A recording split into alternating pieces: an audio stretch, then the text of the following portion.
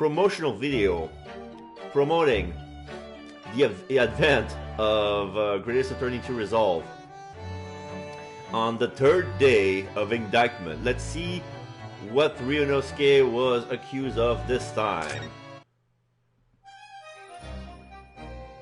Ryunosuke of 7 days of scene, evening of day 3.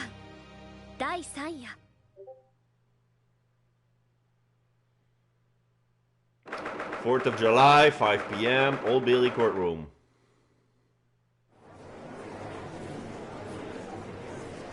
Oh, it's literally, hereby called to order this trial the defendant Ryunosuke Naruto. Are the counsels for the prosecution and defense ready to proceed with this trial? Iris, we can barely see his face. Iris Wilson for the defense, I'm ready for anything, my lord. Herlock Sholmes for the prosecution, my lord, as ever in completed utter readiness. And I, as ever, am completely unprepared. This is getting ridiculous. Not enough to know my name being dragged through the mud.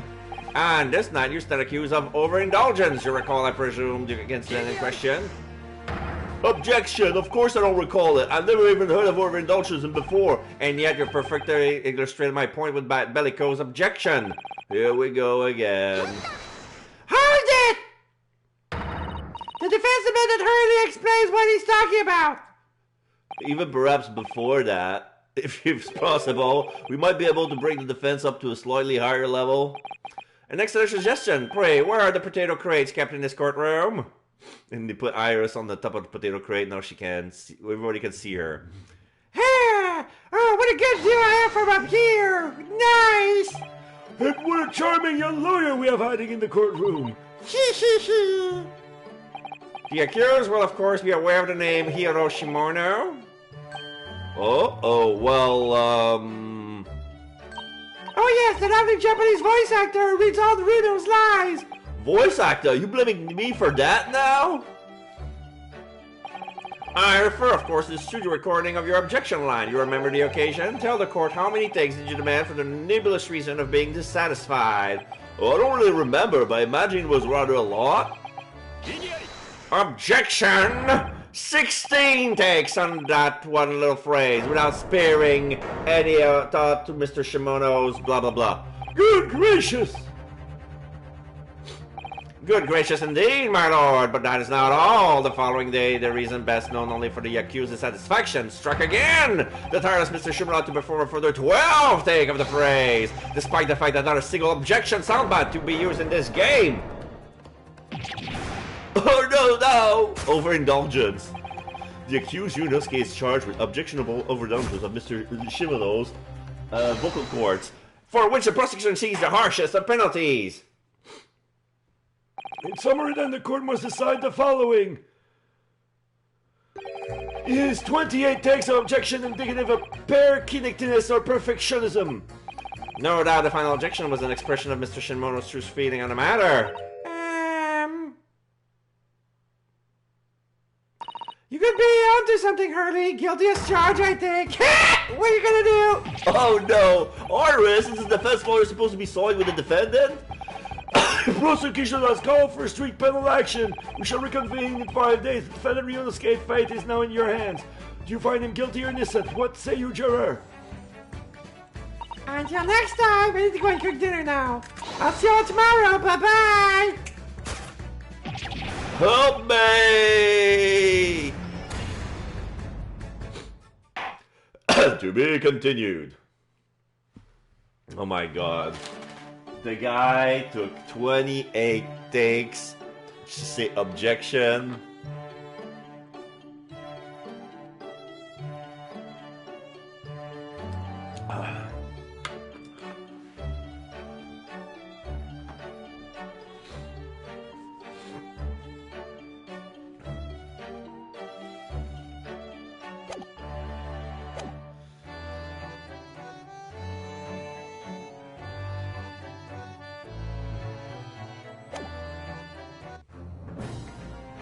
Alright, so let's continue the adventure. The Memoirs of the Clouded Kokoro. Trial Part 2, the Old Bailey. I guess this is this one? 23rd of February, 11:32 a.m. The Old Bailey, Defendant's Antechamber. joyful, jubilant, jumping jacks! Oh, Mr. Natsume, I'm so pleased for you. Locum student Mr. Naruhodo Esquire and non-locum judicial assistant Miss Mikotoba Esquire-S. Now, finally, at long last, there can be proof. Proof that I'm innocent and proof that my tea is innocent. Aha! Good morning, my dear fellows. Arg! Herlock Sholmes! May you drink my tepid tea and fall forever silent. Oh, I thought the tea was innocent. Oh, Mr. Sholmes, you came! How wonderful! Yeah, please save your derision. I know what you're all thinking. Good morning, he says, when it's very nearly time for luncheon. Your scorn is written clearly across all of your faces. Nobody said or thought anything of the sort. The truth is, I was determined that today would be the day. As the sleep seduced me last night, I thought, tomorrow for once I shall not oversleep. I'll rise early and be present in court to support my companions. Such spirited determination has a beauty all of its own, does it not? Oh, yes! And then I began to muse on the subject. Why do people oversleep, I queried. Why, time after time, do they make the same foolish blunder? And the answer came to me at once. It's so delightfully simple. People oversleep because they sleep. Well, is that not an astute insight into the matter? Oh, yes! Upon which realization, I attempted an experiment. I didn't slip a wink all night. And the results? There you have it, folks. By first light, I was exhausted and began to be assailed by fits of drowsiness. Shocking. And so, the conclusion of last night's experiment is this. A good night's sleep is quite simply essential. No shit, Herlock. Yes, I think most of us probably knew that already. What other presuppose I prove by experimentation? That, my dear fellow, is the scientific method. Ah, yes, and one more thing. Do you remember this? Shows, yeah, this is the bottle where, this is the bottle that Olivia had on her when that she was about to drink to commit suicide. Are you saying that it's strychnine? Oh! Yes, of course, it's the poison that Miss Green was about to drink at the hospital yesterday. Oh, you didn't manage to... It was a laborious task as the bottle was near empty, but such inconveniences do not hinder Sholmes. I managed to confirm that it contained, yes indeed, strychnine. So I was right. Perhaps, though of course such circumstantial evidence doesn't prove Mrs. Green's guilt. I shall leave the bottle in your care now. But licking the inside of the neck is not recommended. The bottle of poison has been entered into the court record. A bottle found in the possession of Miss Green with traces of the slow-acting poison strychnine inside. Could I have a word? Could I have a word? My Gregson, how good of you to come. Gregson, ... Oh, forget it, excuse me. He leaves. Wait a minute, Inspector! Oh, now he has his bag of fish and chip. I need to get my chips. I had one bag ready, just in case. This is my last bag of chips, and it's quite a medium. Like, it's 200 grams, but it's only filled only halfway. So it's like a medium-sized bag of potato chips. And for the occasion, this is perfect. So, I don't wish to make any uses of myself. From the look on your face, I'd say it's someone else you think is making a nuisance of himself. My dear Inspector, Please, speak freely. Pretend that I'm not here. Well, believe me, I couldn't forget if I could do it.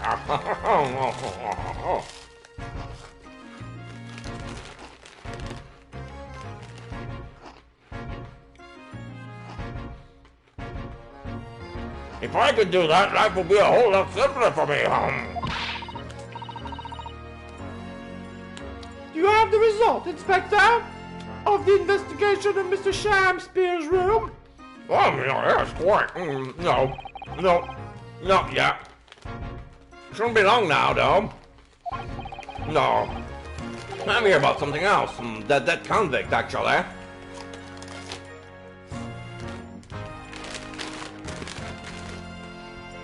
Which one? Oh, the convict. The guy who stole treasure? Oh, you mean the man from this newspaper article we discovered yesterday in Mr. Shamspear's room? A man by the name of, oh yes, Selden. Yeah, that's the name, Selden. I went through the archives at the yard and dug up the fellow's file. There's something in there that's, well, it caught my eye, so I brought the whole thing. Something caught your eye? What, Inspector? What? I've copied out the relevant parts for you, so you can read it for yourselves. Thank you. The capital offender's file has been entered into the court record. Scotland Yard's file about the convicted criminal Selden that includes a newspaper article about him dying of illness and poison. Okay, let's read all this. These documents! Alright, let's take a look. Let's look at the bottle of poison first. Oh, I can inspect it. Oh. I can only look at the bottom.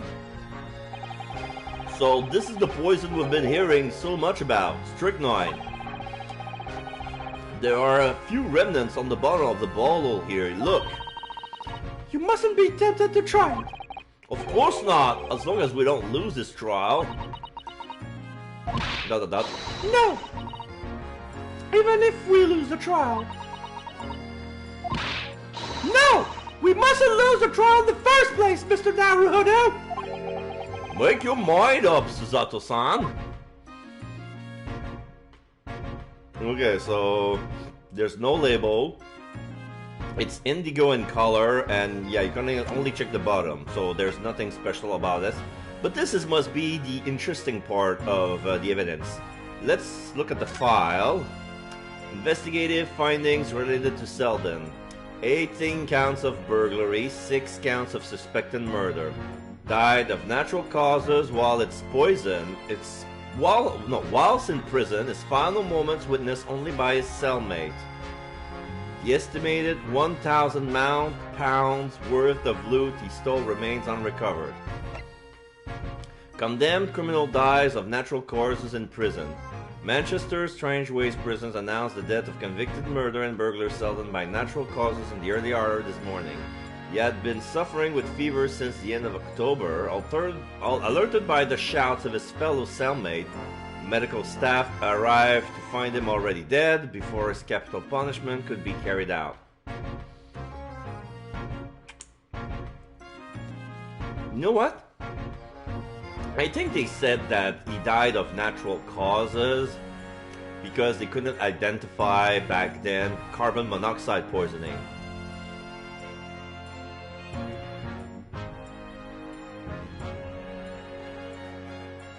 Hello, No Eyesight. How you doing? We just started the trial. Well, it's the end of the trial. We're looking at 2 new pieces of evidence. We now have a bottle containing strychnine that was in possession of Olivia Green. She actually, when she tried to kill herself, it was actually that poison. And now we have evidence, though circumstantial, that she could have done it.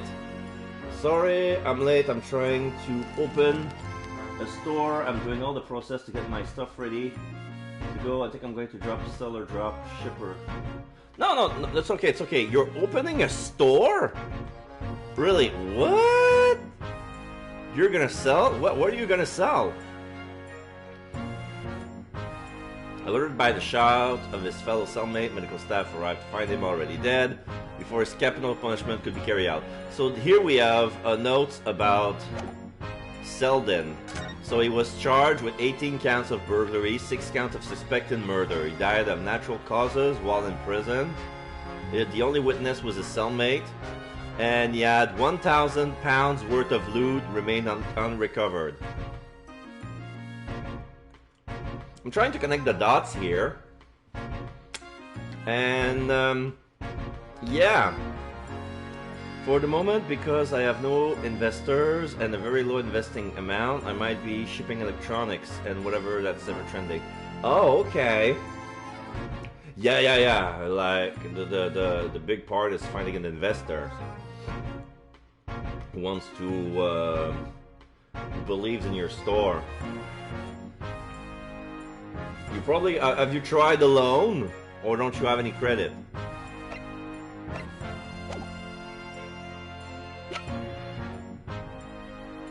All right, so we have a torn off end of the envelope. We have proof that it was... No, we have the picture of the imprint on the wall.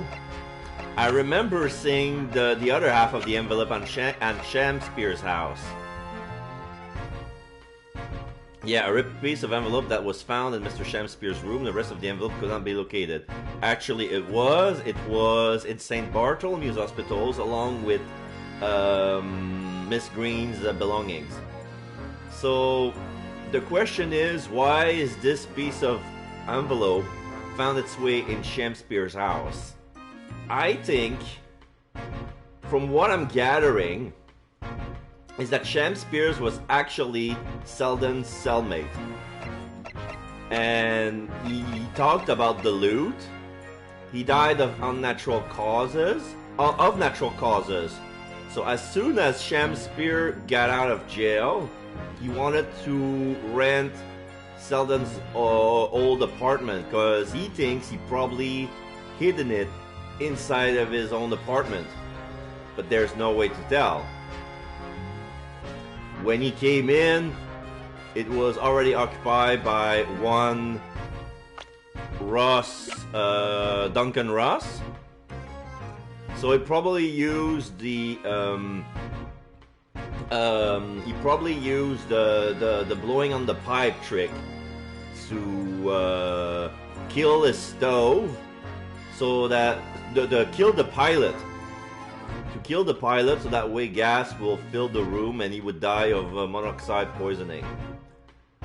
But for some reason he couldn't have come back to Mr. Garadeb and taking the rent himself.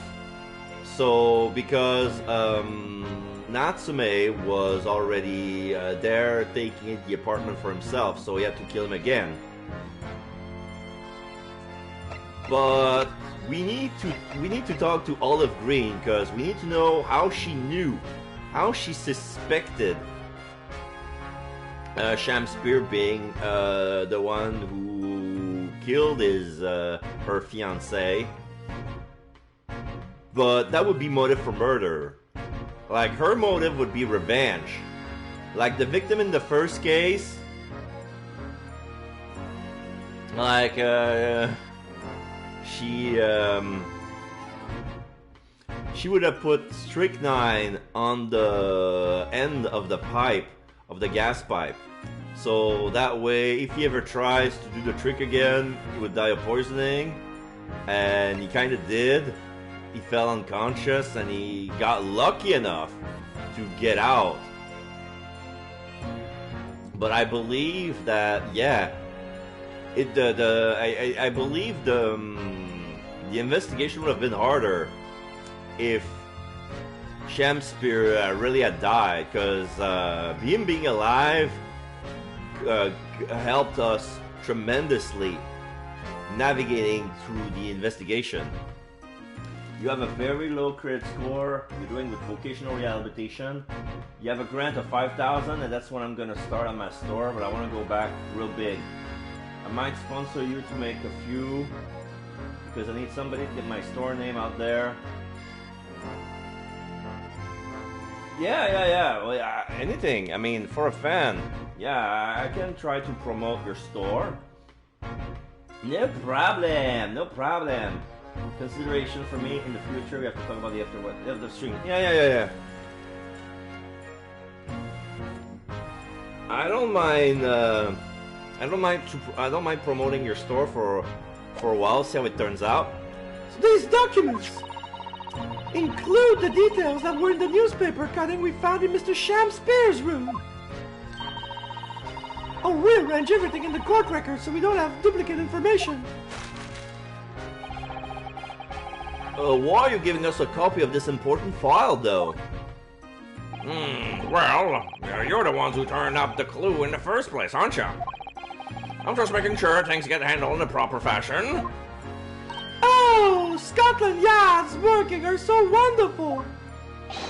Indeed, my dear fellows, and the inspector here is a shining diamond in its crown. A shining diamond in the rough, maybe. Look, I just don't want to be beholden to a lawyer, that's all. So he leaves. Counsel for the defense and the defendant. Court proceedings are about to resume. Make your way into the courtroom at once. Well, I shall leave you then. I'll be listening with interest from the public gallery. Not nodding off at all. Certainly not. Well, thank you, Mr. Sholmes. I'm rather tired of seeing Mr. Mustache in floods of tears, personally, so the best of luck to you. Look up, student Mr. Naruto Esquire. Yes, Mr. Natsume? It's time, isn't it? Yes, this is it. Miss Olive Greed and Mr. William Shakespeare. This is going to be the final battle. I won't really have saved Sosuke-san until I've exposed the whole truth of everything that's been going on. But it's all coming to a head now. You can do it, Ryunosuke. You have to.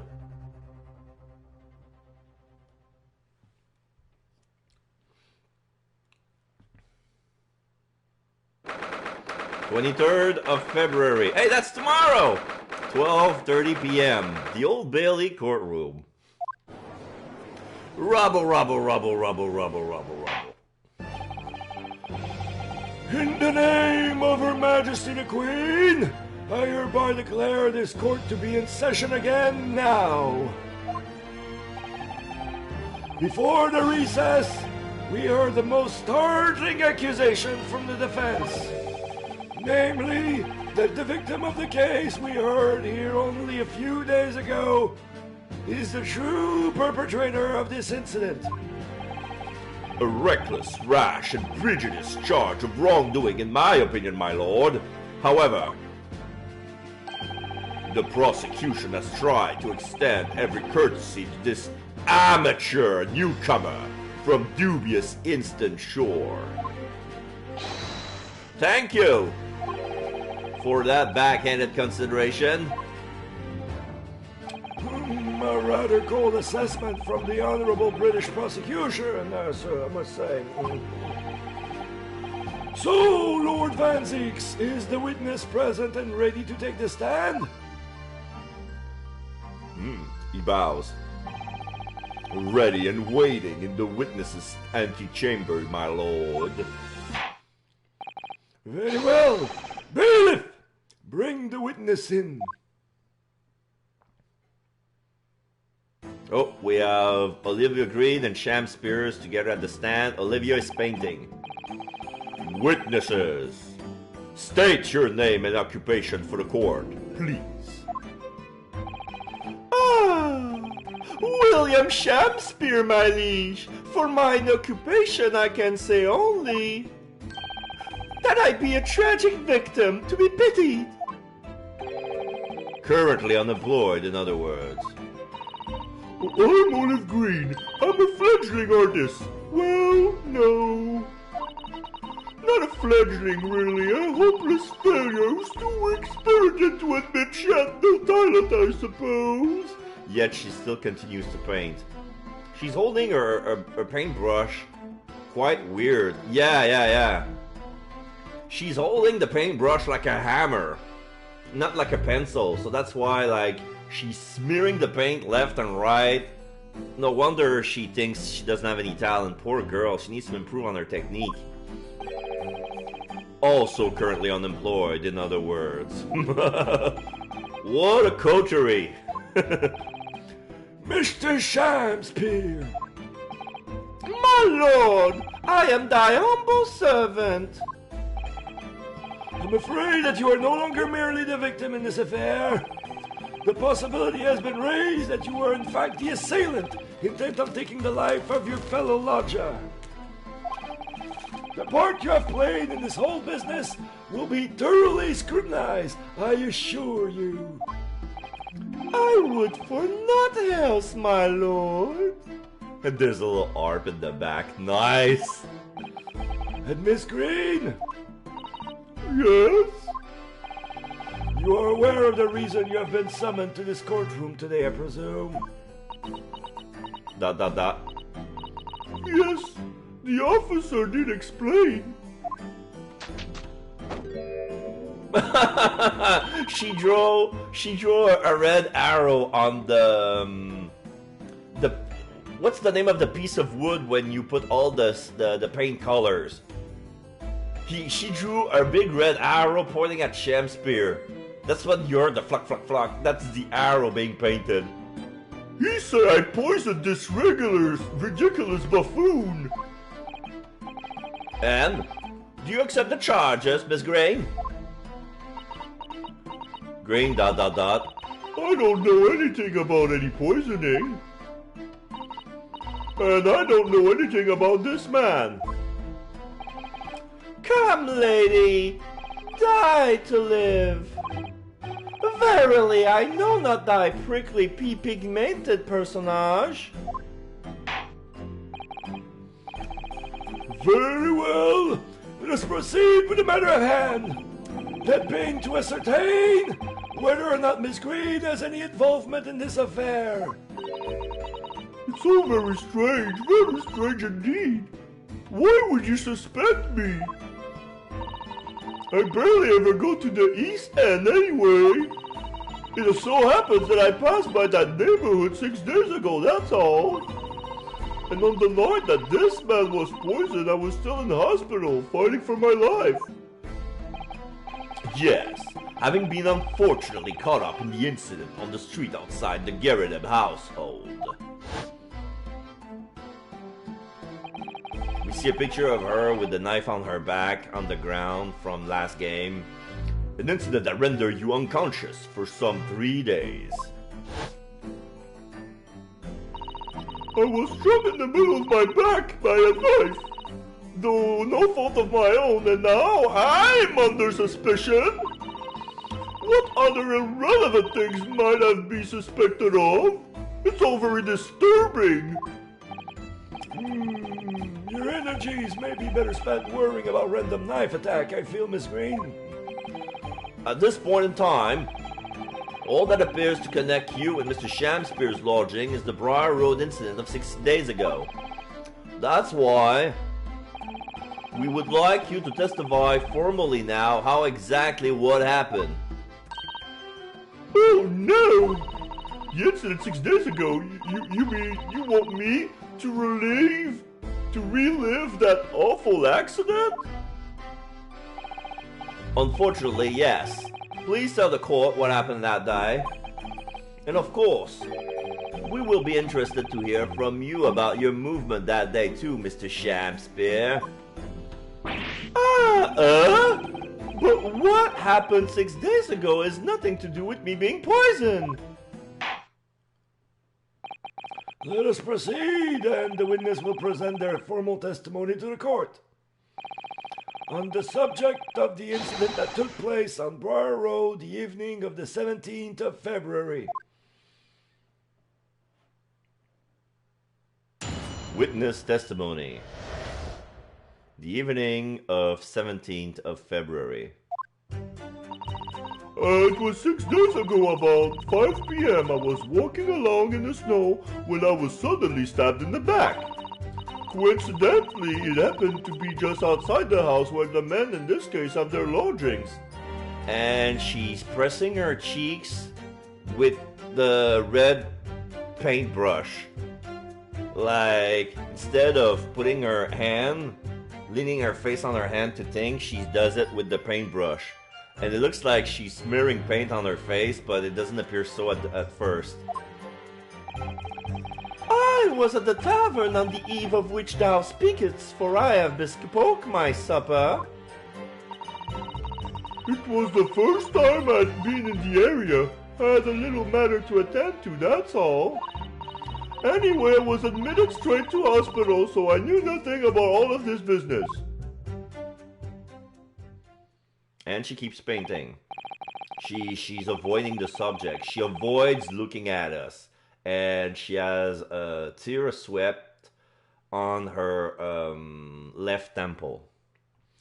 Yes, a second incident inside a week at what I believe to be aptly described as the haunted lodgings. One can only presume this is a most unfortunate coincidence. Meanwhile, you say you were not in your room, Mr. Shamspeare? 'Twas the following morn when I did awaken that I have learned of the dire events. Mary, what a commotion did the officers of the law make on the floor above mine! When Sosuke-san was arrested on suspicion of attempted murder. As suspected, there is nothing connecting these two witnesses but happenstance. It's true, it does seem as though they're unrelated at first glance, but I'm not so sure. There's something lurking in the shadows there, I feel certain of it. And this is my one and only chance to expose it. Counsel, you may now cross-examine these two witnesses if you wish. Yes, my lord.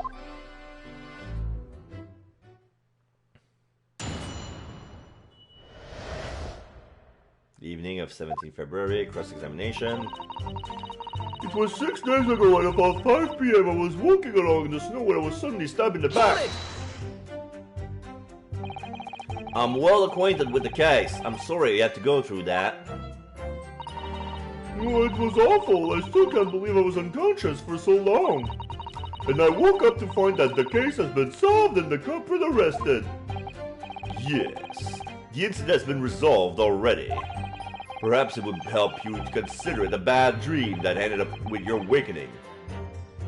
And should now be forgotten.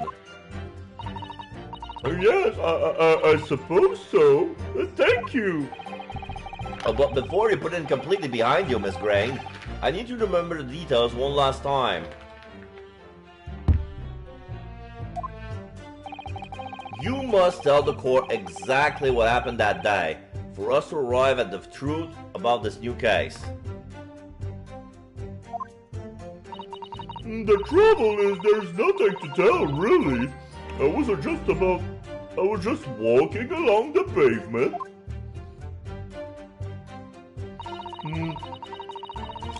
Coincidentally, it happened to be just outside the house when the men in this case have their lodgings.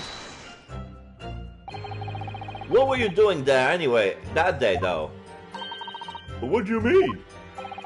The art school you attend, what's it called? Oh yeah, it's the Thorndike Academy of Fine Arts. According to Mr. Sholmes, that's just in the vicinity of Brixton Road, which is some 10 stops away from the scene of the underground.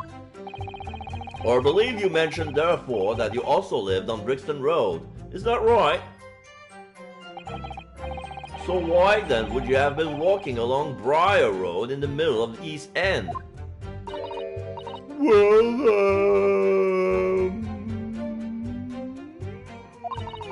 it's because, oh yes, of course.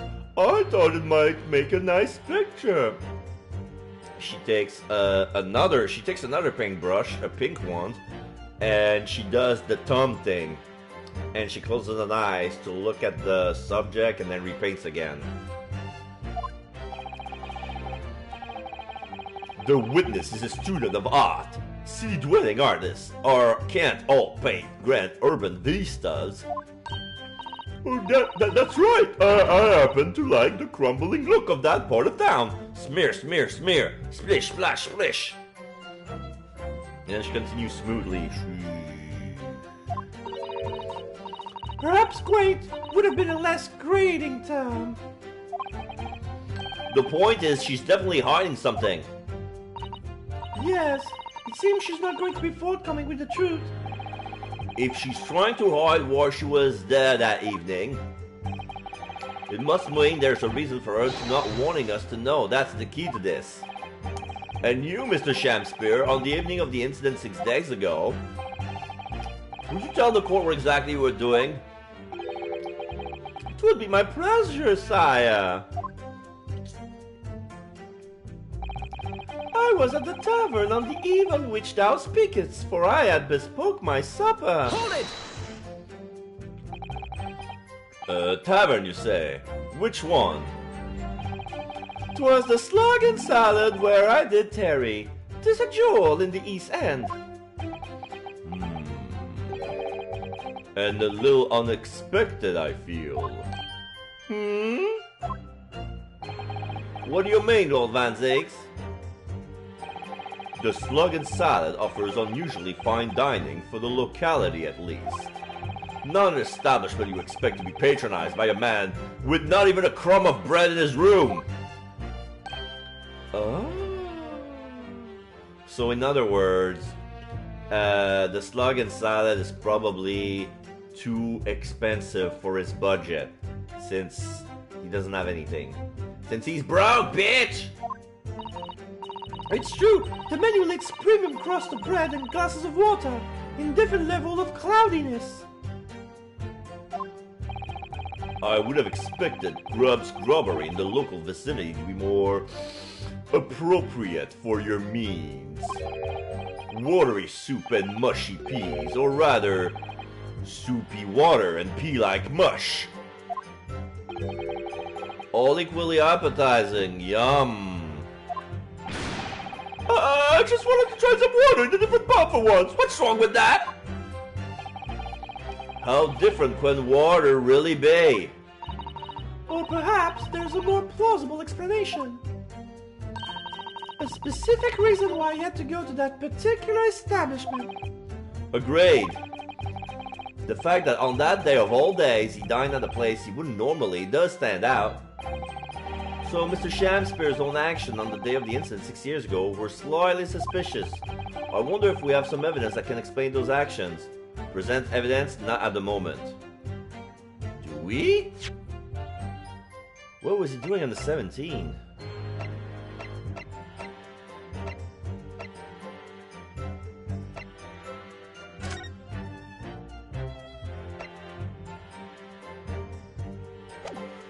No.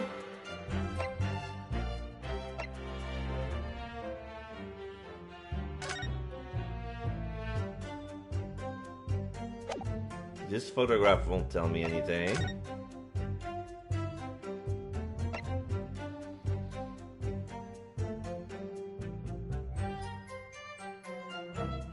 There's no date on this file. It says that Selden died, but it doesn't say... Oh, okay. End of October. So he died 3 months. No, wait. November, December, January. 4 months. So, he passed away at the end of the... Okay, he had fever at the end of October.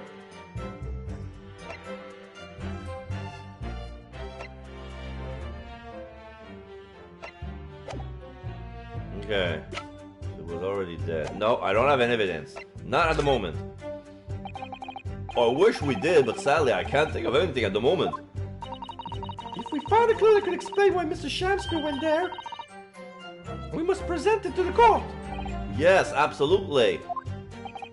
If that is all on this matter, counsel, I will ask Miss Green to reiterate her next statement. It was the first time I'd been in the area. I had a little matter to attend to, that's all. Hold it! What little matter, Miss Gray? Please elaborate. Oh, it was nothing really. It's not worth mentioning. If you remember, you mentioned it to us yesterday at the hospital. It was related to the card you were holding. Miss Gray? Oh, Hides it behind her back. Oh, it looks like the card and hides it behind her back. What was that? She clearly just hid something behind her back.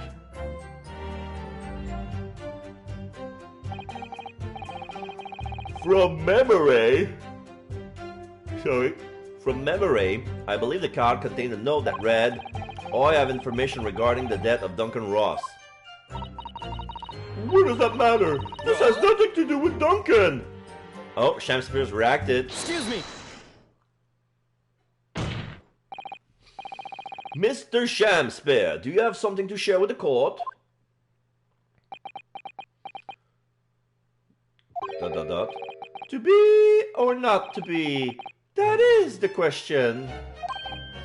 Ah, pray forgive me. The great bard's words springeth from within me with never a thought. Don't tell me it's because you're possessed by Shakespeare's spirit, Roy.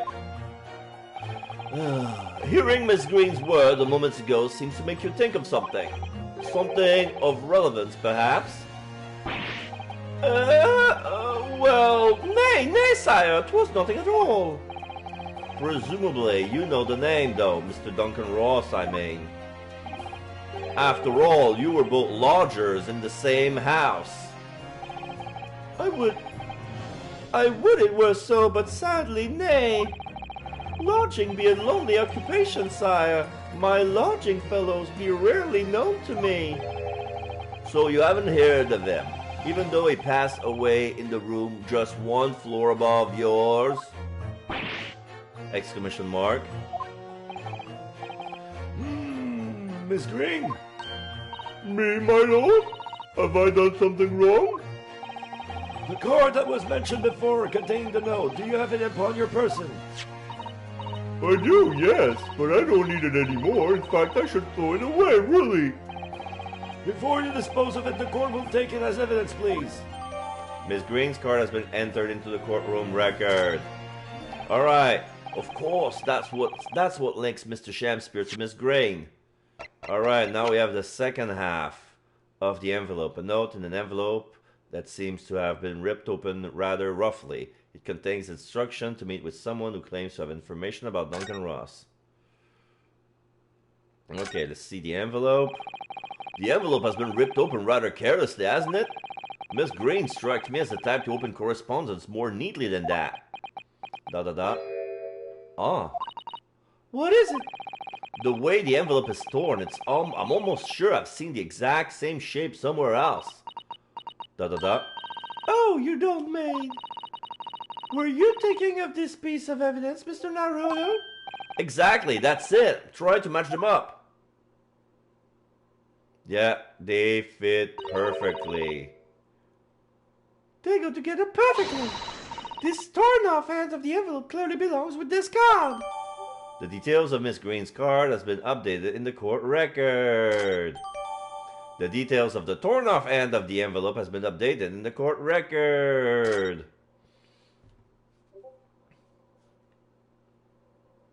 Yeah, and that's all that we needed to do with that. We confirmed the pattern. And yes, it's Duncan Ross. Now, continue with your testimony, please, Miss Green. Now we have to go back. Go back to Shamspear. When he said, do we have evidence? Now we do. Hold it!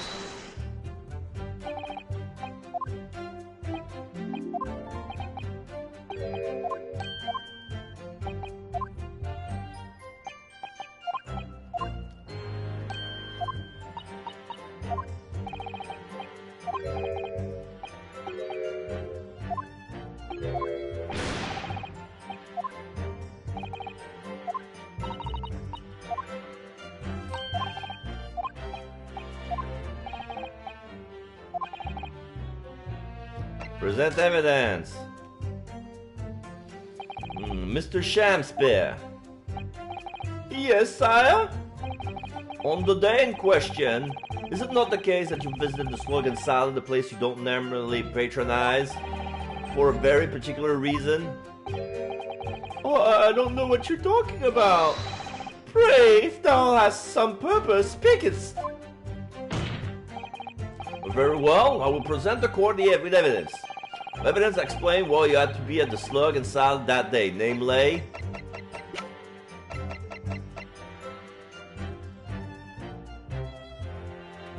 Take that!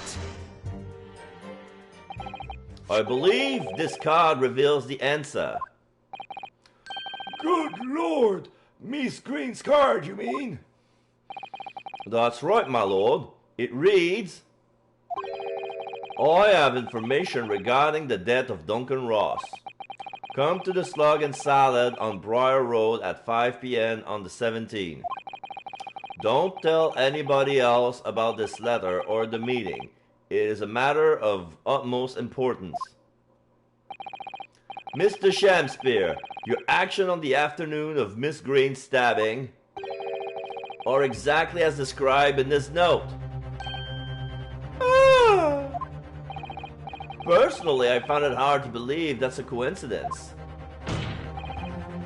Don't you, Mr. Shamspeare? Well... Excuse me, can I say something? Yes, Miss Green.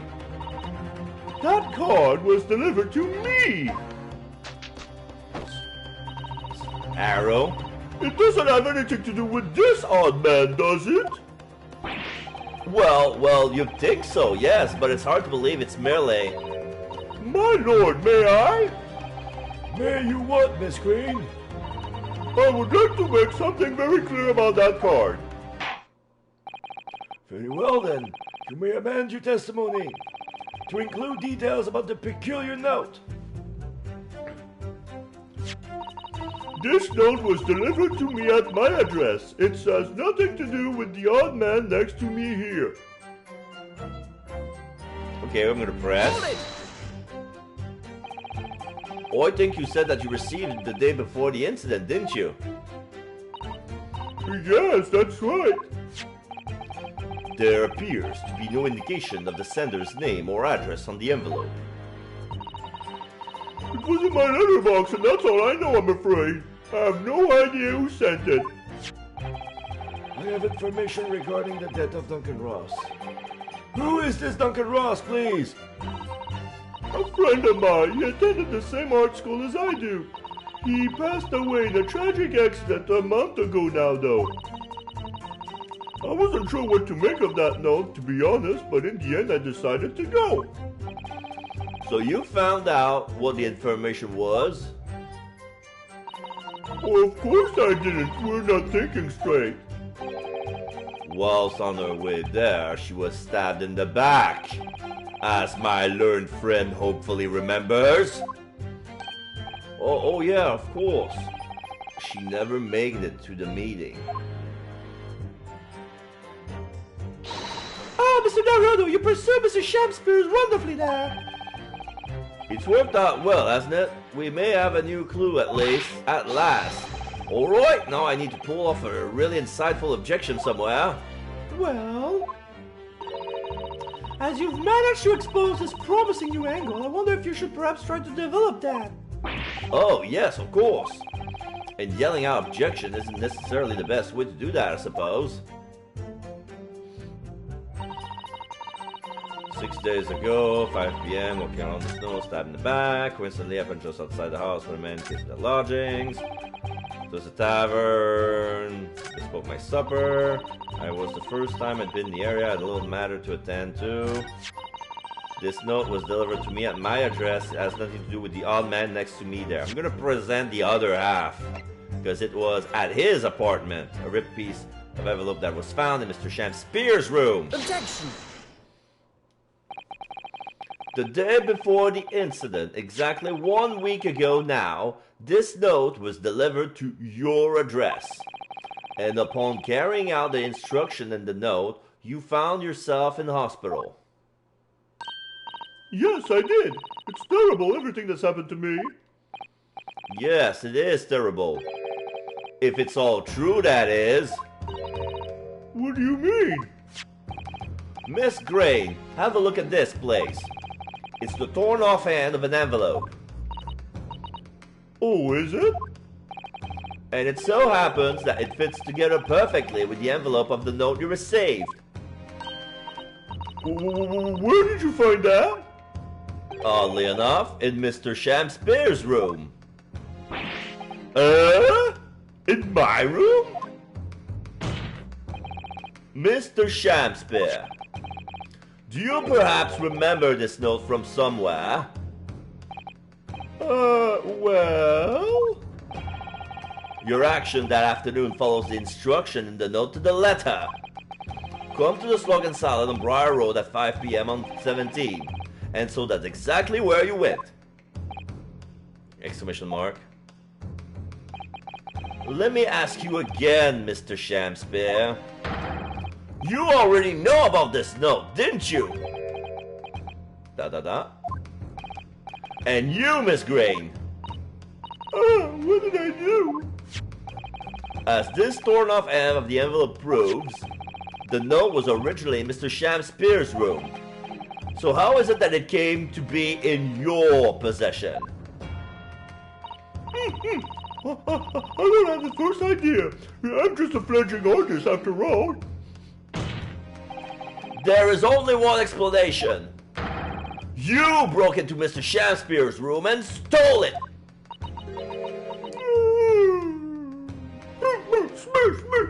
Smearing paint on my canvas!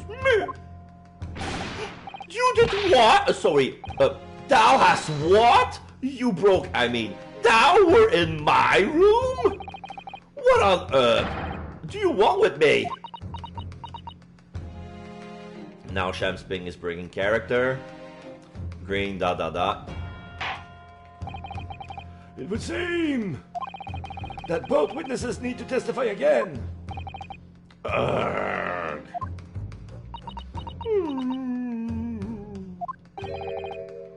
Miss Green. Yes? Whilst you have the court's sympathy, I'm sure, for the suffering you have endured in recent events, anyone found to be giving false testimony in a court of law will be duly punished. Please bear that in mind.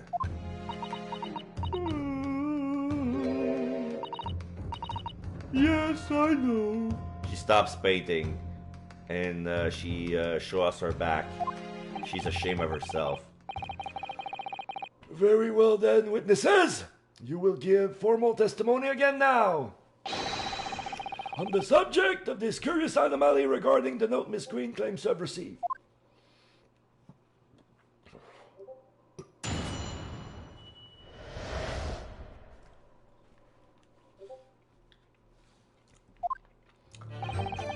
I do remember now. 'Twas a week ago, peradventure, that note was delivered unto me. On the day with therein, I did tarry a long hour at the Slug and Salad, yet nobody came.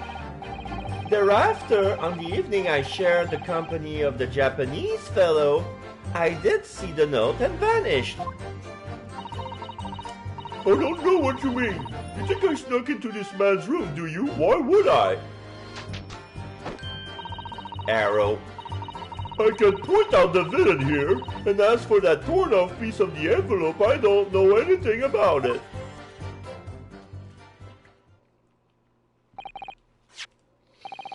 You now claim you have received this letter, do you, Mr. Shakespeare? Faith is so, my lord. And I would swear to have set it upon the table in my humble lodgings. Yet 'tis clear to me now that since I returned from the tavern that night, I have not laid eyes upon it. Well, that being the case, young lady, it would appear that your testimony was... A lie? Is that what you think? How unfair of you to think I'm the one lying? I beg your pardon?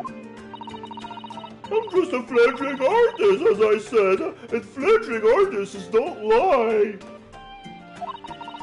That note was delivered to me at my address. Besides, Arrow. we all know who the liar around here is. If that's true, Miss Grain, how do you explain the facts? This part of the envelope was without question found in Mr. Shakespeare's room.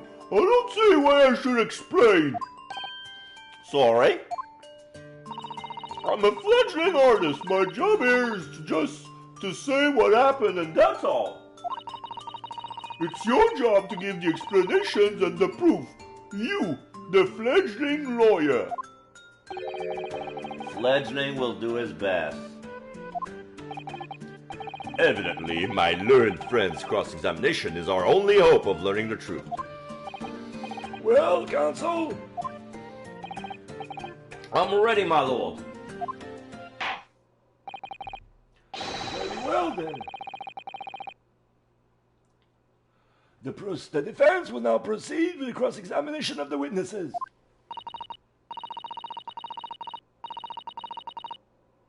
Miss Green clearly did break into Mr. Shakespeare's room. There can be no question of that.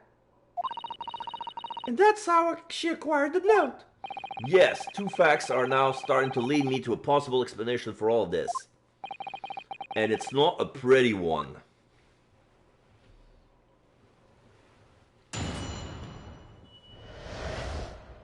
The anomaly of the note.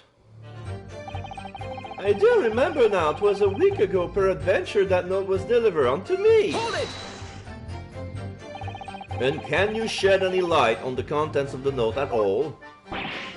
Nay, sire, 'tis as strange to me as a foreign tongue. Even with a knowledge of literature as great as mine, oh, verily, 'tis impenetrable.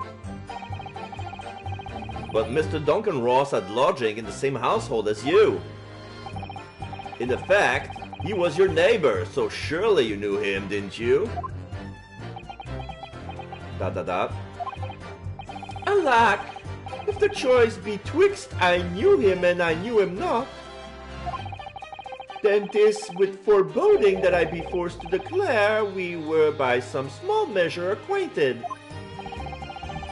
Despite your claim, though, you followed the note instruction and went to the Slug and Salad. Presumably that was nothing to do with your knowledge of literature. Mary! Naught will have the better of me, sire, save for the lure of curiosity. So it's true. I was compelled by my own eager heart to betake myself to the tavern. Yet in the end, my curiosity was not satiated. On the day written therein, I did tarry a long hour at the Slug and Salad, yet nobody came. So even after waiting for an hour, nobody appeared? Well, yes, sire, 'tis as thou sayst. Really? You paused for a moment before you answered. In truth, when thou asked whether nobody appeared, I did suddenly recall. Really? Do you mean to tell the court that somebody did appear after all? I was not alone that night at the Slug and Salad, my lord. No, 'tis returning to me now. I did trick my lips to almost clear water and mine innards to a premium crust of bread. And all around me danced a great many companions.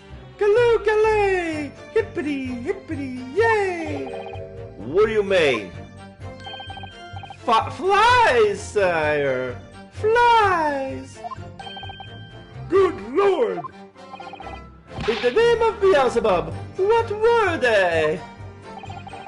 Fairies, perchance, from a midsummer night's dream? Come to taunt me? Oh, I think they were just flies. I can't help thinking that the flies ought to choose something more wholesome to buzz around. Is that wrong of me? Thereafter, on the evening I shared the company of Japanese fellow, I did see the note that vanished. Hold it! When exactly did you notice it had gone missing? Such idle thoughts never occupy my mind. I am busy with greater ideas. In other words, you didn't notice. Several days pass between your outings to the tavern and Mr. Natsume's visit to your room. Yes, it would appear that the note disappears sometime in that interval.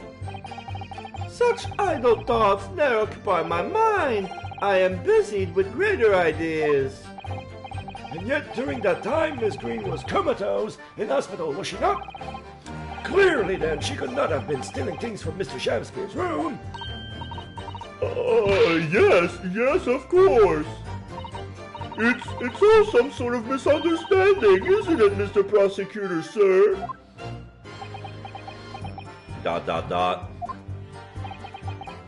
You have so far failed to give a satisfactory explanation as to how you came by the note. I am not here to advocate for your defense, madam. I won't tolerate inconsistencies in your story. You would do well to remember that. Oh, dearie me! What's Lord Van Zeek's getting at?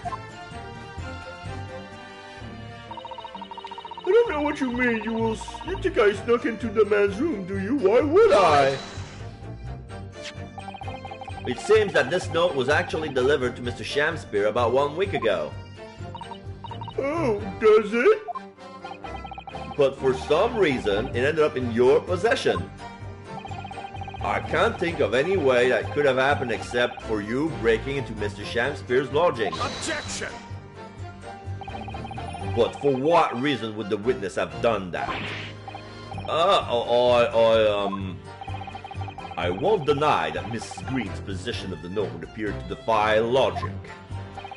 However, until and unless her involvement in this case can be proven in some other way, any further pursuit of this note is meaningless. Miss Green could all have come to be in possession of the note by stealing from Mr. Shamspeare's room. And yet, there's no obvious reason why she would have done such a thing.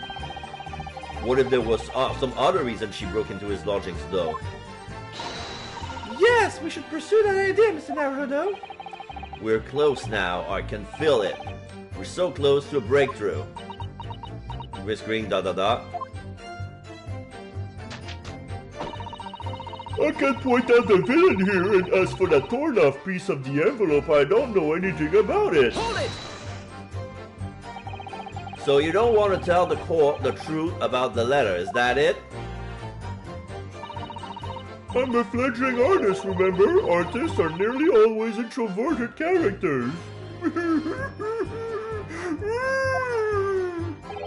Introverted? Fie! This fledgling doth really cast aspersion about my nature. Yet I am an angel, a seraph. Birds do harmonize with my song.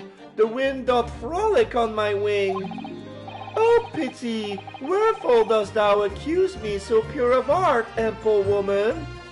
Dance like an Egyptian. Dun, dun, dun, dun, dun, dun, dun, dun, dun, dun. This is totally not a JoJo reference. Pure of art? I don't think so. Even a fledgling like me can see you're just a failure. Tragedy! Thou shalt not know the true heart of an artist until thine instruction hereafter by death. Oh, the days, oh, the years, alas, to enlighten thee, thou must wait so long and in vain. Still doing the Egyptian dance. All the girls in the boogaloo say way oh way oh way oh way oh. Mr. Naruhodo, interject with some clever remark. This is your chance to shine. Oh, okay. JoJo reference? No, I don't. I'm no Shakespearean actor, Mrs. Zato. No, as far as I can tell, the only thing that's going to resolve this argument is evidence. Yes!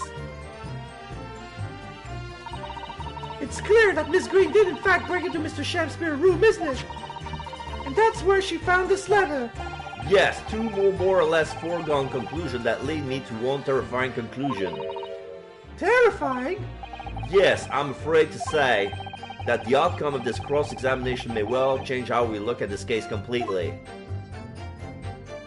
Okay, so let's see where I can intervene. It was a week ago, per adventure that known everyone to me. On the day writ therein, I did tarry in long hour, nobody came. On the evening, I shared the company of a Japanese fellow. I did see the note has vanished.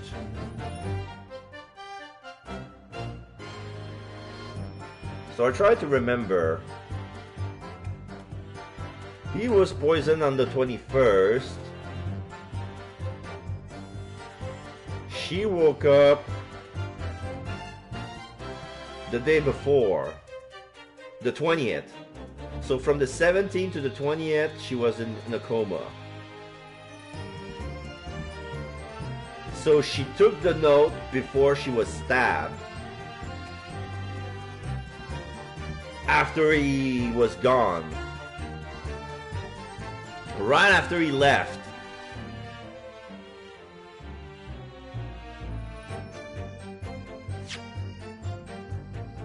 Okay, next. I don't know what you mean. You think I snuck into this man's room? Why would I? Why would she snuck into the room? I know why. She knows. But yeah, the bottle of poison because of the strychnine. There was strychnine found in the pipe and there's strychnine here. I'm gonna save. Because it's pretty difficult to ascertain that these two are connected, but yet it's the only path that I see so far. The only reason she went into his room is for him to poison him, because she blames him for the death of Duncan Ross. Objection! Yes, it was it. It had to be it. Yesterday at the hospital, we saw you with this bottle. And though the contents spilled during the course of our meeting, a small quantity remained. According to defense independent analysis, Mr. Sholmes' chemistry said, the liquid that was still in the bottle was identified as strychnine. What? Strychnine? The very same poison that afflicted Mr. Shamspeare? Huh? Miss Crane, you broke into this man's lodgings for one reason and one reason alone. To cover the end of the pipe that feeds the gas lamp in Mr. Shamspeare's room with poison. Green ... Can this be? You broke into my room to... It may seem incredible to the court, but from the remaining clues, there is only one logical conclusion that we can reach. The person who attempted to take Mr. Shamspeare's life with poison was you, Miss Olive Grain. Oh dear, oh dearie, me! She just burst to the back and yeah, she falls flat on her shoulders, legs in the air. She knocked down the easels fall on top of her. Plus the painting gear and the plank on her face. Order! Order! Counsel, are you seriously suggesting this woman put poison on the end of the gas pipe with intent to kill? Yes, my lord. There's no other way to explain the facts. But if Miss Green did intend to set this odious trap 6 days ago, and the victim has put his mouth on the pipe that very evening as expected, the attempted murder would have happened 6 days ago, surely. Oh, well, that's a very good point. Perhaps not, my lord. I beg your pardon? There was a significant police presence in the area that evening, on account of the incident on Briar Road. Local residents were being interviewed throughout the night as part of the ongoing inquiry. A circumspect criminal would likely have chosen not to carry out any wrongdoing at that time. Lord Van Zeeks, you're helping me. And of course, the following morning, there was more activity at Mr. Shakespeare's address. More activity? Oh, yes! You mean his fellow lodger, Mr. Natsume, being arrested on suspicion of murder? That's right. And as the defense has already proposed, Mr. Shakespeare was meddling with the gas in the pipe for a very sinister reason himself. To cause the gas stove in Mr. Natsume's room to go out, thereby asphyxiating the occupant. But once Mr. Natsume has been arrested, his room was under constant surveillance by the police. In the circumstances, Mr. Shakespeare had no reason to blow air into the gas pipe. His intended victim being in prison cell, of course. With the need to tamper with the gas removed, the poison on the pipe lay dormant. And then, 3 days ago now, the situation changed again. Right, Mr. Natsume's trial, which took place here at the Old Bailey, came to an end. The trial in which the man stood accused of stabbing Miss Green in the back, but was duly acquitted. That resulted in Mr. Natsume returning to his lodging for the first time in 2 days. And that very night, his gas stove mysteriously went out, and Mr. Shakespeare was mysteriously poisoned.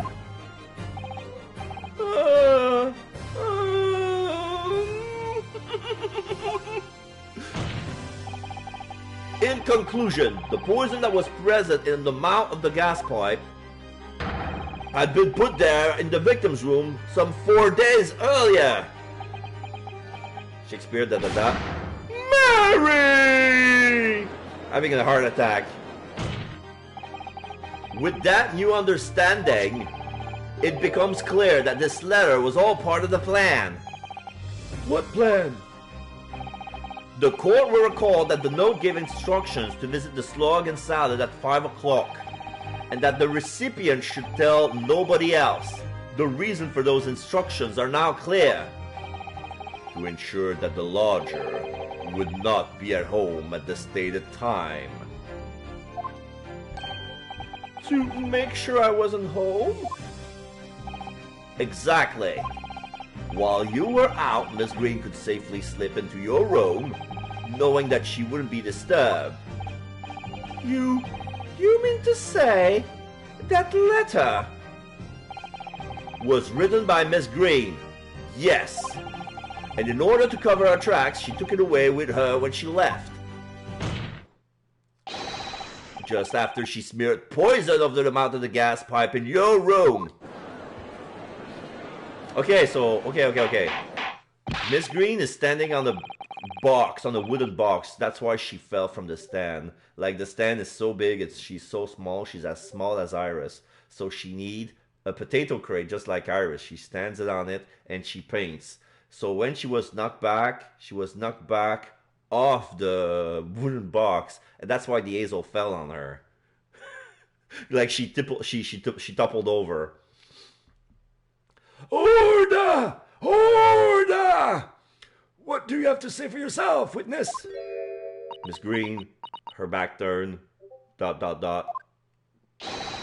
Just who are you? Why did you try to kill me? Oh, now the Shakespearean is gone. The cover has been blown. Miss Green's motive should be obvious. Green ... It's all tied up with someone whose names we've heard several times already during the course of this trial. So, that's what's behind all this. You will share your apparent understanding with the court, please, counsel. Which person is behind this woman's motive for the attack of the victim's life? Easy, that would be Duncan Ross, Your Honor. Take that! Duncan Ross? That's right. Before the defendant, Mr. Natsume, took up residence in the lodgings at Mr. Garadeb's, somebody else was renting the room. Alright, no problem. You can always do the exclamation mark lurk if you're lurking. But if you have to leave, that's okay. I hope to see you again later during the stream. There's always the VOD if you want to check what you've been missing. But I have a feeling that we're going to be ending this case today, and we're going to continue with another case, probably when you're going to come back. Hopefully, hopefully not. We'll see how long it'll take you. Alright, take care, buddy. Somebody else was renting the room, Mr. Duncan Ross. I knew I'd heard the name somewhere else. It was all over the paper a month ago, when the man died in strange circumstances at the haunted lodgings. That does ring a vague. Oh, of course, yes, I remember now. The young man they claim was strangled by the convict's curse, or some such. Sadly, my lord, it wasn't a curse of any kind, nor was it an accident. The man died as a result of Mr. Shamspears blowing into the gas pipe and causing gas to leak into the room. It was murder, plain and simple. Ah! Green da-da-da. Ha ha. Well, what do you know? The world is so unfair. Curses, curious deaths, that's all people care about.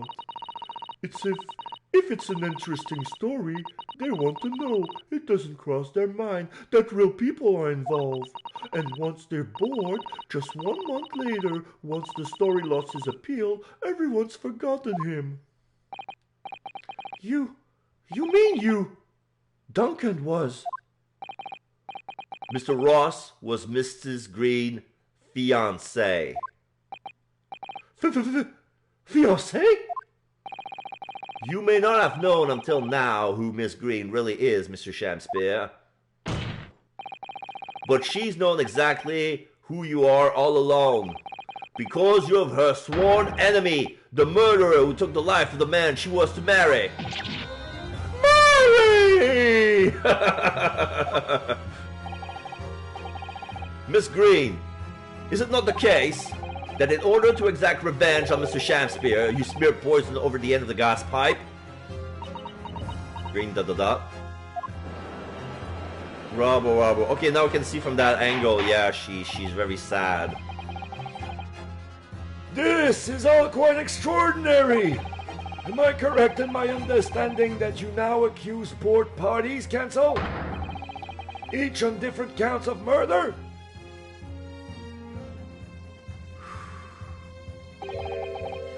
Yes, my lord, that's correct. Objection! Inhaling so deeply, it appears that my fledgling learned friend is taking in a lungful of dubious gas that's causing his judgment to be clouded. What? Why would Mr. Shamspears have wanted to kill these lodgers, as you say?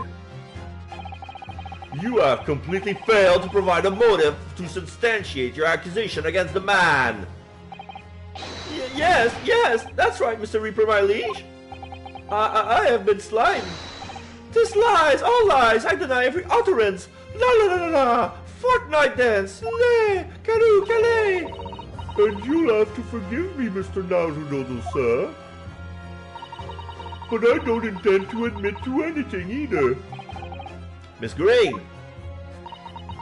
I'm sure you'll think I'm being very rude, but I'm not going to be sent to the gallows for the likes of these scoundrels. Objection! But you broke into the man's room! If you didn't do it to smear poison on the pipe, what was your reason? I thought I would like to look around, that's all. Sorry? You're right, I suspected him. So I thought perhaps I might find some evidence of something in his room. Evidence that it was him who took Duncan's life. Oh vileness! Oh villainy! Oh tyranny! Oh rotundity of a woman! You just call her fat. Don't fat shame her! But in any case, whenever I leave my room, I do turn the key in the lock. That whole place is falling apart. The locks on the door are no different. Duncan showed me once how to unlock the door with some terps and a piece of wire. Oh awfulness! Oh artfulness! Oh tyranny! Oh profanity of a woman! We will consider your trespassing on some future occasion. But for now, tell the court what you found What evidence you searched revealed? Well, I spotted the note that I sent them lying on the floor. When I went to pick it up, I noticed something. One of the floorboards was loose, and underneath it, I discovered a secret hiding place. Now he's sweating. Oh yeah, the tin can. Yes, it was empty. She probably took it. Oh! Oh! Oh! Oh! Oh! Oh! Oh! Oh! Oh! During the whole time we've met her, I always wondering what was the key for around her neck. That key is not even hers. She stole it from Shamspear. Alright, this, if my guess is correct, this will confirm everything. Shamspear's motive? Yeah, the key is the key. The key is the key to the whole case. Yes, we also discovered that hiding place.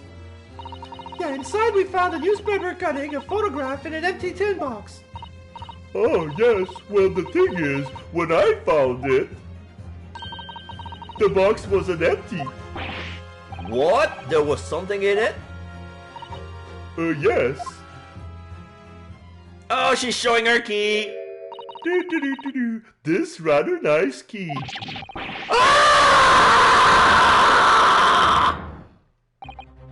What are you doing with that? What the? Every ounce of color has drained from his face. Give it here! Give it to me now! It's mine! I inherited it! Inherited? What was that, witness? What did you say? You inherited it. No, what's all this about? He inherited the key? I was obviously important to you, since you had gone to such length to hide it, so I took it. I don't know what it's for, but you took something precious from me, so I took something precious from you. So what if it means you can't open something now? I don't care. Give it back this minute! Give it to me! Calm yourself, witness! So Mr. Shamspear has tried in one case, succeeded to take the life of 2 lodgers now. Yes, his motive for doing so is the key to everything that's happened. It's true that there appears to be no motive to support the accusation against Mr. Shamspear at first, but considering everything we now know, I think there is actually something that could explain it. What? Slapping in both his cheeks? I need to recall every piece of evidence at our disposal, everything we've seen and heard. Because I'm sure that I just caught a glimpse of the link that runs through all of these events. In that case, counsel, I must demand that you present evidence to the court in support of your claim. What is it that you say can explain the motivation for Mr. Shamspear's alleged crimes? That would be the capital offenders file. Take that! That's an official police report, is it not? The Selden file? How did you get all of that? Selden? The now sadly deceased Mr. Ross and the defendant Mr. Natsume have only one thing linking them. The fact that they had lodgings in the same room. Well, yes, we know this, certainly. A room that was formerly occupied by Selden. Until, that is, he was arrested by Scotland Yard for his involvement in multiple burglaries. I see. And it so happens that the convict Selden left behind one very substantial mystery when he died. That some £1,000 worth of loot that he stole, which as yet remains to be found. Yes, of course. It's coming back to me now. It's written in this file here. £1,000 lost en route to hell. That was how the papers summed it up. And it seems that one particular fellow inmate was with the convict in this final moment. It's not hard to imagine Selden entrusting that inmate with his most closely guarded secret. The location of the stolen loot, and perhaps a key to unlock whatever container the valuables were in. Shamspear, exclamation mark. Oh, you mean this key is... Mr. Shamspear, it was you, wasn't it? You were at the capital offender's side when he died, were you not? What are you talking about? This is a false charge, I tell you, false charge! The name of the inmate who is still Selden at his death is noted in this file. But a simple telegram to the prison where he died would quickly tell us how false the charge really is.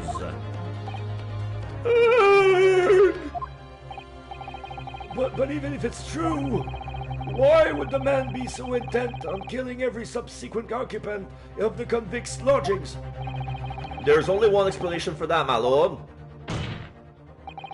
It was in that very room that Selden hid his loot.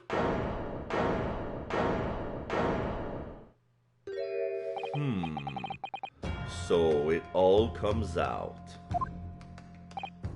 Yes, and having established that, all of Mr. Shamspear's subsequent actions start to make perfect sense. When he was let out of prison following Selden's death, he made immediately for Mr. Garrideb's lodgings in the hope of renting Selden's old room. However, the retired army man was unable to offer him the accommodation of his choice, because Selden's room has already been let to somebody else, Mr. Duncan Ross. Which is why Mr. Shamspear subsequently devised his gas-based plot to kill the occupant of the room. And when he was successful, he presumably intended to inquire about switching into the newly vacant room. However, a certain jittery someone has beat him to it. Mr. Soseki Natsume, the defendant of this case, no less. So you decide to use the ploy with the gas again, didn't you, Mr. Shamspear? This time to oust Mr. Natsume. All for one simple and a various reason. To get your hands on the 1,000 pounds of loot left behind by the dead convict.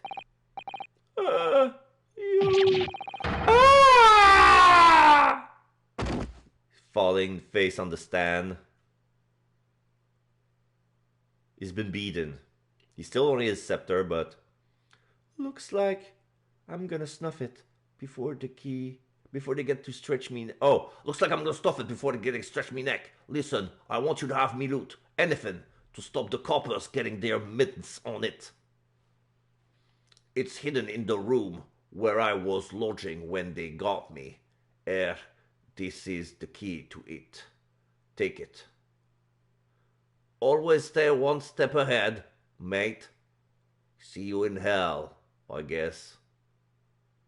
Shamspear. Selden's last word.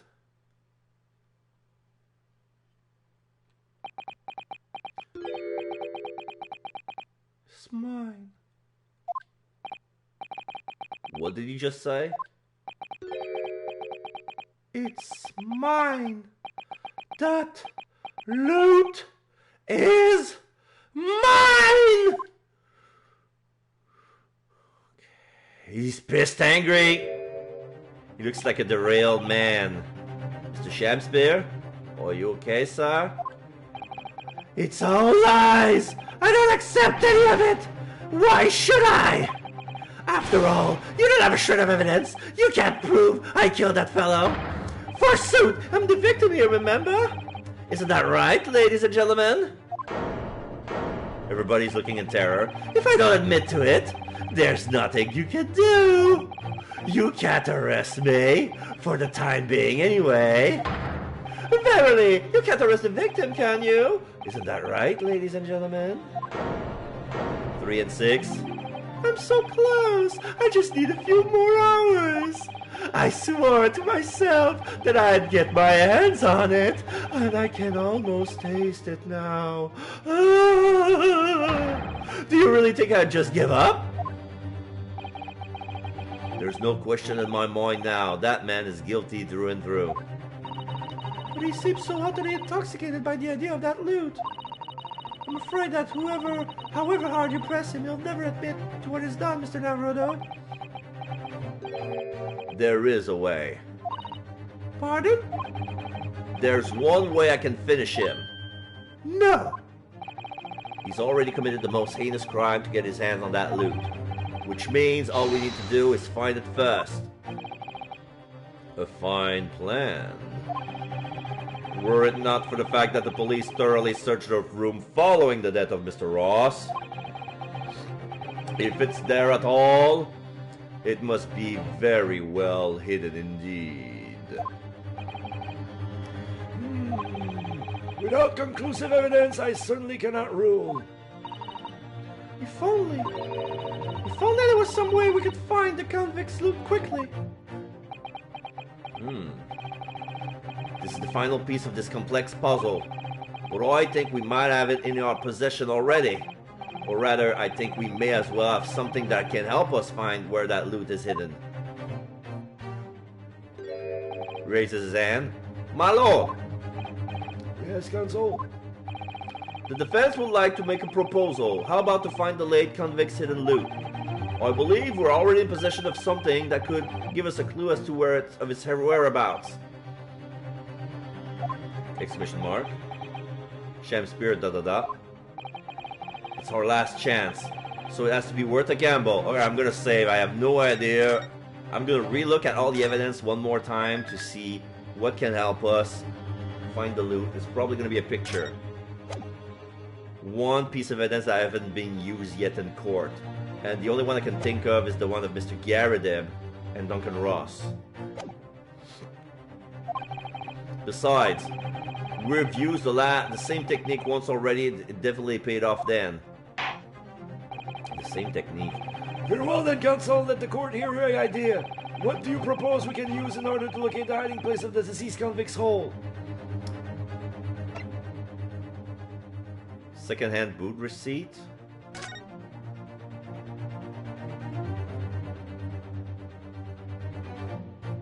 This was on the 17th of February, 4:45 p.m.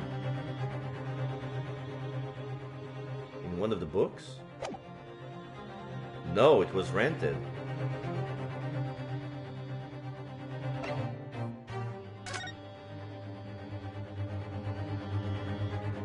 Nah, that's not a safe place to keep a book.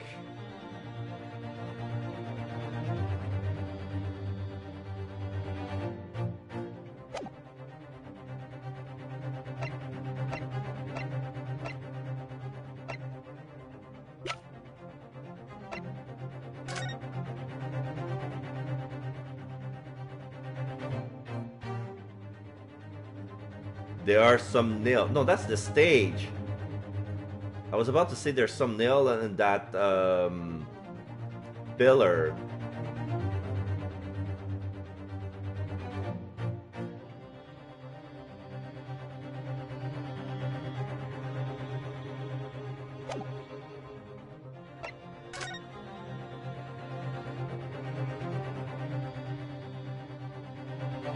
There's a lot of cracks. This was used, this was used, this was used. This was used, this was used. This was used. The crime scene. The crime scene, yeah! There's a plank. The part of the wall has been nailed. The loot is inside of the wall of the apartment. It's this picture. Take that! This is my proposal, my lord. Good gracious! We can use that, can we? Objection! I have another idea. Stop wasting the court's time with this senseless rubbish. Org! That is my proposal, my Nipponese friend. Oh, it wasn't it. It was a good idea, though. His proposal was better. Oh. We already found out one secret hiding place during the course of our investigation, Mr. Naruto. Yes, I suppose we have, though someone else beat us to it. The findings from the method we use are still in the court record, however, aren't they? I believe it's worth proposing the same method again now.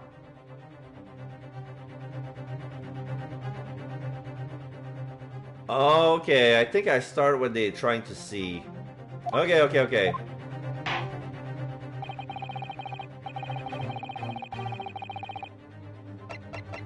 So they meant this picture because what they're saying is that there's dozens of handprints. But Shamspears only did the blowing of the pipe twice. One for Ross and one for Natsume. That doesn't explain the dozen of handprints. So it's gotta be those have been made by... No. Wait. I need a picture of Natsume's room. Oh, you want to show us a picture of the handprint of the wall, so we have to propose that we use the same skin print method and we spray it on Mr. Natsume's room so we see where the loot is. But because right now all of these are pictures of Shamsphere. That's why my first picture didn't work. Because it's not a picture of Natsume's room, it's a picture of Shamsphere, but they look the same. Take that! Yeah. If I'm not mistaken, those are Mr. Shamspear's handprints on the wall of his lodgings. That's right, my lord. Exposed as a result of the defense independent investigation of the scene. Based on a wonderful new discovery in the field of forensic science by the great detective, Mr. Shams. A great detective? Is that some kind of joke? Do you really think I'm going to be daunted by a man with such a ridiculous title? I should think the great bard ought to recognize such a title when he hears one, Mr. Shamspear. Aha! Perhaps we should compete for the honor of most ridiculous title? Ah! This Herlock Sholmes himself! What are you doing here, great detective? Your usual haunts are the filthy back street of the capitals, are they not? Ah, Mr. Reaper, it's been too long. And I see your complexion has worsened since last we met. Mr. Sholmes. He does know Lord Van Zieg's den. Well enough to say something like that in any case. Mr. Sholmes, though you may be heralded as a great detective by the population at large, that does not give you the right to come and go in my courtroom as you see fit. If I may, my lord, Mr. Sholmes' newly developed scientific method has helped us to uncover vital clues in this case already. Clues, you say? I call them skin prints, my lord. My method identifies every location touched by an individual under scrutiny. It's the method by which we were able to ascertain this gentleman's gas pipe activities. Oh! You need only a small sample of something the individuals have previously touched to make an indicator solution. In your case, sir, I used the teacup you have been holding elementary. So now, Mr. Naruto. Oh, yes! What am I to use as a sample to make the indicator solution this time? Thank you for offering to help, Mr. Sholmes. When the convict was arrested, he was living in what is now Suzuki-san's room. We need a sample to help locate Selden's loot that's hidden in his own room. What form would the sample take? Present a person? Yeah, it would be the key. We still need something of Selden's in order to create the indicator solution to find his loot. And something the convict's own happens to be in the possession of somebody listed in the court record. Upon my word, Mr. Naruto, your powers of reasoning appears to be on the hop. So, which particular person do you have in mind? From whom can we obtain the possession of the late convict Selden to create the indicator solution? Olive Green. Take that! There you go. Miss Green. Oh, me?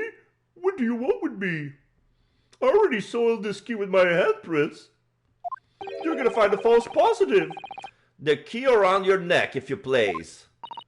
Sorry? Exclamation mark. That key belonged to Selden. There will be remnants of secretion from the man's skin on his surface that we can use.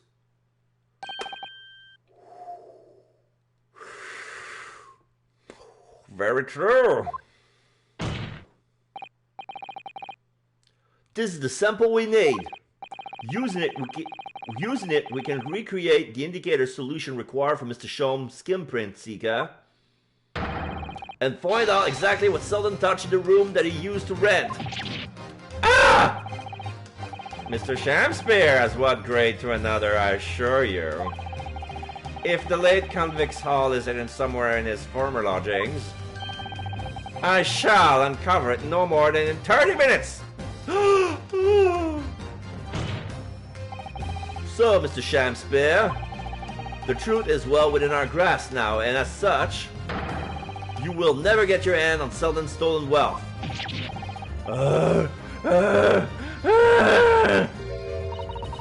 In that case, I'll gladly let Mr. Sholmes have this key. No! Give the key to me! The detective shan't have it! It's over, Mr. Shamspeare. No! No! You're out of options now. There's only one thing left for you to do. Admit your guilt. Whoa! Whoa! Whoa! Oh, shameful spear! Oh, despair! Oh! Be thy name! Pah! There were some confetti bomb exploding left and right. When he jumped to do a graceful salto, one bumped in his face and he fell on his ass. Now he doesn't have his hat anymore and he's all ... I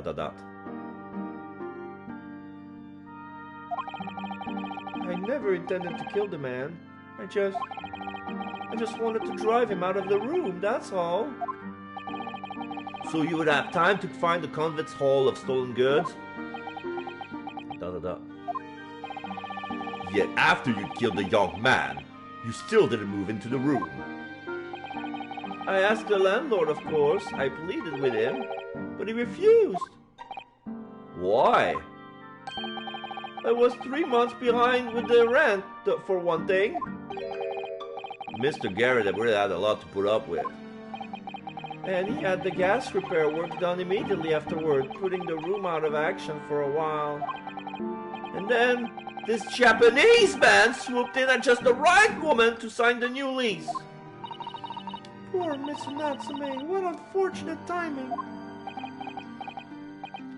Then, 5 days ago, after the incident on Briar Road when the Japanese fellow got himself arrested, I thought I'd finally have my chance, but it wasn't to be. No, the scene was sealed off and guarded by the police night and day. And if I remember rightly, Mr. Sholmes spent the whole day in there reading books. He couldn't even enter the room, let alone search for the loot. Which is why on the day Mr. Natsume was acquitted and returned to his room, you once again try your trick of blowing air into the gas pipe that feeds the stove in his room.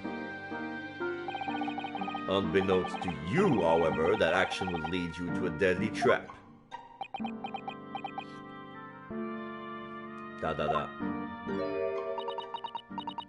Green, William Shamspeare. How does it go? To be or not to be? That is the question. From Shakespeare's Hamlet, Act 3, Scene 1. Well, let me tell you in your case, it's not to be. That is the answer. You deserve to die for what you've done.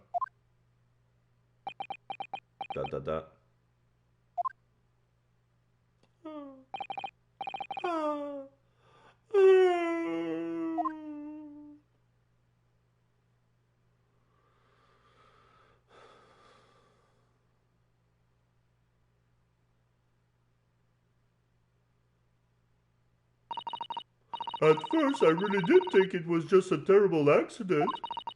I'll never forget our conversation the night before Duncan died. The gas supply in my new lodgings are a complete disaster, you know, Olive. The gas supply? Yes, the stove always seems to go out in the middle of the night for some reason. That's no joke. They say it's the convict's curse. Oh, Duncan, please, don't stay here. I don't care how cheap it is. Alright then, if that's important to you, I'll start looking for a new place. There are spare room at my house. Why don't you leave that horrible room tonight?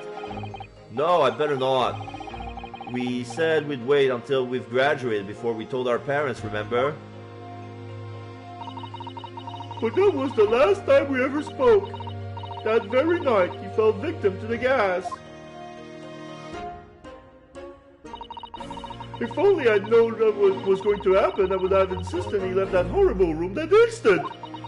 But instead, all I've been left with is bitter regret. I stopped going to school, but something kept drawing me back to the house on Briar Road. I saw a stooped Eastern-looking man with a mustache coming out of the house one day when I was there. He walked off the road to grab scrubbery for some food, so I followed him and sat myself down next to him. He had some watery-looking soup and started to pick a quarrel with the publican. That place is cursed, I tell you, cursed! The ghost of that convict who used to live there. She's trying to suffocate me! I wake up in the middle of the night, freezing to death because the stove has gone out. The room is full of gas and I can hardly breathe. But the pipes has already been checked. He says it's no problem there. It's like I'm the problem. That's what they're thinking. But how could that be? Duncan was gone and now this man had almost suffered the same fate. Could it really be a curse? Then I remembered. A rumor I'd heard about how the gas company go around investigating the gas installations. A rumor? You mean? Yes, everybody's heard the stories it seems. How about they go around checking the pipes? How anything connected to the gas can be extinguished by blowing air into the pipework.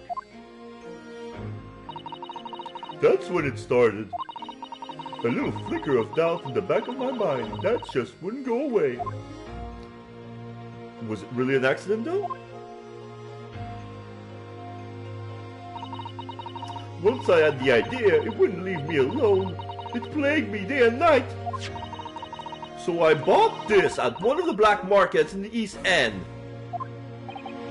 A black market? What? Never been. I just heard people talk about them. And you really can buy anything you can think of there. In some ways, being able to get my hand on this so easily made me even more determined. I had to find out one way or another. Was Duncan's death an accident, or was it murder? And your chosen method for establishing the truth was simple but highly effective. Smear poison on the gas pipe you suspected the man of tampering with and wait.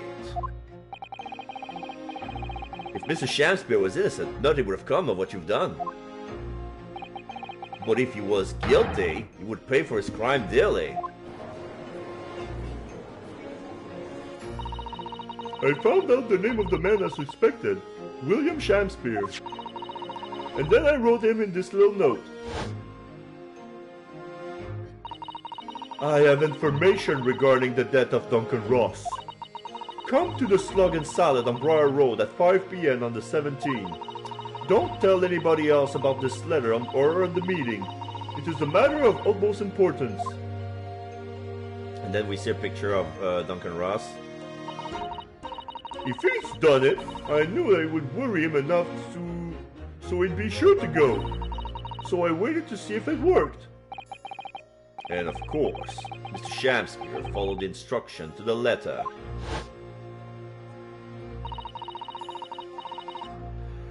I walked up where the gas pipe was straight away. So I smeared a good amount of the poison I bought all around the mouth of the pipe. All the time praying that the devil's work wouldn't be done, and that it was all just some wild fantasy. Actually, no. All the time praying that the devil's work would be done, and that the culprit would get his just desserts.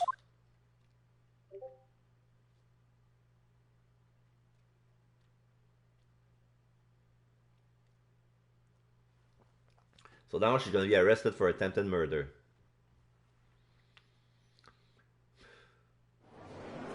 To think she would have gone away quicker. Just imagine if she was really stabbed by Joan Garadeb. Okay, look at this. This is how much it's crazy. If she was really killed by Garadeb, by the knife, that lucky, unsuspected knife that fell on her, had she died, You wouldn't be able to find naturally guilty. he would stay in jail, the police would leave the building, and Shamspeare would have his money.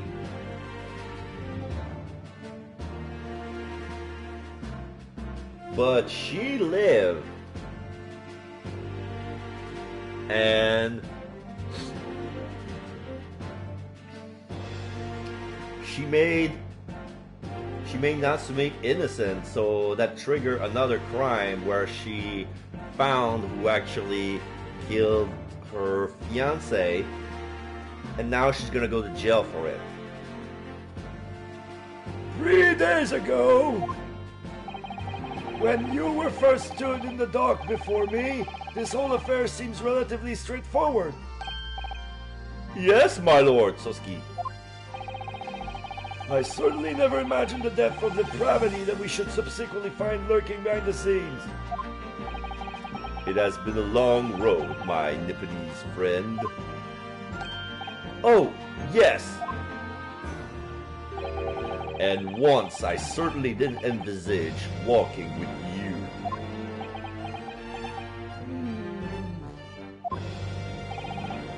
Nevertheless, together we have reached the light at the end of the tunnel, as it were.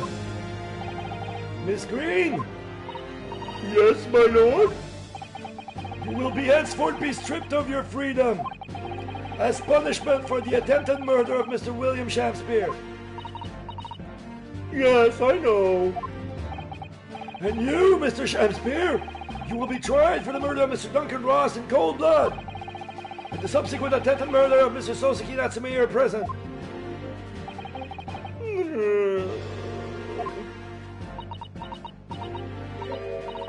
Mr. Naruhodo? Oh, yes? Yesterday at the hospital, where you and your friend stopped me from committing suicide. From ending your life by drinking what was left in the poison bottle? Yeah, I wasn't myself. I can't even really remember what was going through my mind. To be or not to be, I suppose. That's a question that's so hard to answer, it seems. Well, personally, I'm glad of you being here, Miss Green. And I'd like to believe that it's a blessing Mr. Shakespeare didn't die when he ingested the poison. For your sake, at the very least.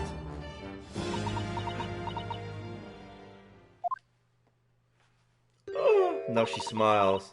Because of you, I chose life, not death. And now you've made the truth come out at last. And then she bows.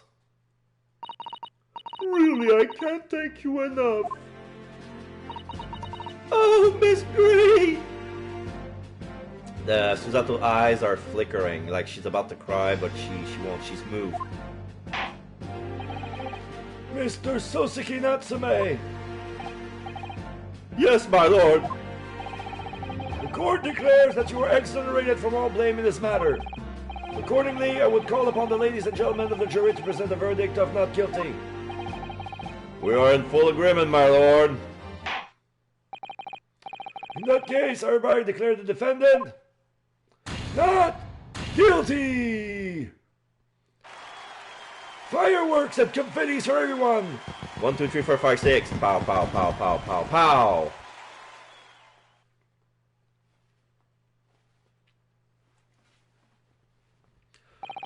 Court is adjourned!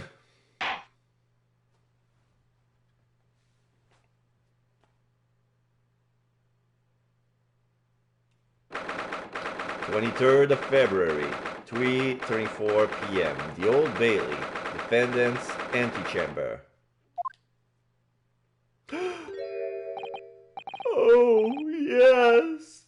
yes, at last! Divine justice duly done! Divine justice? My dear fellow, if there were any divine justice in this world, you would shave that mustache. No! This has nothing to do with my mustache! Now, some say that a luxuriant mustache is a sign of physical prowess, Mr. Shams. Locum student Mr. Naruto Esquire, once again! Once again! You've saved me from doom! I'm very happy to have been able to help, Mr. Natsume. Congratulations on your acquittal. You're second in almost as many days. I was first acquainted with and gained affection for English literature while in our great homeland empire. And then, by a twist of fate, I was brought to the land and bore the fruit of that literature. Only the city of bricks and mortar became my prison. Try as I might, I never found my feet here. In the end, I confined myself to my room and lived life through friendly old books. Oh, you have such a difficult time, haven't you? Ah, but a week ago now, I dragged you out of that dark and dingy room of yours, did I not? You did, and I've seen more of life in this week than in all my years to date. And for the first time, I feel I've begun to see the true face of the English that's so far been hiding from me behind the wall of fog. My dear fellow, there is nothing special about the true face of the English as you put it. Wheresoever one goes in the world, humans are human. There are few genuine differences. Yes, I think you're right. I finally started to see that, and I've come to understand something. I've worked out why I was attracted to English literature in the first place. It made me see that whatever our nationality, we humans have all the same hopes and fears. We're all just doing our best to live. Admiring your passion and the way you tell the story, everything else is smoking cigar. Yeah. Yes, thank you very much. I tried to be as realistic as possible. If I have to use props, I'm gonna use. If somebody's speaking through a mask, by dear God, I'm gonna put on a mask and speak on the mic. If you want to see a robot, I'm gonna take one of my empty beer cans and speak through it like a robot. Well said. I've come to film the same way. Shom sticks another puff. Soseki.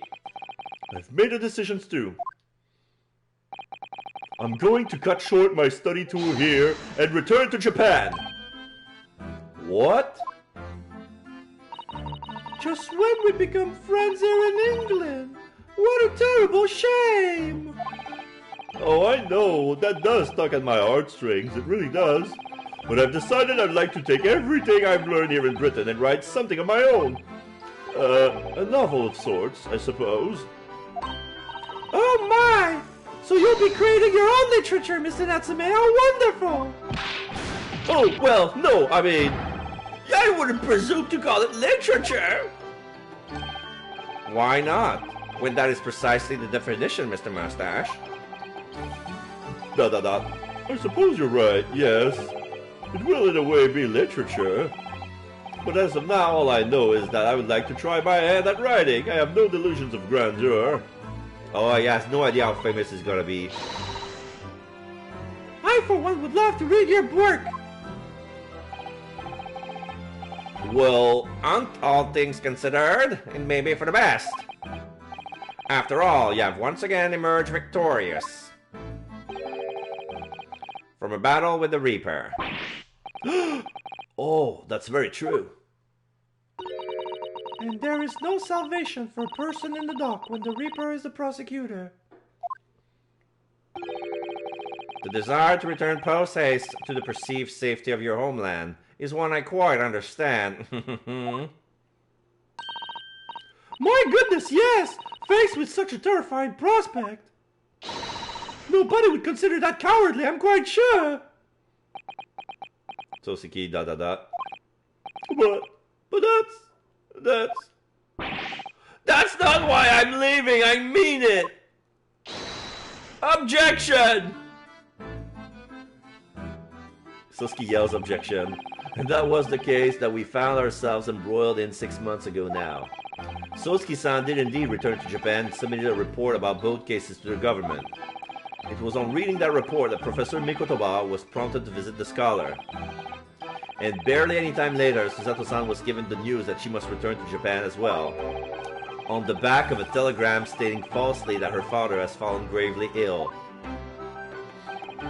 The only possible explanation that comes to mind is what happened after the trial on the following day. The day that we uncovered the loot hidden by the now deceased convict in his former lodgings. Oh shit! The loot is part of the conspiracy. 24th of February, 10:13 a.m., Mr. Natsume's room. How are we gonna find loot inside these pyramids of boxes?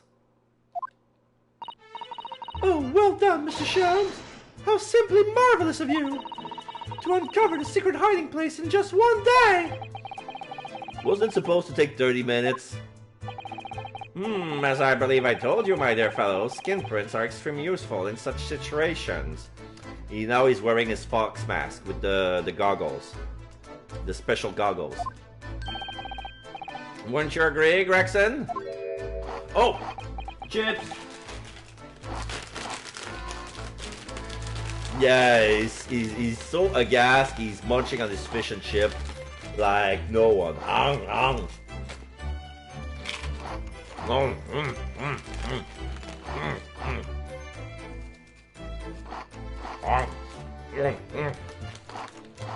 don't believe it.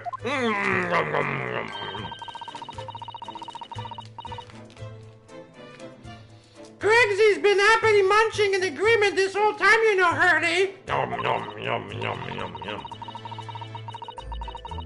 Happily? I think perhaps humorously might be closer to the truth.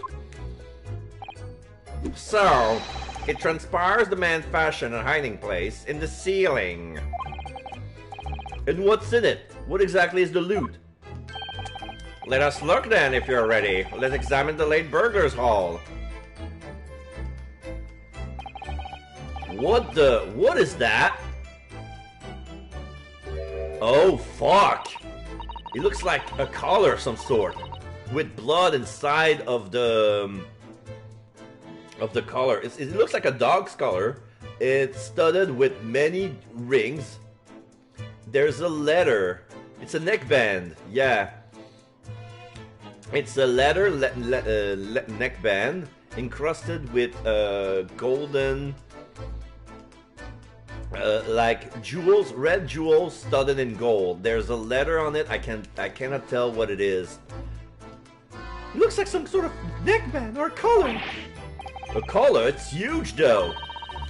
And look at all the gemstones set in it. I can see what it was claimed to be worth 1,000 pounds. Perhaps I could have it as a belt. Oh, have you noticed on the inside there's some dark stains? Ryunosuke da. You don't think it could be blood, do you? I mean, there's quite a lot of it.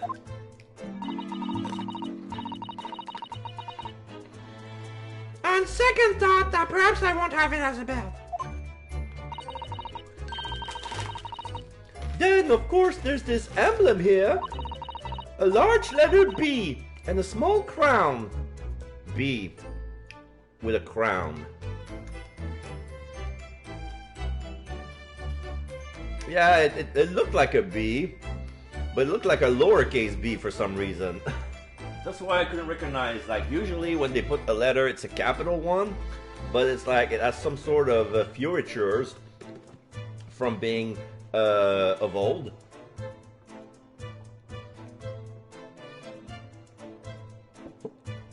I have no idea who it belongs to. So this is the reason why Sholmes wanted for us to hush about the case and there will be no books about this trial, the haunting lodgings, because of the loot. What does it signify, do you think? Oh, I didn't notice that.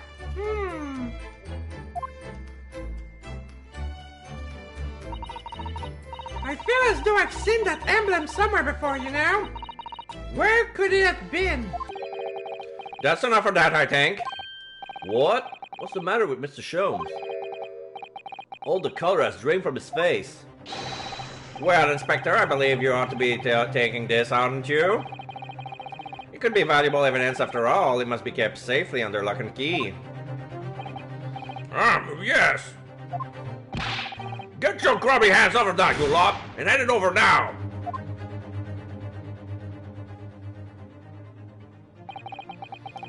I've never seen a collar that large before. And all those jewels contains look to be extremely valuable. But that's not what stood out the most to me, at least not once I noticed it. Oh, fuck! There was a story that Sholmes asked Iris not to publish.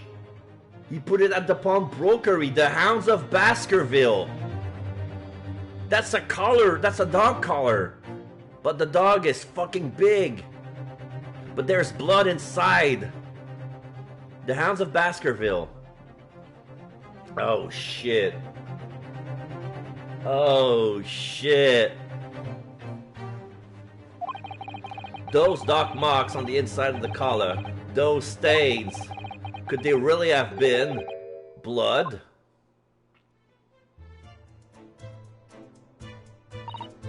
Well, that was a funny case, wasn't it? But it's all buttoned up now. And you look very pleased, Iris. I am, because I was starting to wonder what I could use as the basis of this month's story in the magazine.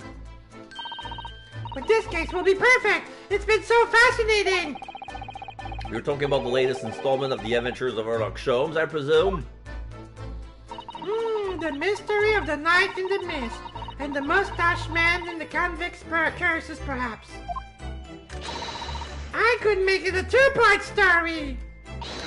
Oh, I can't wait. A word, please, Iris. Yes, what is it, Hurley? I'm sorry, but you can't write about this case. It's out of the question! What?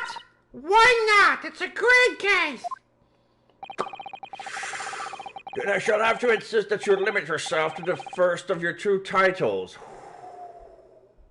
The second must never be written. Is that clear?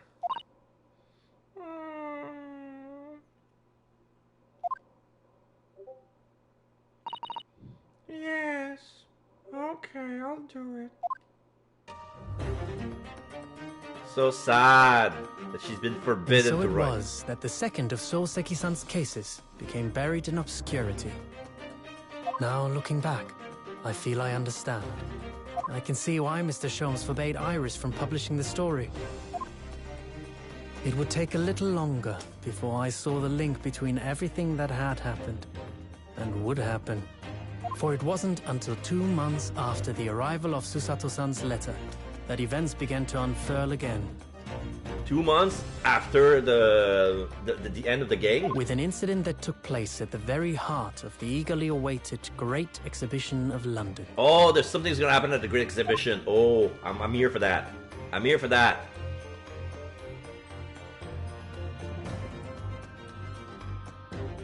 End of chapter 2. Alright, we did it.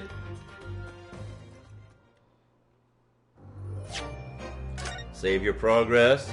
Yes, please.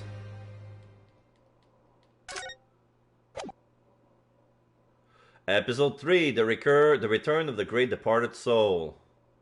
Yes, we can see the Eiffel Tower, the Crystal Tower, a Ferris wheel, some hot air balloon, and Ottoman Turkey, Austrian Empire, the Great Wheel. Okay. It's like a display of many countries. Yeah, the Austrian Empire, the Ottoman Turkey Empire, the Great Will, and the United Kingdom. You know what? Special occasion, we start a new trial. We're gonna see the end. Return to the title screen, yes. We're gonna do a special content. We're gonna see the last part of the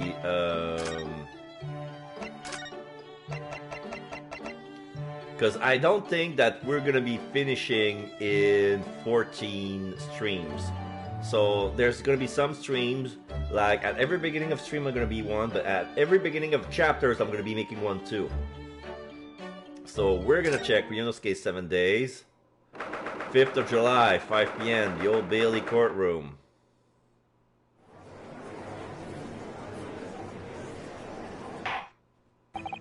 The jury has reached a decision about the third charge brought against Ryunosuke Naruhodo. Does the defense wish to make a closing argument? Well, the defense has been making some inquiries and discovered vital evidence. You have, Iris? Well, most intriguing. Something relevant to this case. Oh yes, very relevant. It's all here in this file. As you said yesterday, Hurley poured Mr. Shimono to perform the objection 28 times. It turns out that the thing was already used in the end was the very first one.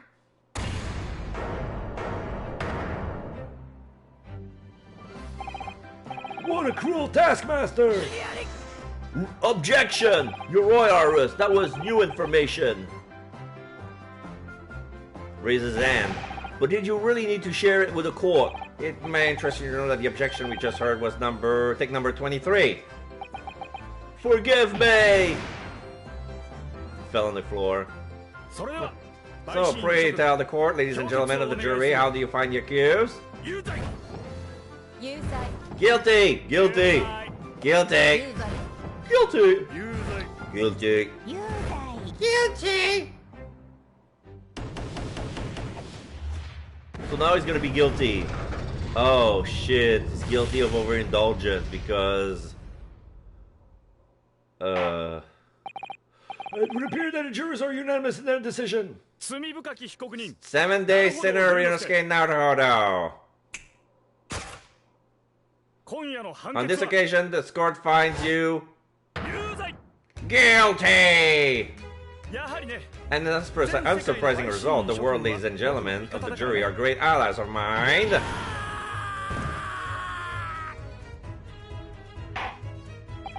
Hereby call an end to this, the turn of the defendant's trial this week.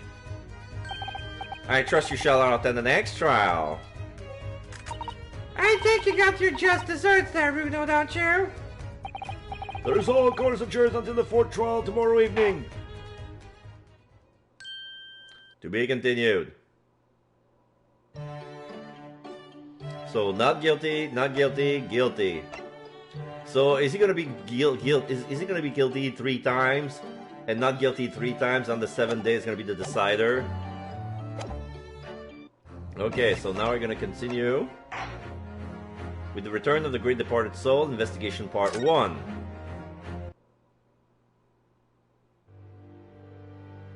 Episode 3. The Return of the Great Departed Soul. You see a big gun. The grand end of the century great exhibition of London. Surely there is not a soul who has failed to hear of it. 1901. Endless new works of culture and industry from every corner of the globe had converged on Hyde Park, welcoming over 50 million visitors. Ish. The last great hurrah of this century. Astonished and delighted people of all nations, and ended on a note of resounding success. But as regards to the terrible catastrophe that occurred during the festivities, very few are aware my friend Mr. Herlock Sholmes had a hand in unraveling the matter. For from the shadows, it was he who earnestly unearthed the facts of the case. A man fall on the floor. And like the tower's on fire. Exhibition, which rose high into the skies of Hyde Park, Sholmes's brilliant deductions, as clear and lofty as the Crystal Tower itself, brought the truth to light.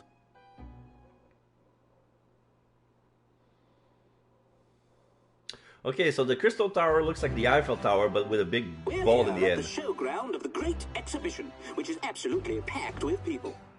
Now we see a picture of old in black and white, with grainy. The weather is unusually fine, and we're about to witness a most extraordinary scientific experiment.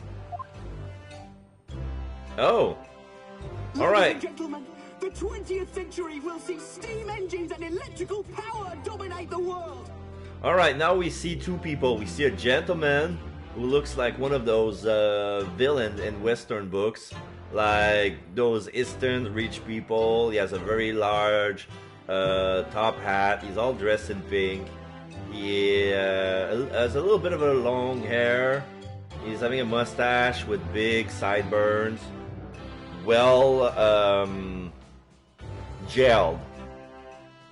And the person who's speaking looks like a professor of some sort. He's having a coat lab. He has puffy blonde hair, like wool. He's like close to an afro. It's kind of like an afro, but blonde.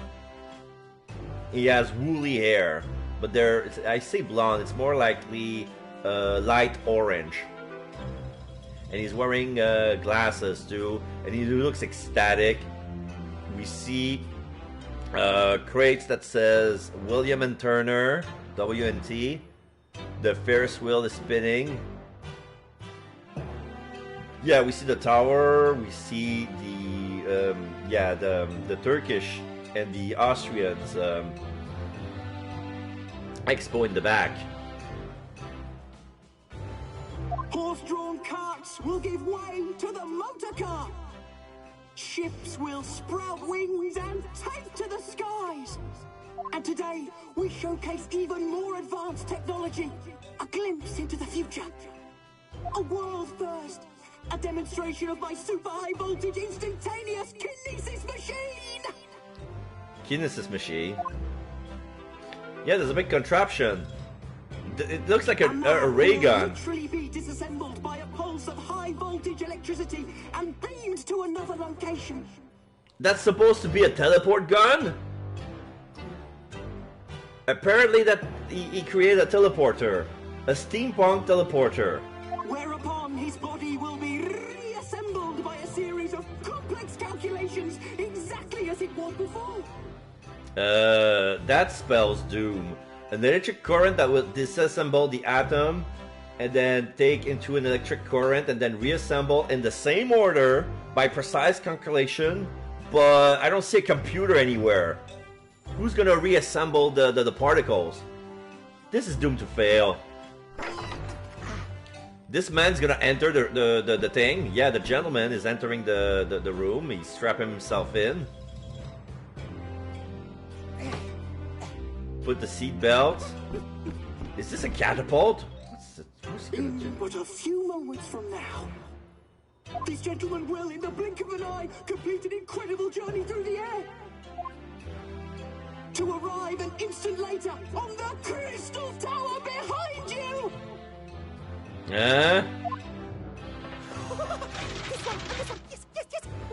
Yeah, he flicks out the switch and he turns the big valve. Throw the switch, lots of steam. He's jumping. But there's some sort of explosion, there's electricity everywhere. The smoke, the steam turns to smoke. Yeah, it was a utter failure. 22nd of October, 9:36 a.m. Sholmes' suite. Renosuke ... Rudo! Rudo! Are you listening? Oh, sorry. What was that, Iris? What's the matter with you? You've been miles away all morning. Didn't you like what I cooked for breakfast? No, that's not it at all. What were you talking about again? Today's paper! It's full of news about the Great Exhibition again. Oh yes, the Great Exhibition. Oh, I'd like to go sometimes. She's pouting for some reason. You're really not your usual self today. You seem very down. Don't you agree, Hurley? Oh, he's down too. Did you say something, Iris? Oh gosh, you're even more down! ...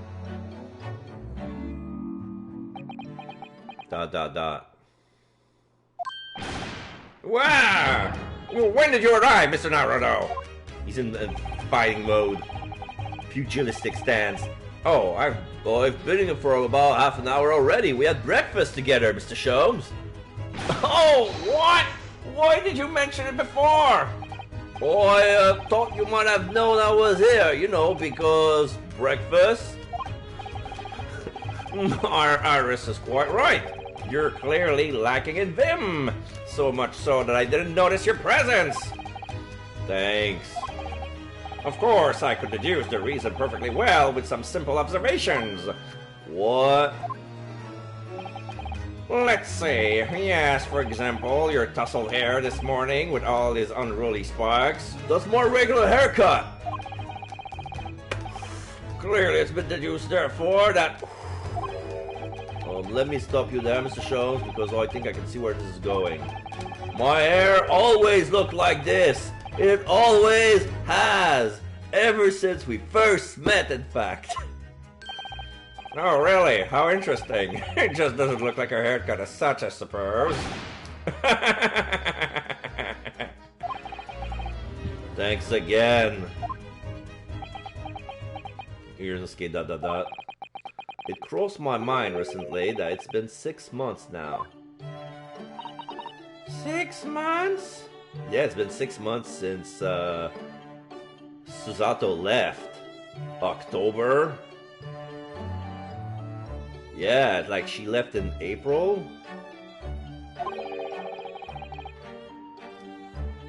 Oh, 6 months since I was forbidden from working in court.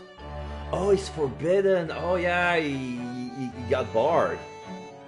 Because of the Grand Exposition? Wait. So I've been wondering how much longer I'm going to be banned. Oh, well, that would explain why you seem rather gloom. Don't you agree, Hurley?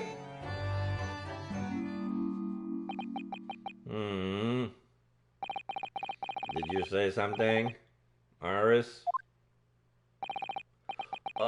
Back to moping.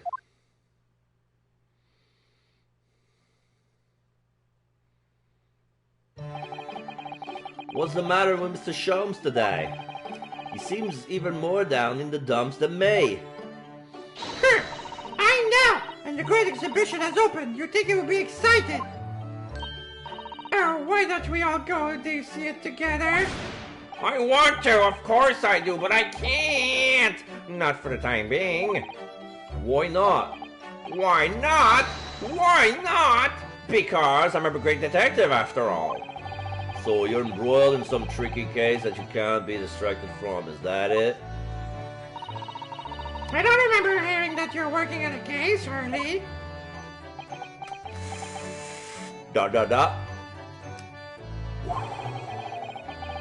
I suppose I should try to find out what's going on. Alright, talk. Event 6 months ago. Half a year ago now, I took on the defense of a young girl in a trial heard at the Old Bailey. What at first seems like a simple case of murder that took place at a London pawnbrokery turned out to be one part of a much more far-reaching plot that involved the British government. During the course of the trial, it was found that I made an unavoidable yet at the same time unforgivable mistake.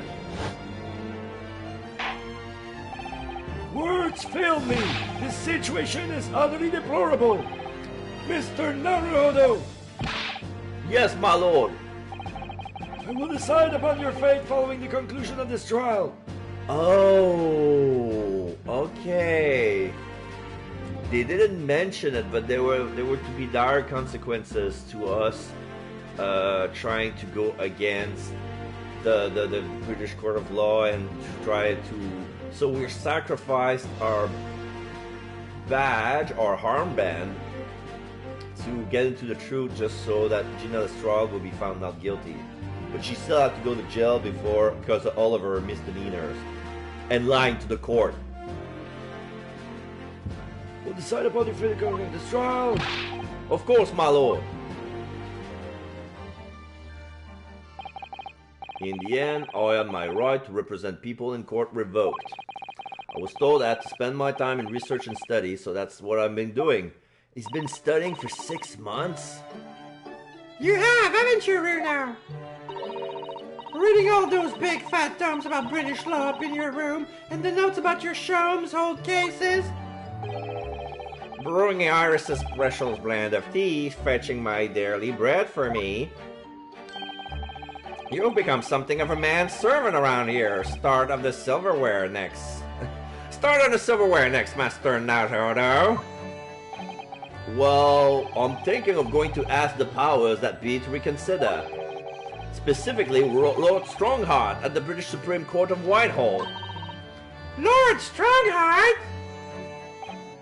Ah, the Reichfort Lord Chief Justice. Not my favorite fellow. He's not mine either, but he's the man I have to talk to. He's the only one who can grant permission for me to start working in the courts again. I came to Britain to become the best lawyer I could, and I can't do that just sitting around here. The Great Exhibition. The whole of London has been swept up in this great exhibition, hasn't it? The most advanced science, the most modern technology, the finest works of arts and feats of engineering.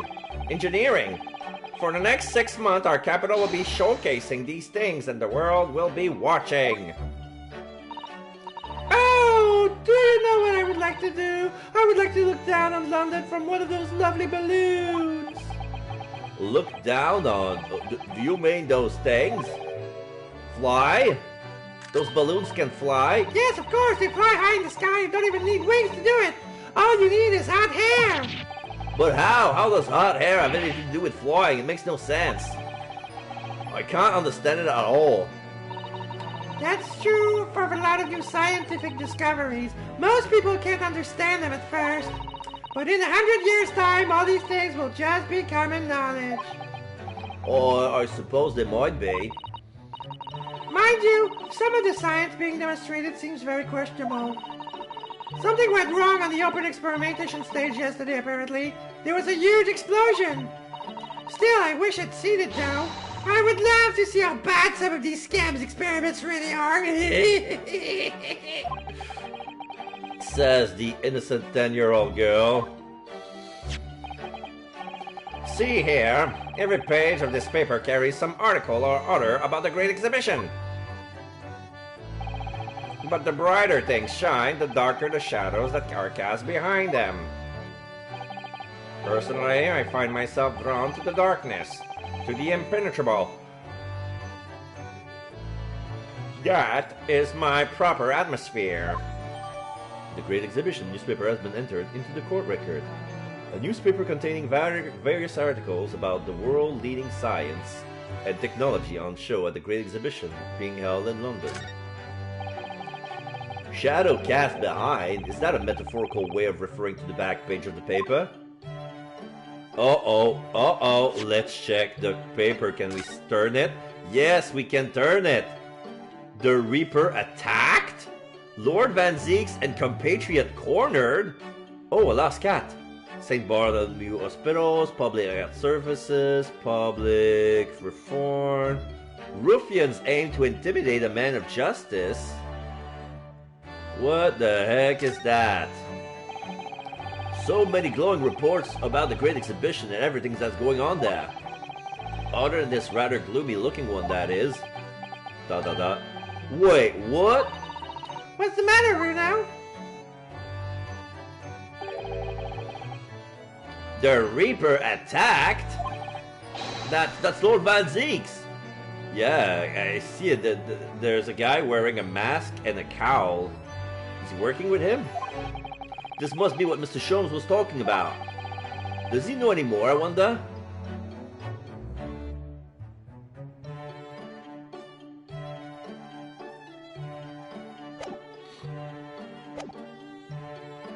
Yeah, the Reaper attacked. Your gloomy mood. Are you investigating a particularly tricky case at the moment, Mr. Sholmes?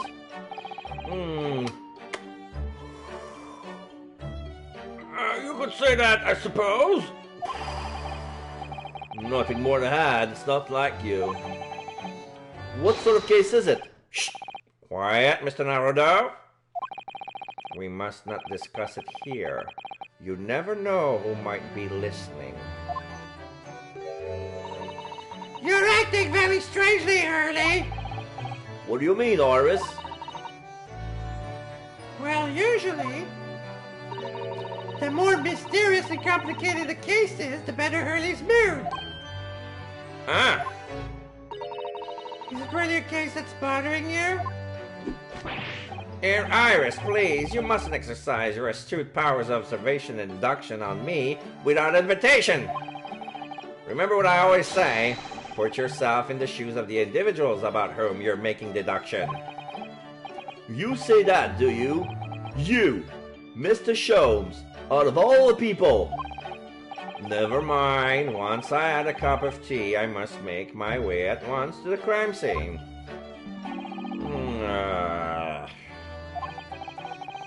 That was a deep sigh. Alright, Reaper attacked. It says in the paper that Lord Van Zieks was attacked. That's terrible. You know the legend of the Reaper of the Bailey, of course, don't you? Only too well, in fact. Yes, Prosecutor Baroque Van Zieks. You gotta see a picture of him performing a toast. They say that if the Reaper is the prosecutor in the case, there's no salvation for whoever's in the dock. Even if the defendant is found not guilty. Once the Reaper has someone in his sights, one way or another, that person's times left on this earth will be short. London's finest rogues always find ways around the law. They'll stop at nothing to secure an acquittal at trial. Falsifying evidence, paying sham witnesses, threatening jurors, bribing judges. But even such devious tactics as these cannot save them from the hand of the Reaper. As you experienced yourself, haven't you, Mr. Naruto? Yes. I've seen the Reaper's retribution at work. Many of these rogues are reckless and quite unafraid to die. If a leader among their fraternity is seen to have been taken by the Reaper, retaliation like this does occur. Rarely the capital has a never-ending supply of such scoundrels. So, do you mean Lord Van Zieks has been attacked like this before?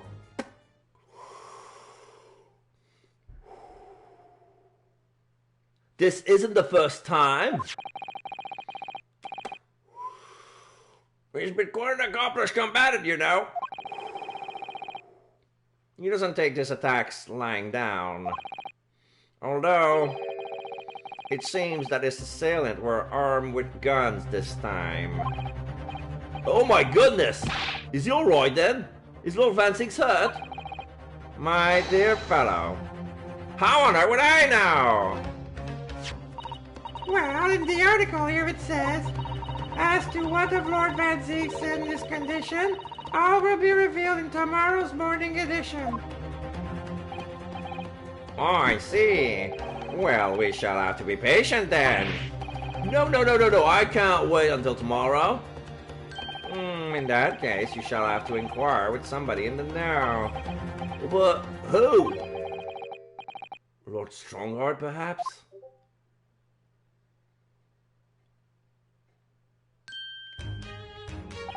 Well, I must be leaving now. Yes, understood. See you later, Mr. Sholmes. Aha! You really are a shameless liar sometimes, my dear fellow.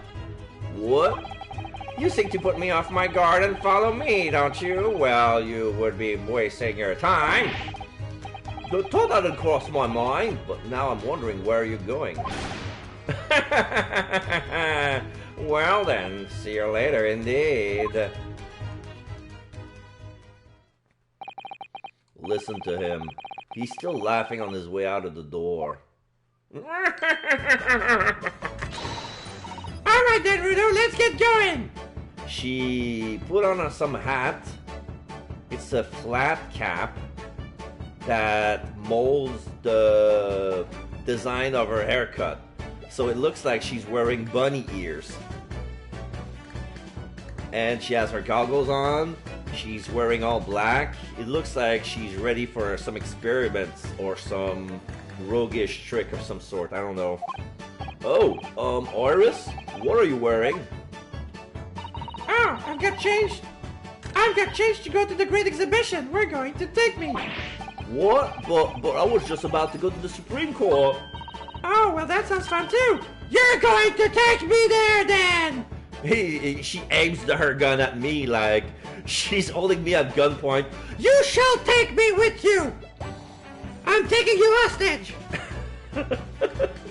She's taking me hostage. Alright, fine. Just lower that weapon, would you? Of course. After the Supreme Court, then we'll go to see the great exhibition. Alright, now we're on the move. The new location has been added. Narodo's Legal Consultancy, Lord Chief Justice Office. The office of Lord Chief Justice Strongheart in Britain's great capital city, London. Its grand stone's architecture and the echoitic of the vast cogwheels lands in an air of authority. Let's go there, see what's up. Doves are flying in the back. This desk didn't change at all. 22nd of October, British Supreme Court, Lord Chief Justice's office. It's been about 6 months now since I was last here, but some things never change, like the sense of foreboding always seems to fill in this place. And Iris is on the floor reading a book. Doesn't seem to be bothering Iris at all though, she's happily reading over there. Like a little girl. Oh, I love this place. I always find so many interesting books here. Of course, I was forgetting that you've been there before. The time we came here 6 months ago. When Susato-san was giving the news that she was to return to Japan, yeah, Iris was accompanying me. And now we look at her standing in front of Strongheart. But since I changed her costumes, like, she's not, yeah, anyway.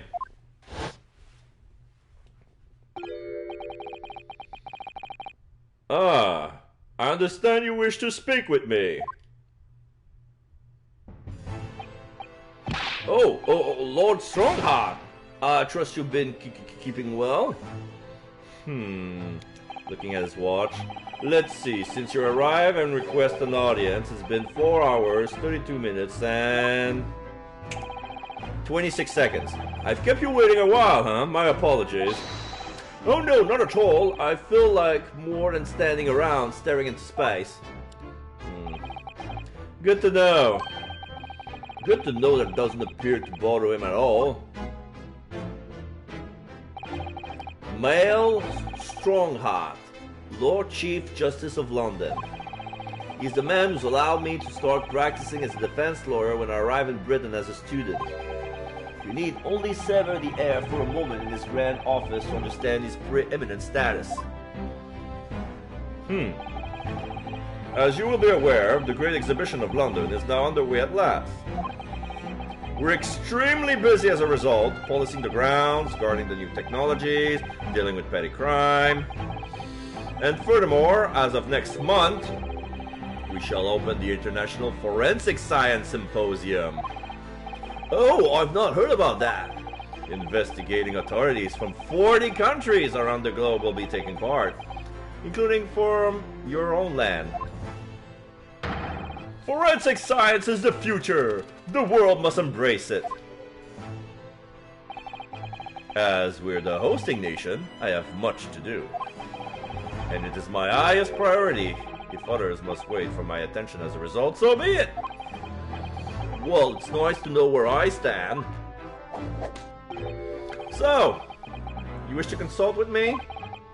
Of course. Well, I can very well manage what this is about. I can very well imagine what this is about. Thank you for agreeing to this meeting, my lord. I want to be allowed to start working as a defense lawyer again in court. That's what brought me here today. But actually, there's something else playing on my mind as it happens. Well now, just take a deep breath and come out with it.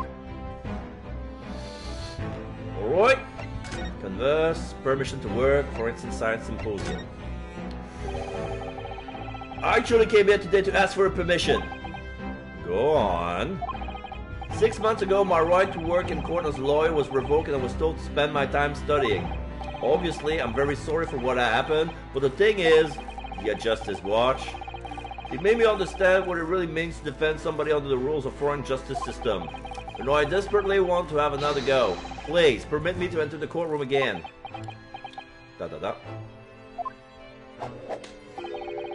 Mr. Naruhodo. Yes? Oh, here it comes. I'm sure you haven't forgotten your position here, have you? At best, you are a substitute for your compatriot. This was never your intended role. Well, that's true! Exclamation mark. The Japanese government actually sent my best friend on this study tour, not me. It should have been Kazuma. He was so determined to bring change to our own justice system at home. That was his calling. Now we have Kazuma's team. The winds of change. Oh, now we see his dead body again with the Russian note. If that tragic accident hadn't happened, well, I wouldn't be here in this office now. Mr. Asogi was my best friend, you say. That's why I can't leave it unfinished. I have to fulfill this calling for him. His calling, you say? Has it never occurred to you that perhaps you know nothing of his true calling? Sorry? The mission with which that young law student was charged, what do you suppose it really was? Well, what do you mean? Mission? He's not making any sense. Strong art, There, you see? You know nothing, Jon Snow. Never mind. I've read all the reports you've submitted over the past 6 months. It's clear to me that you regret your action, and have been studiously obeying your revised instructions. What do you mean? As of this moment, I reinstate your license to practice law here in Great Britain! Yeah! Thank you so much! That's wonderful news for now. In fact, I believe I have the perfect case to mark your comeback. A curious affair. You'll consider it, I hope. Of course! Please, tell me more! A curious affair? You describe this as a curious affair? Yes, that's right. I believe it was reported in the press. Are you aware that there was a serious accident at the Great Exhibition yesterday? Oh, no. Yes, I heard about it. A professor from Germany tried to carry out a crazy experiment. He didn't have a German accent though. Let me see, how is it described? Super high voltage instantaneous kinesis, I think? Instantaneous kinesis? As in moving things with a click of the fingers? That's right. It's just what my herbal blends need, a dash of devil may care. Whatever his serious accident was exactly, it clearly captures Iris's imagination. It's an unfortunate business. A large explosion engulfed the public experimentation stage and a man lost his life. A certain Mr. Odiasman. Odiasman? A certain Mr. Audienceman. A man from the audience. Would you know? An investor and a well-known figure in society. Odiasman. Audience man. A large explosion? A man died? The man responsible for the experiments was Professor Albert Harebrain. Harebrain! That's the guy with the afro. Hair as a rabbit, brain B-R-A-Y. So it's like he's a harebrain. Probably because he has nothing inside of his brain, the harebrain, or... Anyway. I tried to remember what they give him, what voice they give him. Was he German? Albert Harebrain. He was detained immediately after the incident, and he's due to appear in court tomorrow. On the charge of murder. What? Murder? If you intend to take on this defense, you should hurry to meet with him at the prison. There is very little time left for you to carry out any kind of investigation. The Great Exhibition, a scientific experiment gone wrong, and murder? I feel out of my depth before I even started still. We should go to the prison straight away then, and try to meet with this German professor, don't you think? Oh, definitely. Oh, yes. One more thing about the case. There's a connection with our mutual acquaintance, the Reaper. Oh, with Lord Van Zeeks? How? Okay, let's see. Forensic Science Symposium. All sorts of conferences have been taking place around the world to coincide with the Great Exhibition. And next month, the largest and most important of them all will take place at last. The International Forensic Science Symposium. It does seem as though criminal investigation needs to embrace scientific method, doesn't it?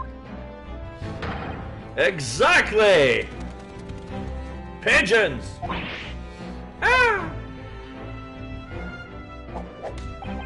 London, the global epicenter of culture, science, and wealth, now has a population exceeding 6 million! Sadly, crime in the capital is growing at a similarly startling rate. So it's imperative that we use the latest scientific method to investigate and resolve cases as efficiently as possible. Which is what's known as forensic science, isn't it? Exactly! The future of policing! More pigeons! Ah!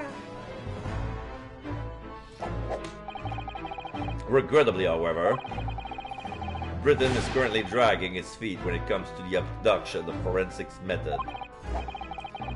Oh dear, that's alarming. Exactly! It's extremely alarming! 3 times more pigeons! Pigeons!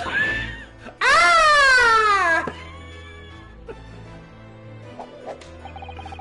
If I were Her Majesty's Attorney General, you can be sure the numbers of crime committed and resolved in London would be very different to the current figures.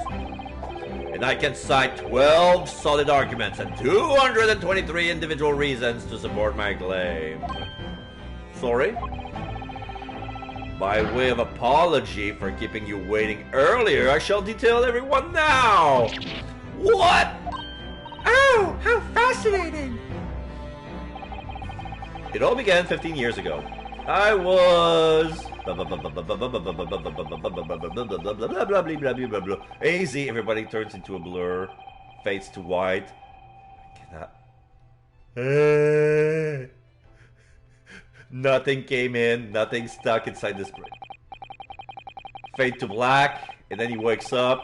Blah blah blah blah blah blah blah blah blah blah blah blah blah blah blah blah blah blah blah, and that more or less sums up my feelings on the matter, in the simplest of terms, of course.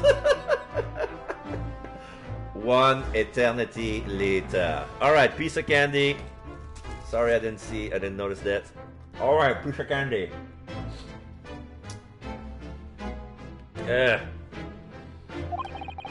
Essentially, to formally establish a forensic investigation division within Scotland Yard, that is my mission. Oh, right. That's wonderful. As I suck on this gross candy. Oh yeah, that's wonderful indeed. Oh, Exactly! Wonderful is precisely what it will be. Oh! La la la la la, I'm still reading my book on the floor. Iris isn't paying attention at all. She's got her nose in another book now. I'm just a kid. Oh, is it over? Did you learn anything useful, Mr. Naruhodo? Oh, actually drifted off for the most part. He's surprisingly ardent about forensic science. Okay. Can we present anything? Every article on the front page is news about the Great Exhibition. Public experiment to demonstrate brand new scientific idea. Cultural exhibit from around the globe. It's all so positive and hopeful about the coming century. We must all go to see it properly before too long.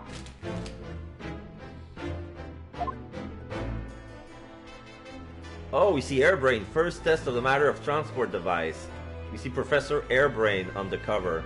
10 pages, 1 penny. Oh my god. That's how cheap newspaper was back then. 1 penny for 10 pages of news. And then we have the Reaper attacked. It's the kingpins of the criminals' underworld generally managing to escape conviction in the Reaper's trials. Yeah, we see 2 people holding swords. One of them is wearing a mask. The other looks like... They look like Moriarty, and the other guys, I don't know who he is. And this isn't the first time their henchmen have tried to attack Lord Van Ziegs as a result, by the sound of it. It makes you think, if that's how the justice system works in London, then there must be dark forces at work. Okay. So I'm gonna present my armband. See if oh my god, it does something. Oh, by the way, Lord Strongheart, about this. Oh yeah, the symbol of a defense lawyer in the Japanese judiciary. Oh, I didn't expect you to know that. We never accept foreign students before first researching the legal systems of their own countries. But such trinkets are merely for show. The only true measure of your worth is your performance in court. So yes, alright. So he's saying that his armband is useless here. Oh, that reminds me, have you seen this? The reports of the overwhelming success of the Great War Exhibition? Of course I had heard of this.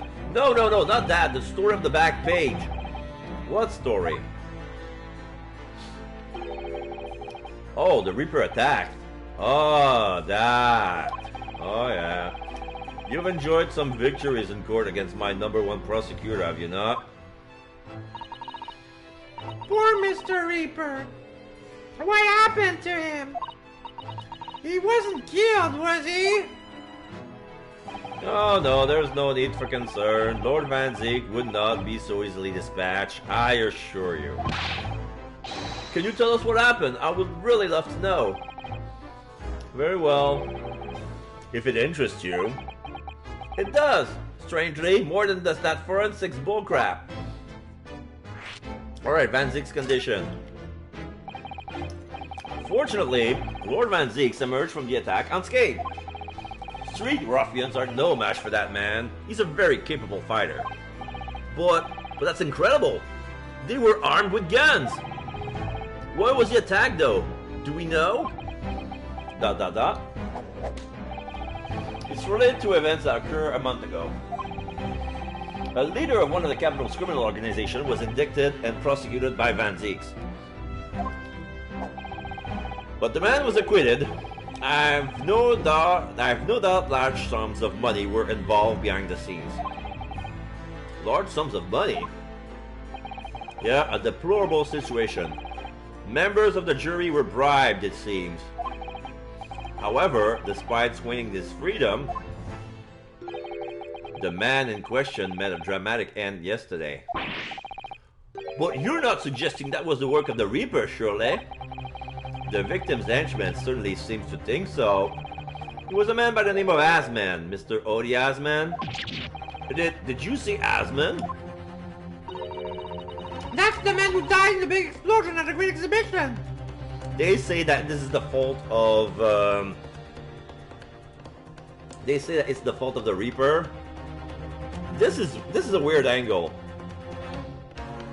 The Chief of Justice wants us to defend the professor that created the machine that caused the explosion that killed Odie Asman. But they say that this is in fact been plotted by the Reaper, who wanted this guy killed because he was involved into another thing, and he bribed the jury and was found not guilty. Yes, known publicly as an investor, but in reality, the head of a significant criminal organization. Unbelievable. I wonder, could I ask you something, Lord Strongheart? Try me. Why do you use Lord Van Ziek as a prosecutor? I'm gonna wind my my watch and break the core of this gross candy. Yeah. Okay.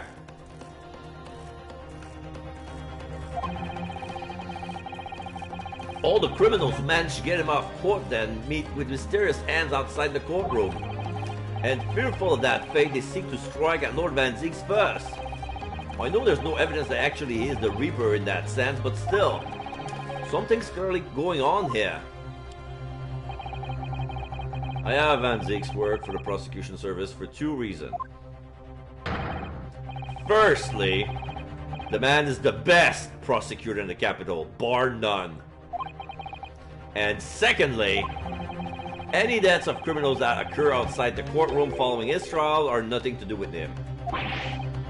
But that doesn't make sense. How can you explain the way so many have died if not by someone's hand? Van Zieks may have earned himself the moniker of the Reaper, but he's no killer. So he will continue to prosecute on behalf of the Crown. Unless he wishes otherwise, of course.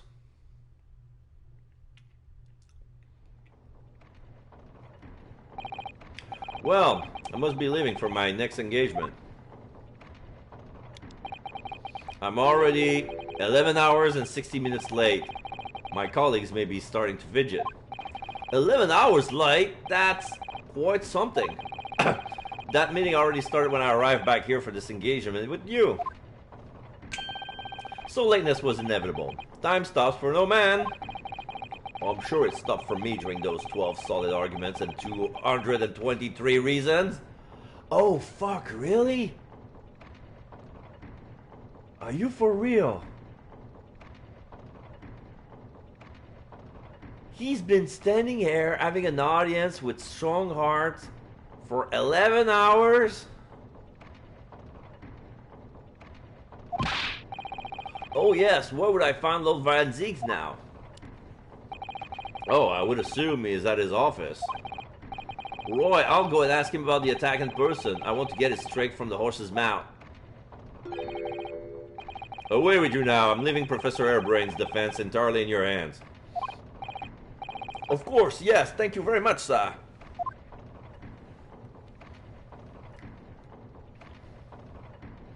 Alright, now he's gone. We have nothing to do here. A new location has been added.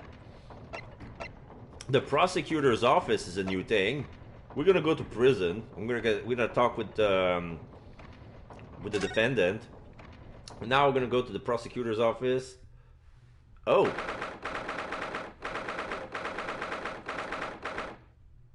(22nd of October, local prison, cell number 11. We see the doctor who is sitting on his bed, feet on the mattress, reading a small book from up close. The warden said cell 11. That's this one. Oh! There's someone curled up in the ball in the back corner, look! What's his name again? Professor Albert Hairbrain, wasn't it? Excuse me, Professor Hairbrain. Okay. Now I need to figure out a voice for him. Oh, thoughts. Magnificent.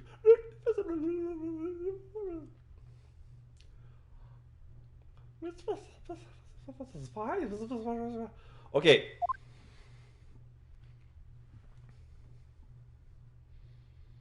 Yeah. Who are you? Yeah, he's having an ID tag that says Hairbrain, and if I'm correct, that's the old flag of Germany. 3 horizontal bar, black, brownish black, white, and red. And now he's looking at us very stern. We cannot see through his eyes. The glass is opaque. I'm Ryunosuke Naruhodo. I'm a defense lawyer. A lawyer! Ah, was it something I said? A lawyer, you say? Would you be here about the experiment? Are you going to defend my hypothesis? Your hypothesis? Sorry, I don't... Yesterday's demonstration! That magnificent demonstration was... It was an out-and-out success by anyone's calculations. But despite that, no one listens. No lawyer believes in the science. What is explained, they all leave at high velocity.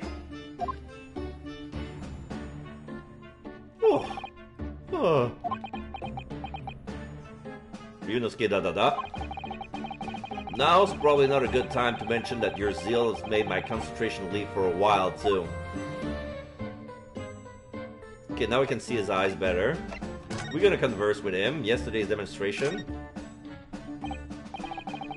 Now we can see he has he's still wearing his lab coat. Now his clothes. We can see a pink sleeveless vest, and underneath we see his white shirt and yellow necktie.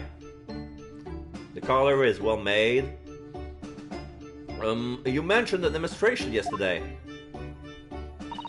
The papers have called it a spectacular failure. After all, a man died in the explosion, didn't he? Spectacular failure is what I would call Cats the Musical 2019. In every sense of the term, it was spectacular and a failure. Arg! Yes, you could interpret the result that way if you really wanted to.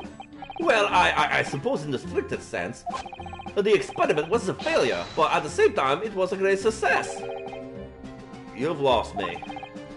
I saw it with my own eyes, right here in front of me. Mr. Assman was spontaneously disassembled. Until then, everything was going exactly as my calculation has predicted. At that point, we should have been beamed into the Crystal Tower by instantaneous kinesis. However, the machine exploded and Mr. Assman in fact perished. I can't deny that part of the experiment was a failure. So what you're really saying is the large explosion that killed Mr. Assman was an accident, correct? But the bigwigs had you arrested on suspicions of murder. I was responsible for a man's death. That's the immutable truth here. And for that, I wish to be punished. At once. But what? Murder? Never in a million years! It was an accident! Simply an accident! Oh, I see. Hurley and I were talking this morning, you know. He said the situation would change completely depending on whether it was treated as an accident or murder. How exactly? Well, if it really was an accident, then the professor's machine will be kept in protective custody. On what grounds? Yes, it's fully established here in Britain, the Special Dispensation for Scientific Equipment Act. That won't pass me by. But if the case is treated as murder, then they'll say my... they'll say my machine was the murder weapon, and they'll be able to pour it over as much as they like. If they examine it in detail, they'll find out how it's made, and then they'll be able to copy my idea. My precious hypothesis will be stolen. The machine must be protected from that at all costs. That's why it's imperative this whole incident is shown to has been an accident in tomorrow's trial. Oh, I see now. Okay, so he doesn't care if he's acquitted or charged guilty. All he wants that it was proved to be an accident. So that way the machine will be kept safe. Instantaneous kindnesses. So, in short, there was a terrible accident at the Great Exhibition's showground yesterday. Yes! Or rather, no, the devil is in the details. Strictly speaking, there was a terrible explosion! Sounds the same to me. You were demonstrating super high voltage instantaneous kinesis, weren't you? How fascinating! Humans like all matter of mineral particles that are held together by electrical bonds. So it must be possible using a sufficiently high voltage to break those bonds and beam the particle through space. That's it in a nutshell. That's my idea, you see? That's my amazing hypothesis! Gosh, that's unimaginably high-level science. Oh, but dare to imagine it! Dare to dream of such incredible technology! Just think, one moment I could be here in this cell, and the next, I could be at the Great Exhibition again! Well, yeah, that would be incredible. And the next, in the mere blink of an eye, I could be at a great Parisian theater, say. The possibilities are endless! The whole of our vast planet could be within reach! So no more hiding in wardrobes on rocky seas for 50 days. Yay! I don't really see it like that. What do you mean, Horace? Well, if you could travel anywhere in the world instantly, the planet wouldn't really seem vast anymore, would it? I think it would feel like it has shrunk. My word! That's exactly right! What are the implications? What does this mean? Oh. ... Oops! That's got Professor Bunnybrain really worried in the look of it. By the look of it. Oops! Clearly, this is yet another case of just because you can doesn't mean you should, I suppose. The point is, my calculations are flawless. The science works. But without a practical demonstration, it means nothing. And that's always the fly in the ointment. What? Ointment! Ah, because practical demonstration costs a lot of money. Money that young scientists like you do not have. That's exactly it, yes. Hurley's always complaining about it. He says the government should invest more in science.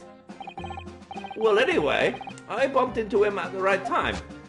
I met the well-known investor, Mr. Assman. The victim who died in yesterday's terrible accident you made. Okay, now I understand why he was invested in it. He was a criminal and he wanted for the machine to work so that way he could commit more crime. The victim. The full name of the man who died yesterday's accident was Mr. Odi Assman, was it? What exactly was your relationship with the man? He first visited me in my laboratory in Germany over a year ago. He said he wanted to invest my immaculate hypothesis. I thanked my lucky stars. Oh, I see. So you hadn't really known each other until then. Money for scientific research. Oh, I'm so envious. As far as I was concerned, the man was an angel. Oh, really? An archangel even. He was prepared to fund a practical demonstration on my hypothesis for presentation at the Great Exhibition.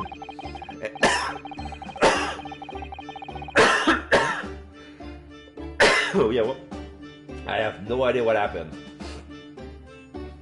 And if all that went well, I could expect additional financial support for my research from the British government. Mr. Assman provided me with money and an exceptional engineer. He produced a machine to my precise specification. Ah, but then your dreams were blown to dust in one enormous explosion. As you can see, I owed everything to Mr. Assman. I would never, ever have thought of taking the man's life. Well, he seems genuine enough. I don't think he's lying. Okay, let's see, oops. Let's present the newspaper. Oh, how could this have happened? You must feel awful as well as a man losing his life. The Crystal Tower was greatly damaged too. I know what happened! It must have been that! That? Today before the demonstration, I had my usual meal of frankfurters at the hotel restaurant. When I paid the bill, they gave me 3 shillings too much in change. But instead of saying anything, I just slipped the coins into my pocket. They're still here now! It's divine retribution for my wrongdoing. That's what it is! For a scientist, he has some very illogical anecdote. Long and illogical. Okay, let's see. The armband. Oh, fascinating. Yes! In Japan, where I come from, it is the symbol of a defense lawyer. Wearing it is very bracing, I find.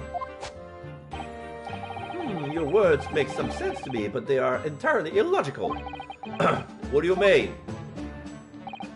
Well, for example, I find this white laboratory coat that I wear for my work very bracing too. However, in my case, there is a perfectly logical reason for that feeling. Oh, really? I purchased the wrong size by mistake. This one is too small for me. The sleeves especially are extremely bracing. I can barely move my wrist. That's what you call logical, is it? Of course! It's entirely logical! That's science, Mr. Narodo! Hello, Mira! How you doing? How you doing? Oh, it's been a while. You know what? Let me give you a little shout out. Let me give you a shout out. Then, Myra created. How you doing? You've been playing Sea of Thieves. How good of you? How good of you? Yeah. Thank you for dropping by. Yeah, hugs. Oh, I like your little that little emote. He's like a chef. It's like an Italian chef kissing, but that's your face, right? I cannot see well with the hair, with the design. All right, great. So yeah, as you can see, I'm playing. This is the third case of. We're just beginning the third case of Greatest Attorney. We're doing the Grand Exhibition. We're in Victorian London. This German dude just made a machine that exploded and now has been charged with suspicions of murder. He doesn't mind being responsible for taking the life of a man, but he wants us to prove that it was an accident and not murder, because he wants to protect it. He wants us to protect his machine and find the logic in that. Because if it's an accident, this machine will be kept away under some special British law. But if it's a murder, the machine will be taken into consideration, will be branded a murder weapon, so it will be dismantled and studied and evaluated. And he doesn't want that because they say that they would stole his secret. You know? It's another streamer. She's fantastic. Oh, okay. It's an emote from another streamer. What's her name? I might have time to... Juicy Plot. Okay. Yeah, the plot is Juicy. I thought that was the name of the streamer. Yeah, what a nice, interesting name. Juicy Plot. Oh, Big Daddy Chill. Big Daddy Chill 0. Oh. Alright. So what am I supposed to do here? I'm done. Okay, I'm done with all the conversation here. I guess I'm gonna move to the prosecutor's office. Lord Baroque von Zeeks. You haven't been to this place yet? Don't forget to take me with you. Oh, of course, we're gonna take young Iris. Iris is a little assistant. She's 10 years old, and believe it or not, she's the original writer of all the Sherlock Holmes stories. There is a Sherlock Holmes, which is some kind of a fraud, and she embellishes all his cases to make it look like a great detective. And she's 10 years old. And she's very good with tea. 22nd of October, prosecutor's office. Oh, this is a nice, lavish suite. His offices look like the inside of a castle. There's a big painting of him in the night, like it's like the epitome of aristocracy. There are two sabers hanging on the wall. I'm doing a description for the visually impaired in case you're wondering, Mira. And we see, his stash is supplies of bottles of wine, his Grand Cru, and we see a little shelf with all his hallowed chalice, the one that he breaks every time he goes onto trial. And there is an ongoing chess game being played. And we see a table with an inkwell and a quail and a chandelier and a little book. And yeah, there's a gramophone in the corner of the wall. And there's a little contraption like, it's a maquette of the Great Exhibition and a maquette of the machine that he built, the Professor Hairbrain build. Interesting. Oh, so this is the legendary Reaper's office? Yes, it appears so. Brrr, it sends the chills down your spine, doesn't it? What amazingly deadly atmosphere. Oh, is that? Oh, there's somebody there. A hooded figure as to still a figure. That hooded figure was so still I hadn't noticed his or her presence. I wonder who it is. I can't see. Okay, that's not Van Zeeks. It's a military. I can see from the there appears to be some cuffs, some sort of leather cuffs. And I can see the stripes on a uniform on his pants. He's clad in white, but yeah, the cloak is all black. I cannot see his face. He's sitting near some sort of study in front of some book and a single candle. The wall is a wine cellar. The wall is filled with barrels and barrels and barrels of what I assume is wine. So the second half of the prosecutor's office is brimmed to the wall with barrels of wine. So that's the big cellar. So his office is both a cellar and an office. It's like, what are you doing here? Ah! Oh, Van Zeek! What are you doing here? Oh, he's as unwelcoming as I thought he'd be. Actually, maybe even more so. Oh, I'm glad to see you're well. I am. ...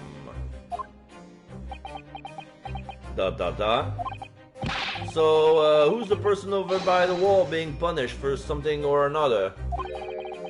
No punishment is taking place here. Oh? That's my apprentice, and is sitting there of his own free will. I didn't know you have an apprentice. It must be the same person who was pictured in the newspaper. Oh, okay. So, alright, so this is a picture. I thought it was the assailant. So we see Van Zeeks with a hat, and the guy on the left who's wearing a mask and a saber on his hand as well, with a hooded figure. It must be the apprentice. Okay, so they're defending themselves with swords, and they're surrounded with people with guns, and they were unscathed for some reason. Skeleton captors, burglar. Rambling burglar. He's very able in combat. A requisite skill for anyone under my tutelage. Are you referring to the attack on the Reaper that was reported on the papers? The Reaper. I'd be interested to know the Reaper's true identity myself. Assuming, that is, such a fabled fiend generously inhabits our great courtrooms. Okay, now we can talk with him. Last night's attack. Lord Strongheart said the assault last night was some sort of revenge attack. True. Carried out by henchmen of Odi Asman's criminal organization. The investigation meant their arrests were imminent. Presumably some hope to kill me before that happened. Odi Asman? He's always masqueraded as one of London's most powerful financiers, a global investor. But his enormous wealth came to him by underhand means, via his criminal activities. And he used that money to buy himself a verdict or not guilty when he found himself in court, didn't he? Being prosecuted by you, Mr. Reaper. But the man got his comeuppance in the end. Yesterday, in fact, in extraordinary circumstances, it was a most unusual cause of death. Oh, I know about that. It was super high voltage instantaneous kinesis gone wrong. Exclamation mark. Mr. Asman died when the demonstration on the public experimentation stage ended in an enormous explosion. Correct.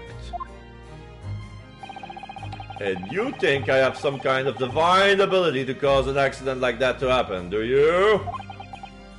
Well, no. That does seem kind of a little far-fetched. If this man really is the fabled Reaper, then he has to be innocent of his particular death at least. It's strange how this has worked out, isn't it, Runo? I mean, what with you taking on the Professor's defense for the trial tomorrow? What? You're going to be defending him? Oh yes, oh, that's right. Though I barely know the man's name yet, to be honest. Albert. Albert Hairbrain. That's right. Do you know him, by any chance? ... Of course. He's a contemporary of mine. We were at university together. You're... What? Your contemporary. I'd understood that Professor Hairbrain was from Germany, though. Hairbrain's from a respectable British family. After graduating from the University of London, he moved to Germany to carry out research, that's all. Alright, so I was good to not give him a too strong of a German accent. I didn't want to make him full-blown German, because it would sound too much like the Gavins. I didn't want him to, I didn't want to make another Gavin.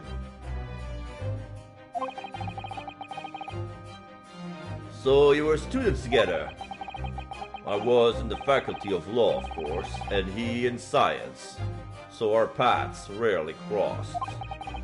But curiously, we got along, though I have not met him since my university days. I certainly didn't expect our next encounter to take this form. And which you of all people represented him! Only if I make it out of this office alive. If only if I can make out. He's actually been charged with murder, it seems. Yes, I know. Because the prosecution will be handled by me. By you?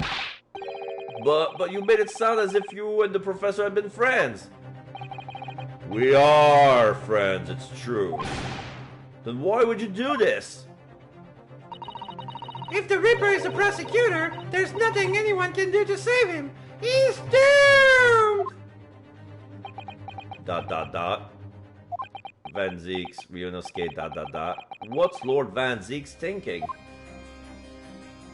The Reaper's identity. What do you mean by what you said before? If you'd like to know the Reaper's identity, true identity, does that mean...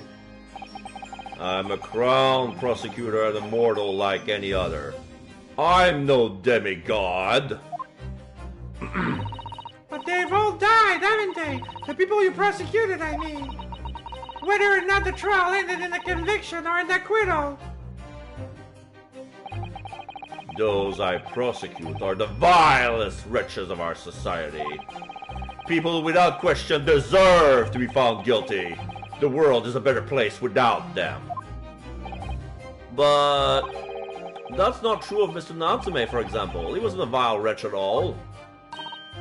Nor was Ginny! In fact, she's ever so hardworking now! I can't deny that since I encountered you, things have taken a turn. But the point is this. If any of those vile wretches that escaped justice subsequently died in mysterious circumstances, it was at the hand of their own kind. It is not my work. Lord Stronghouse said the same. He believes you're not involved in any way. But you were attacked by those ruffians because they believe it's true. The fact is, since people started to call me the Reaper of the Bailey, the number of serious crimes in the capital has dropped substantially. Oh! It would appear that even the most hardened criminals can be made fearful for their lives.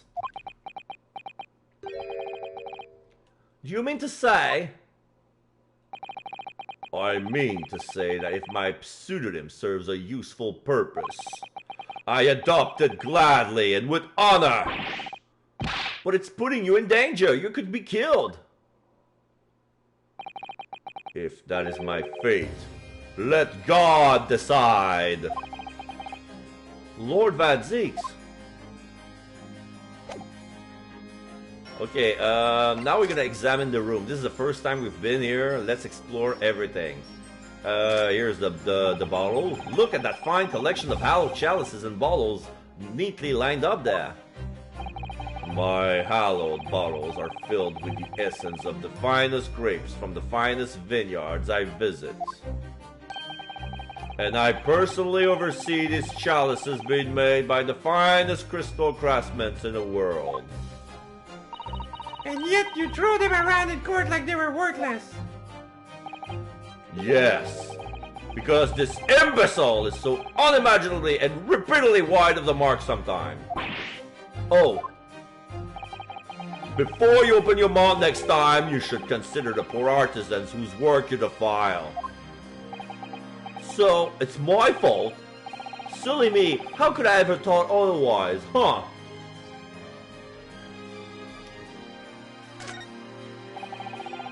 Lord Van Zieks' desk. Look, it's so stylish. And that's a marble chess set beside it. Chess? That's the Western version of our Japanese shogi game, isn't it? You know, I'm actually quite good at shogi problems. Oh, really? You probably like chess problems in that case. I'd love to challenge Lord Van Zieks sometimes to a bout of shogi problems. If you only really want to challenge yourself, you can always do that on your own at home.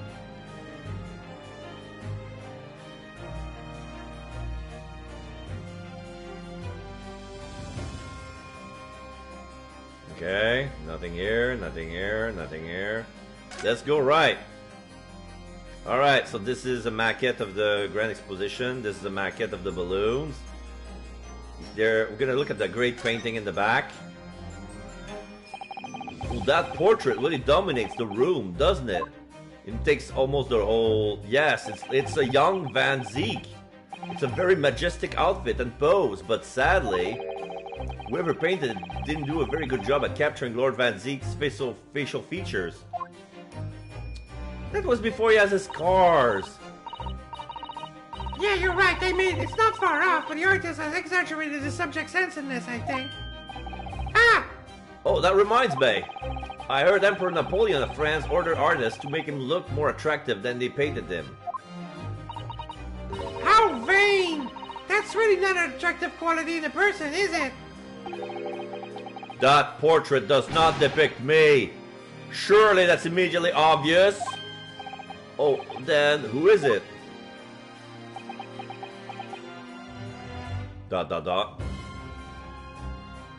Oh, he's never gonna say. Probably his ancestor or his father.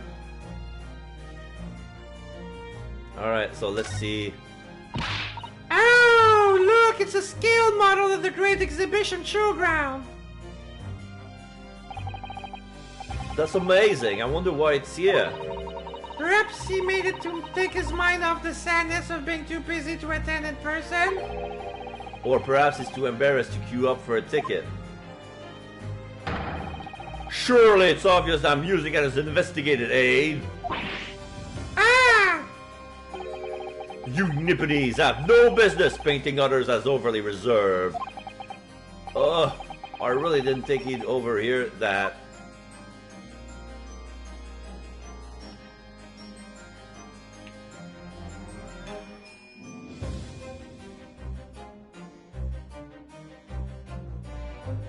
This looks like a steampunk coffee machine, but I don't think this is it. Oh, they're bats! The guy has bats in his room. Oh! Wow, they were bats! I clicked on them and the 1,000 bats lashed out at me. I was shocked, but I was not scared. It's like, oh my god, it's a Batman attack. Lord Van Zeke is a vampire, confirmed. He's a Batman. Yes, the Reaper's familiar, as I'd expect. But what about the mute man in the dark cloak? I thought he was the familiar. Just not the flying kind.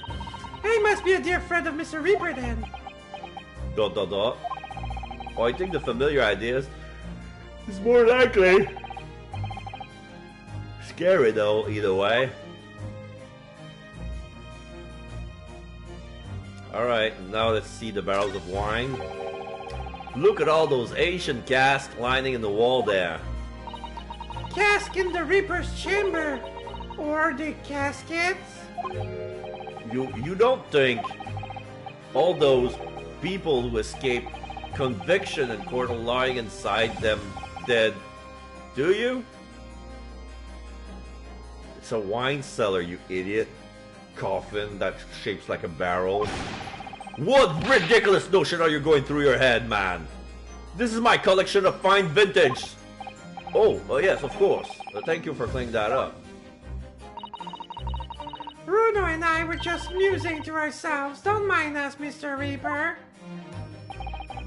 I wouldn't if you hadn't invited yourself to my office to talk nonsense within my earshot.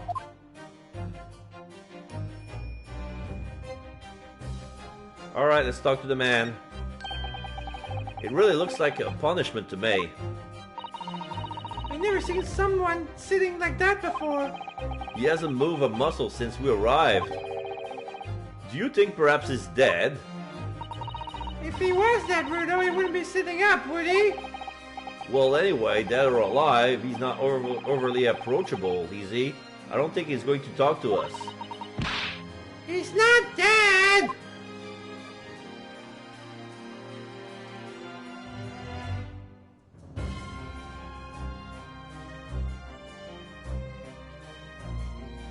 Okay, so what's left to do? Nothing new. Present.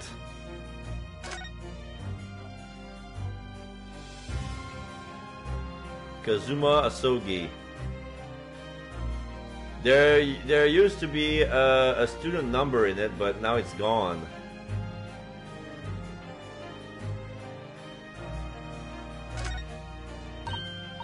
Oh, so you have skilled balances in Japan's too, do you? Well, yes, but nothing like the Old Bailey's huge example. The thing about those scales is, they're only ever in balance right at the start of a trial, aren't they?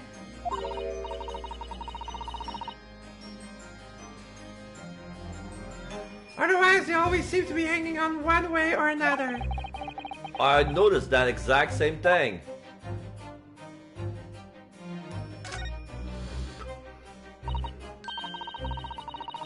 Oh, is this Japanese kanji script embroidered here? Oh, that's right, the name of the armband's owner. Ah, so that's how you write Naruhodo, is it? Actually, no, it's my best friend's name, not mine. He's pronounced Kazuma Asogi. I actually believe this Hardman in some way embodies his spirit, you see. So you have to write all those lines just for one person's name? Kanji is funny, isn't it? That's right. Never mind my feelings about my best friend. It's lines I really want to talk about.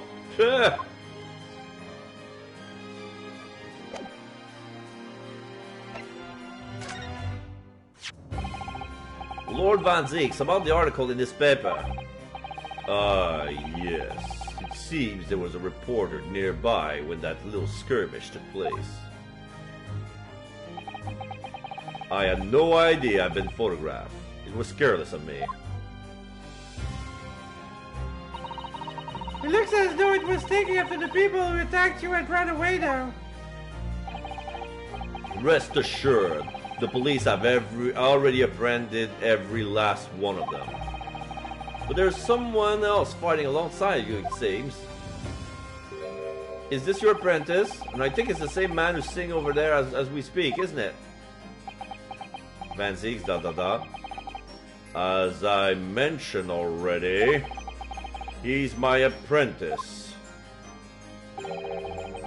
Perhaps you could tell us a little more about him? There you go. He's in my tutelage to become a prosecutor. So you could say he's my apprentice, I suppose. Ah, like you are too early then, Bruno. I don't remember taking an apprenticeship with a great detective. He's currently compiling a report about last night's attack. It looks like he's wearing some kind of a mask. On Lord Strongart's orders. Nobody knows the man's face, or indeed his identity. But why would you agree to take on such a clearly suspicious individual? Lord Strongart's orders again. He's not one of her meaningless follies. There will be a good reason for his actions. Well, I hope you're right. Oh, the man is standing up. And he's looking at us. I can see... Okay, he's pale. Not gray pale, but Ryunosuke pale. We can see his eyes through the mask. There's some sort of circular pattern inside of the mask, like 3 dots. Like maybe some clan of some sort. I don't know. Apprentice, ... Ryunosuke. Oh! He's standing up for the first time. The task is complete? Good. In that case, you can collate all the briefs. He silently bows. Apprentice, ... Ryunosuke, ... Nice to meet you! Apprentice, ... And he leaves. And he's back into his desk. Back to work again. That was really strange, though. I've never met the man before. I didn't even know he existed, and yet somehow it didn't feel like our first encounter. Don't bother trying to converse with him. He says nothing to anybody from outside this office. Lord Strongart has strictly forbidden it. Oh, I see. Why are you so interested in my apprentice anyway? Oh, no, I mean, sorry, I didn't mean to. The way he stood there so casually, yet with that flawless posture. ... It couldn't be.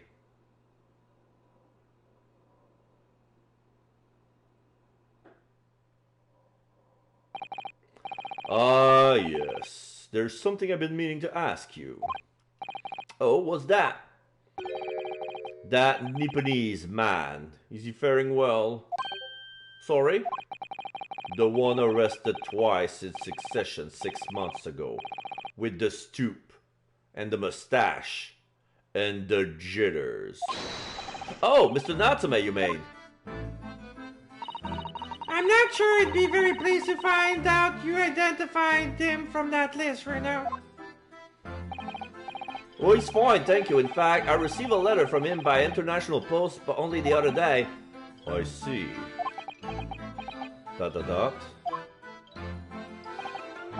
Well, I think we can end our discussion there, don't you? There's little time left before tomorrow's trial. I advise you to spend it investigating the case.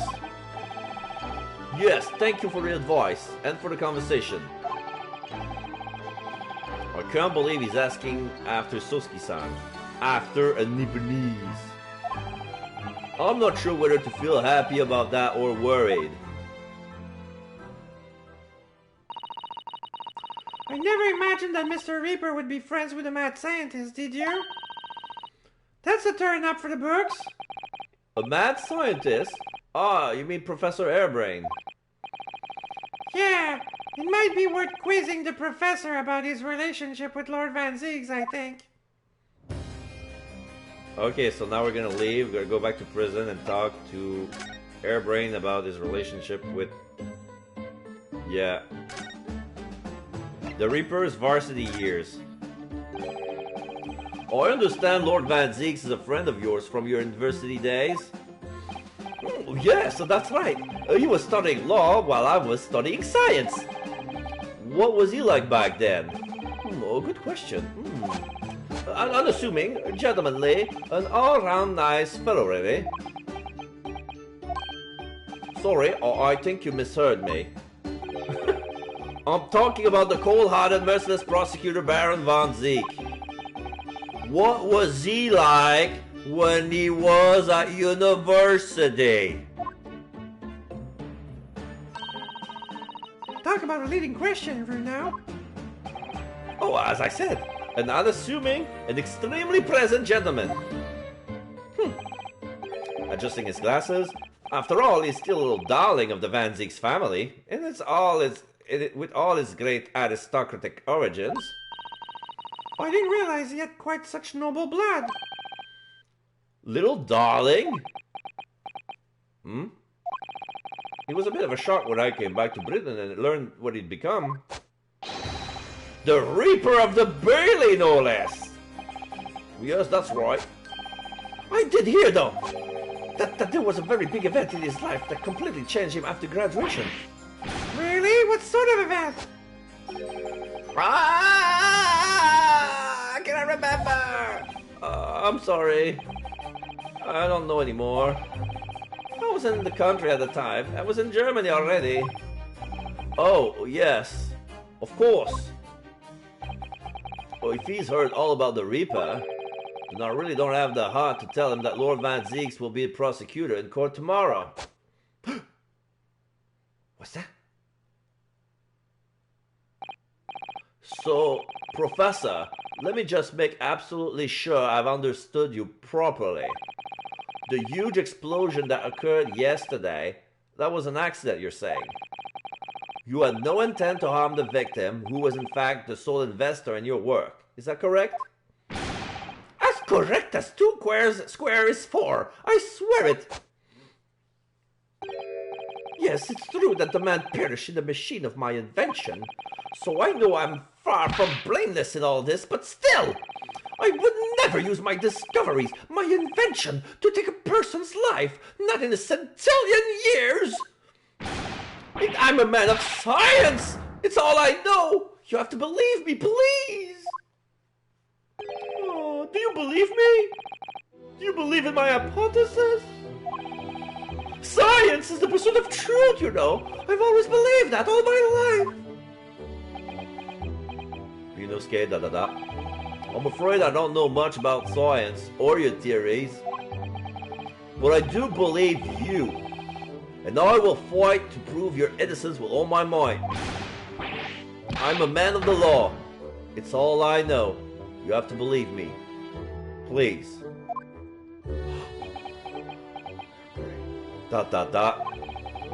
When I went to live in Germany after I graduated, I learned something very important. Nationality, class, lineage, none of that matters. As long as you try your hardest, you can achieve anything. Thank you for that, Professor. And I thank you in advance for defending me tomorrow in court. Alright, Murnau. It's time to visit the Great Exhibition! Sorry? Well, that's where the incident happened, isn't it? You said at gunpoint that we were gonna go to the Great Exhibition! Now it's time to go to the Great Exhibition! You're coming with me, whether you like it or not! I mean it! I'm gonna shoot your face! Yes, I suppose that's true. Time to investigate at last. Alright, let's go to the Great Exhibition. Because I've been threatened at gunpoint. I've been taken hostage to go to the Great Exhibition. The experimentation stage at the Great Exhibition of the crime. Alright. We're gonna see Gregson, that's for sure. He's gonna say, oi, oi, oi, oi, oi, oi, oi, what's going on here? You can't come here. This is police area only. 22nd of October, the Great Exhibition grounds, foot of the Crystal Tower. Alright, we can see the stairs to the exhibition that goes to the left. We see a hedge wall made and with tall tree bushes. And there's two cops that are blocking the entrance of the edge hall that is the main entrance of the Crystal Tower. And there's some sort of there's a pieces of yellow machinery that fell next to one of those tree bush. And there's some sort of piece of cloth, torn, green, in the middle of the floor, and some debris on the bottom right. We're gonna explore this. Tam-tam! Oh, the showgrounds are a little too big for my liking. We've been walking around in dense crowds for 2 hours now, and I felt myself swooning 3 times. There are a lot of people, aren't there? I've almost been trodden on 3 times too. Be careful, won't you, Iris? Don't let go of my hand. We finally made it through the Strongs, though, by the look of it. Here we are, underneath the public experimentation stage where the explosion happened yesterday. Okay. There's a question mark, ... Now we can see up high on the scaffolding, 2 cops investigating the debris of the Crystal Tower. Like one of the vitrals has been broken, and they're looking at the broken glass. ...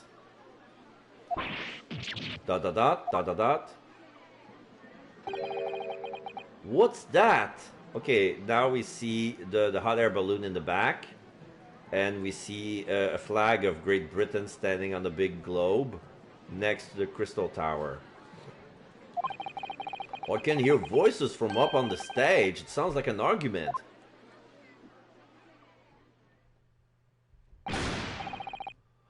Oh my god, Gina's back. She's been out of jail. Right, I've had it with you this time. I'm warning you, I'll arrest you in a minute. I'm gonna change Gina's voice. Oh yeah? Go on then, Spectre, give it a shot. You ain't got no evidence and you know it. Wait, I know those voices. You've got a cheeky old man on you, young lady. But a night in the cell will teach you some manners. Oi! Nom, nom, nom, nom. Nom, nom, nom, nom, nom. Just try it, I dare ya, if you want that bag of chips rammed down your throat. Yoo-hoo! Gregsy! What are you doing up there? Gregson, ...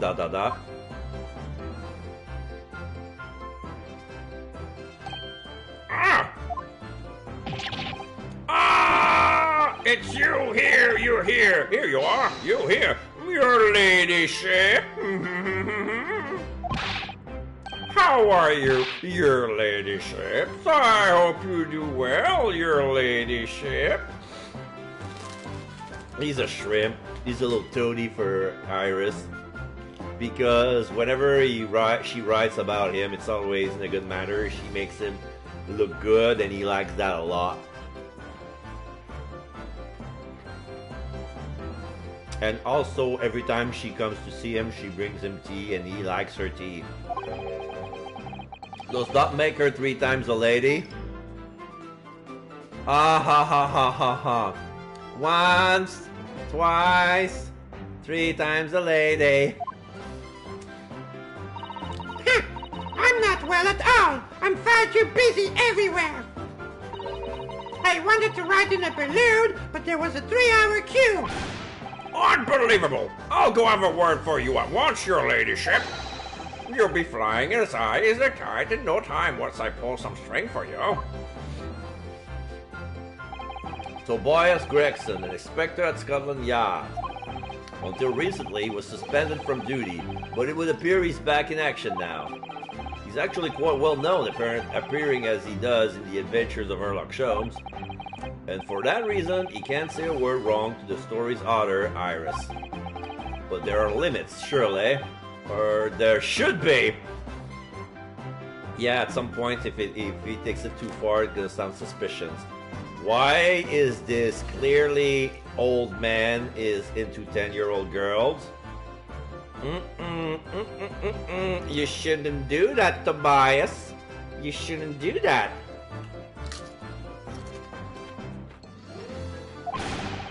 Hey! Watch it, sunshine! Sorry. What gives them? Don't tell me you're on this case.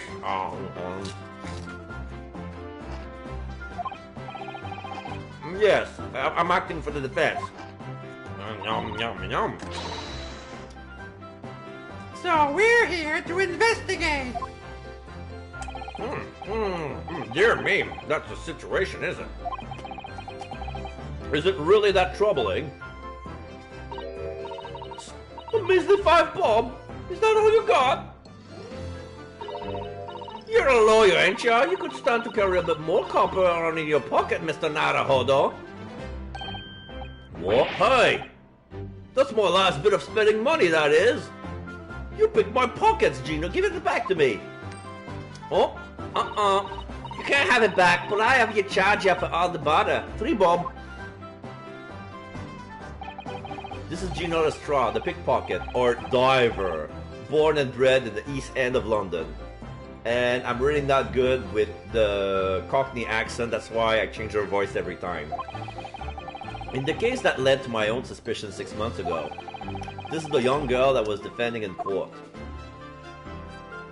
Oi! What's your problem, Eduardo? Diver? Pickpocket? What's with all the name calling? You want a bag of chips rammed down your throat and all, do ya? Oh, I thought you were proud to be a diver, Gina. You were just arguing with Inspector Gregson about it, weren't you? Oh, I assume you've been up to your usual tricks here at the showground. Oh, I ain't no way to talk to a lady, Otto. Also years half a year's long time. People can change. I'm an apprentice now, learning to be a Scotland Yard detective. What? So you have to call me what everyone else does. It's Inspector Lestrade now. Oh my fucking god. She has a badge. 997. She is the real Inspector Lestrade to Sherlock Holmes stories. Oh my fucking... Why?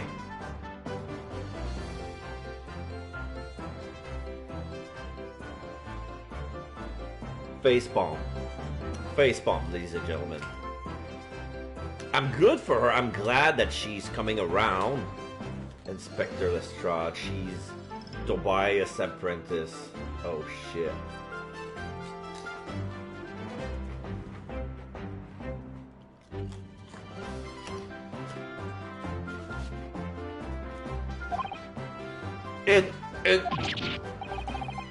Inspector? Oh, that badge is homemade, surely. Oh, no, the inspector part is entirely accurate. No one calls her that, actually. For what it's worth, anyway, investigating is off the cards for all of us.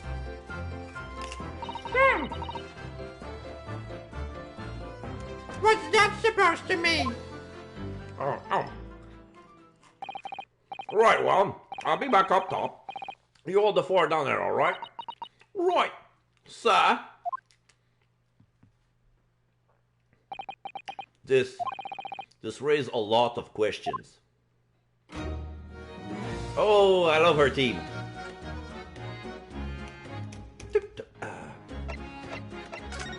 Alright, let's talk about Gina. It was 8 months ago now that I first encountered Gina, in connection with a case I was working on. At the time, she was living in the East End with a group of other orphans. She helped all of them survive by pickpocketing, but then she got embroiled in the murder. I had a lot of time to think in prison. I realized I couldn't go on like I was. The diving weren't working out. Oh, I'm so pleased to hear, Jeannie. Well done. So you went from being a pickpocket to a detective? Well, you got it. Good in it. Inspector Lestrade. Sounds like something out of the book, eh? Talk about the sea change. And then there's Iris's old man to think about. Iris's father, you mean? Yeah, I promised her, didn't I? I said I'd get her the police forces around the world to put all this stop looking for him. Just a small promise then, huh? Nothing serious. Oh, Jeannie, you're so sweet. So anyway, that's how I had to go on the test for Scotland Yard. Only trouble is, I don't read so well, do I? You and me both. Yeah, she never learned to read. So yeah, when she got to school, whoop. I don't read so well, do I? Just a small problem, nothing serious. And that's when Hurley approached Gregsy and asked for help. So the inspector said he would take full responsibility for Jeannie and made her sort of an apprentice. That was very magnanimous of Inspector Gregson, and brave. Well, you know Hurley. He enjoys finding ways to make people do what he wants. The great detective likes digging for dirt, in other words. So, the long and the short of it is, if you got a question about the case, you can ask Inspector Lestrade. Right then, Inspector.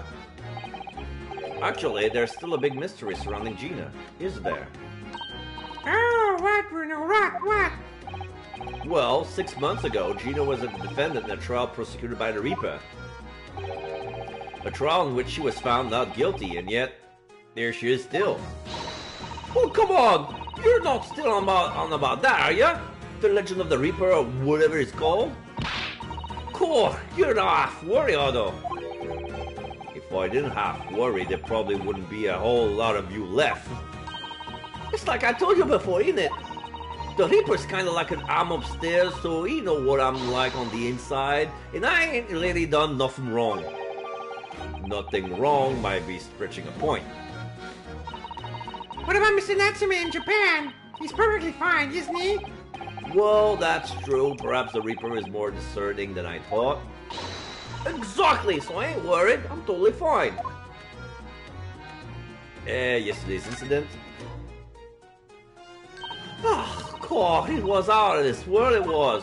The brainy bloke put a bunch of levers in his machine and suddenly it started billowing smoke. The engine just went pop. I ain't seen a better experiment here yet. Sorry? You mean you saw it, Jeannie? With your own eyes? Yeah, of course. The boss is in charge, ain't he? Of keeping everything running smooth, I mean. The boss being Inspector Gregson, I suppose. That's going to take some getting used to. So all I have to say is I'm on the duty, and I can do whatever I want to. Get this! I was up in one of them flying balloons when it happened, watching it from above. No! You're so lucky, Jeannie. I'm so mad at you. I fucking hate you so much. Maybe I should join Scotland Yard too. Yeah, do it! You know how to put the boss in his place already, right? Iris? Yeah, no trouble at all. Then it's settled. When do I start? No. You cannot join Scotland Yard, Iris. We'll see. Anyway, what I don't understand is this.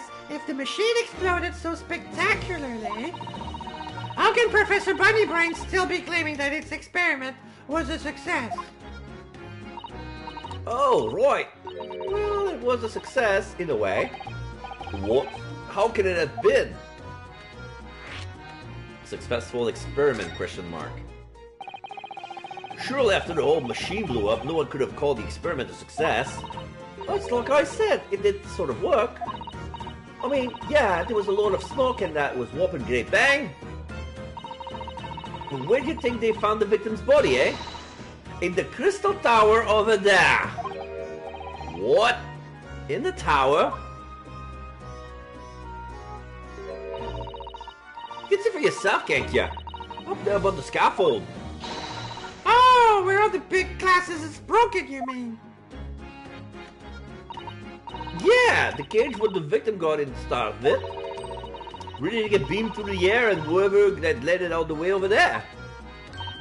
So, you see? It didn't kind of work, didn't it? What? Oh, I don't believe it.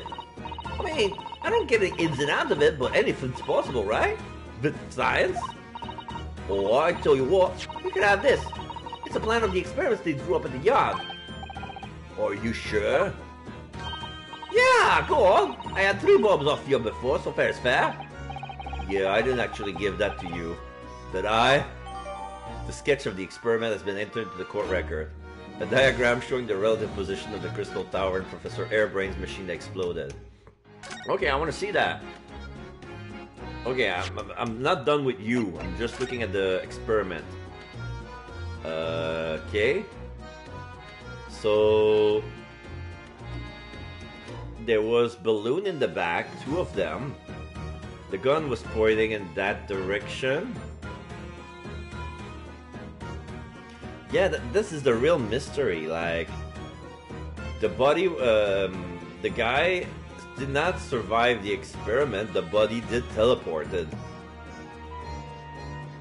But I believe there was a trick. There's no such thing as teleportation. There's no such thing as science. You know what I mean? Oh. What can we deduce? Okay.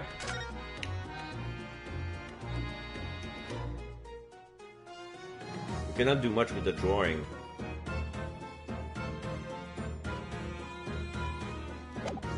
Okay. About the investigation. Something Inspector Gregson said before seems like a little strange. For what it's worth, anyway, investigating is off the cards for all of us. Yes, naughty old Gregsy ran after that without explaining himself. Alright, that.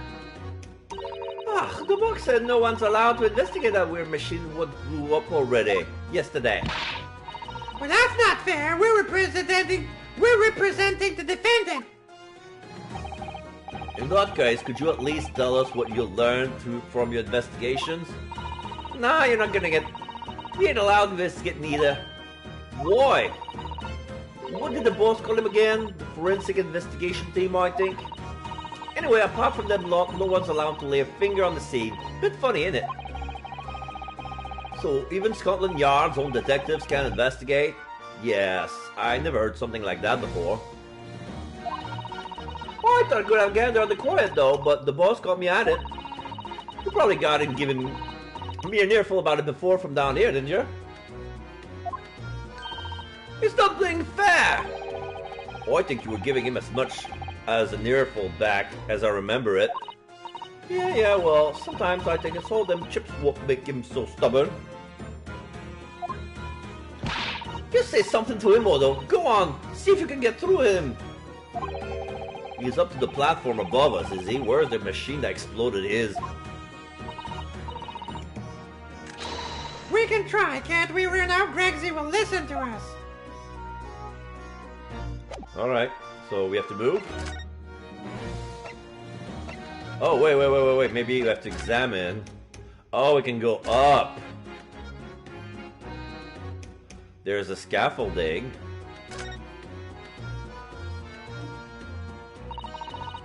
That's where the cove ended up in an instant Guinnesses or whatever they call it. There, of course. And yet they're calling the experiment a success? What's the wooden scaffold there for? The cop. What's the scaffold there for? Oh, the coppers, our lads set it up after the incident happened. To get to the body down, I think. Don't know, really. Didn't you help to erect the scaffold then? Nah, look on duty's more my thing. Wandering around the exhibition and keeping a lookout for the fun stuff. Mind Gregson doesn't hear you saying that, or he'll give you the boot. It's incredible though, isn't it? I mean, could the victim really have bridged that gap by some sort of invisible kinesis?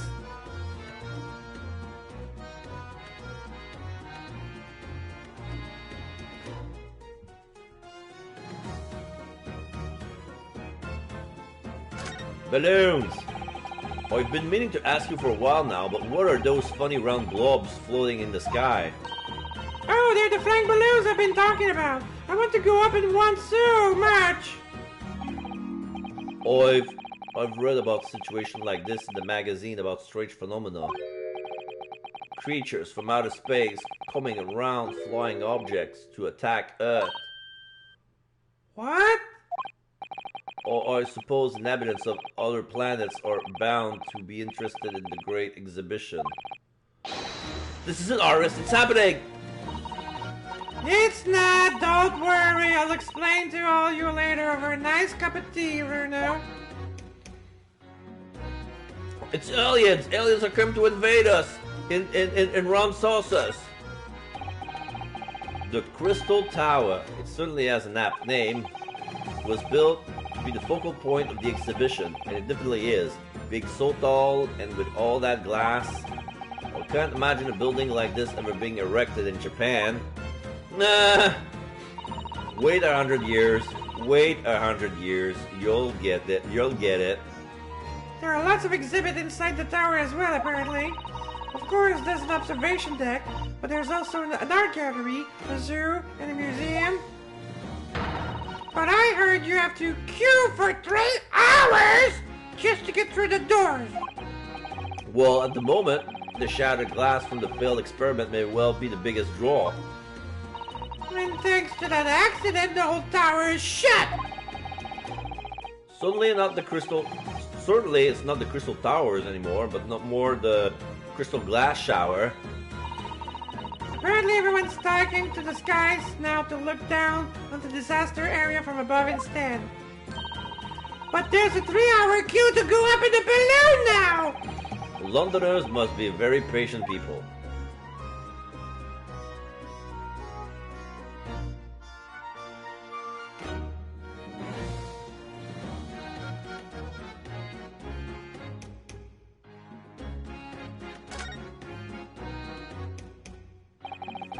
This platform must have been set up for the experiment, I suppose. It's very high up.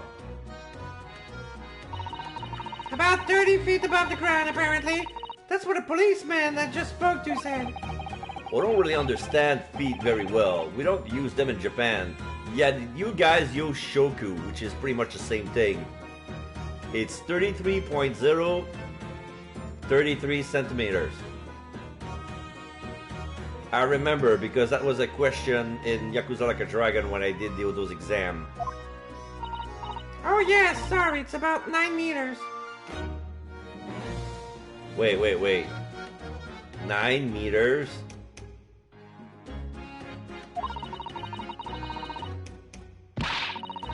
But so Wait, let me check. Oh, okay. 30 feet is 9 meters. Okay. That makes more sense. 30 feet, because 1 feet doesn't make 9 meters.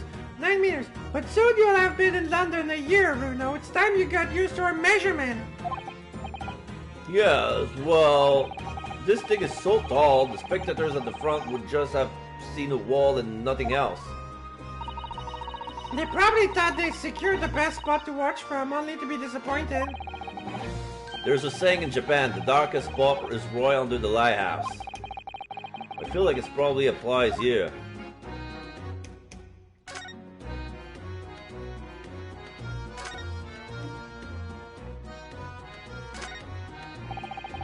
The stairs obviously lead to the stage above. We should go up there and investigate the exact spot where the experiment was being conducted. Alright, I clicked on the stairs and we're moving. 22nd of October, the Great Exhibition Grounds Experimentation Stage. It still sparkles. That thing is still wired? Yeah, we see some guns, I see, like, so that's it, the machine that blew up. There's still a live current inside the machine, like it's still sparking. Oh, it must have been a magnificent explosion, and I've seen my fair share. You've seen things like this before, you mean? Of course, Hurley's always doing an experiment that ends in a bang. In fact, it's his own words. Explosions are the very essence of chemistry. Oh, that might explain the smell of burning that frequently comes wafting up the stairs. Oh, one time he made something that exploded with such force, he took the roof off the building. I wish you'd been there to see it, Bruno. It was so beautiful. It's hard to get too excited about that. Given that I now live in the roof. Well, anyway, that's enough about that. It's time to investigate. All right, let's see what we can find. Oh, Gregson is here. Oh, look, Inspector Gregson is over there. He seems to be deep in thought about something, whilst eyeing up the machine carefully. Really? He just looked confused to me. Yeah, look confused. Okay, let's examine. We're gonna talk to him later. Here's the Ferris wheel. What is that gigantic thing over there? It looks like an enormous water wheel. Oh, that's a Ferris wheel. There'll be people riding inside those little cabins you can see. Why? Well, they rotate nice and slowly, so it's a wonderful way to see the surrounding scenery. Wait, it's turning? But it looks completely still. No, keep looking. It's turning so slowly, one complete revolution takes about half an hour. Keep looking at it, you'll see it's moving, it's moving. Look at it, keep looking. If you were mad enough to go in one, it would be more fun to whiz around fast, don't you think? I feel as though you might have just invented a new sort of ride there, you know? Yes, you did. It ripped itself apart magnificently, didn't it? Magnificently and mercilessly. So someone stands in the middle of the machine to be disassembled and then beamed through the air? Yes, beam! Not blasted! That's the point! Yeah, that part's crucial, really. Is something like that even possible, though, Iris? Oh, Bruno, I'm just a child. How should I know? A child when it suits you, you may. From what I can tell, I think if you were just to pull... Stop! Don't touch that! If you were to pull this lever over here... No! That was practically instantaneous kinesis in the way you flew over just now, Gregsy. Oh, please, your ladyship. I didn't mean to startle you, but I can't let you touch anything up here. So sorry. You could have some of our latest special plan to make up for it. Oh. Gulp, gulp, gulp. Okay, I'm gonna take a sip. Sip of water. Wonderful! This stuff really is wonderful.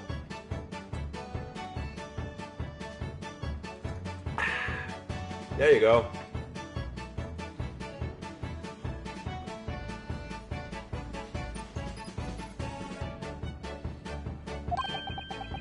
Well, it's just like old times. This is...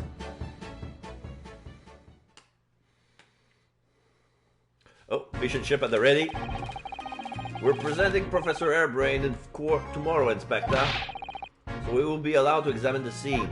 We should be allowed to examine the scene. Ha!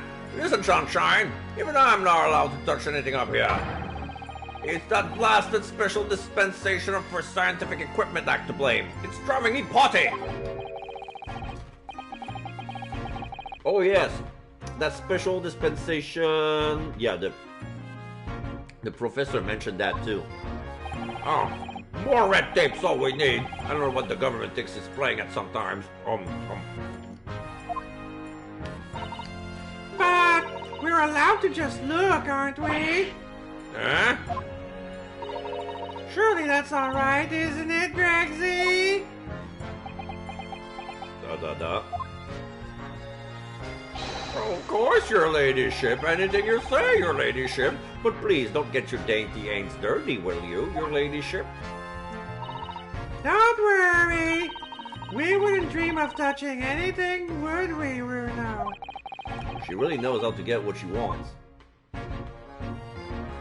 Okay, let's converse. Government policy. Using high voltage electricity to somehow disassemble a man's body and then beam him across the crystal tower is an extraordinary thing to attempt, especially in public. Yeah, true. It was by far the most unusual of the experiment plan on the exhibition line. To be honest, I'm a bit surprised it was allowed. Carrying out something so dangerous with so many spectators present, I mean. The government doing everything it can to promote new science and technology at the moment. They're more worried about being ahead of the game than the odds spot of public safety infringement.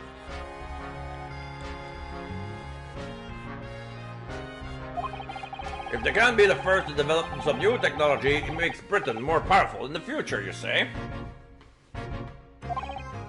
Yes, I suppose that's true in a way.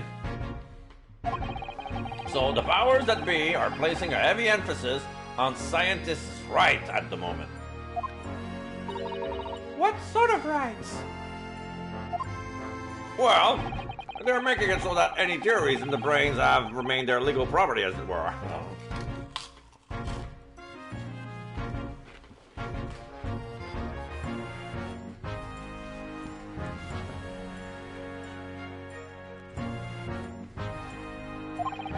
Right through developing it into a practical idea and even going into production. Which is the infuriating reason us coppers aren't allowed to touch this crime scene. Because the new Highfalutin Special Dispensation for Scientific Equipment Act. Highfalutin Special Dispensation for Scientific Equipment Act forbids it. Oh,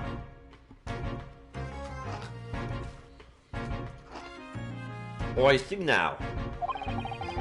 The only people with permission to investigate here are some brand new department at the Yard. The Forensic Investigation Team, it's called. We've been relegated to keeping guard. The Forensic Investigation Team? Any old fool can see that this heap of scrap metal was a sham to begin with. But just because it says scientific equipment on the paperwork, we can't do a flaming thing with it. Oh, poor Gregsy. He's very het up. He's very heated up, isn't he? I think he's supposed to mean he's very heated up. But he says he's very het up, isn't he? Alright, that special dispensation. Remind me again, what's this new legal act that means we're not allowed to touch the scene here? Are you having me at it, Sunshine? It's the Special Dispensation for Scientific Equipment Act. Yes. I think Hurley mentioned that recently, with a real twinkle in his eye, as I remember. Oh, I'm sure he did, your ladyship. I'm sure he did. Fast especially for this great exhibition it was. All scientists have to do is present their ideas or invention to come suit in the civil service. And if it gets rubber stamped, that's a guarantee of rights to maintain the invention's confidentiality. What does that really mean? Think about it. Think of all the words-changing new invention on display every day at this exhibition. Although a good half of them are little cobblers, if you ask me, put forward by shammers like yourself. Oh.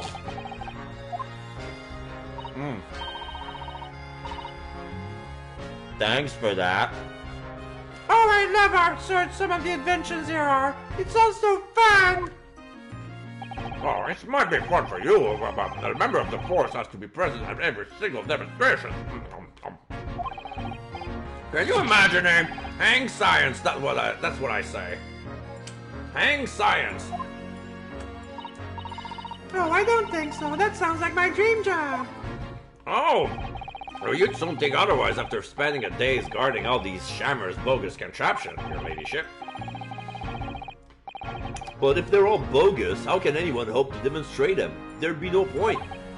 Yeah, well, there is a point, sadly. Sorry? Thanks to another of our government's bright ideas, if any theory of innovation is deemed to show potential, the government hands out a research grant. The scientist gets funding? Exactly. And that's what they're all after. All these shammers coming from far and wide to clog up Hyde Park. And who has to keep them all safe, huh? Who has to smile politely and welcome them? Us copper, that's who. So you can see why I can see it now, can't you? Hang science! Hang it all! Oh, maybe I can see your point. Professor Airbrain. Apparently, Professor Airbrain lives and works in Germany now, conducting his research. Oh, that's right. Came back to Britain, especially for the great exhibition, as I understand it. Probably after one of the government's research grants. Actually, we learned someone else about the professor earlier today. About his time in further education. It turns out he was at university with someone we both know. Lord Van Zieks. Oh, yeah.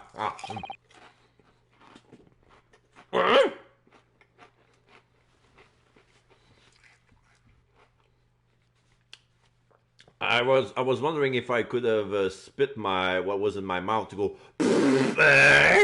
What's that? That's news to me. Didn't work out well. But if Van Zieks mans the prosecution, then as the accused, the professor's fate is sealed, because the Reaper will get him one way or the another. Blimey! That man's beyond me. I don't know what goes on in his head of his. Talking of Van Zieks, this morning's papers read the story of him being attacked. Read that? Oh yes, but Mr. Reaper is completely fine. Nothing to worry about. Yeah, yes, right. Glad to hear it. Still the Reaper, huh? How long is that business gonna keep up, I wonder? The mystery of the Reaper. The victim in this case, the investor, Mr. Asman, was another of the Reaper's victims, or so I heard. Gregson, Lord Baroque Van Zieks is a top-class prosecutor. But even he can't always push the right verdict through. Sometimes justice just can't win. Yes, I've heard about jurors being bribed and evidence being falsified.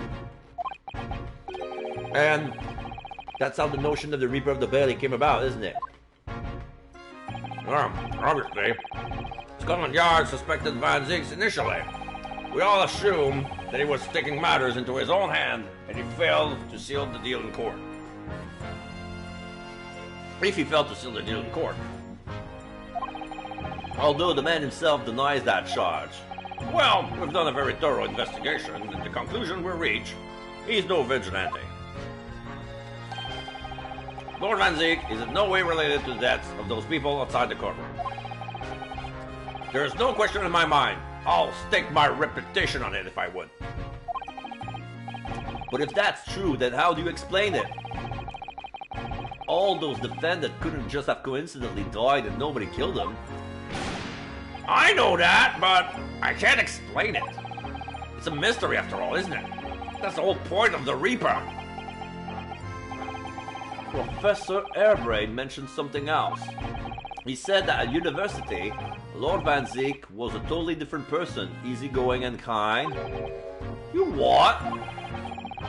He said that it was after they both graduated that something happened to change the man. Do you have any idea what it was?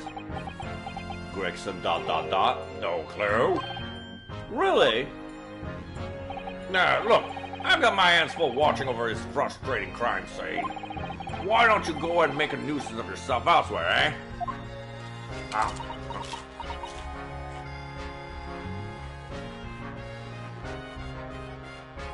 Iris will have none of it. She's ...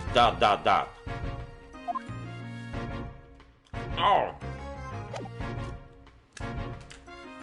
Okay. Let's keep investigating. I don't think we're gonna break through this case in the next 10 minutes. It's getting late. And I'm getting hungry.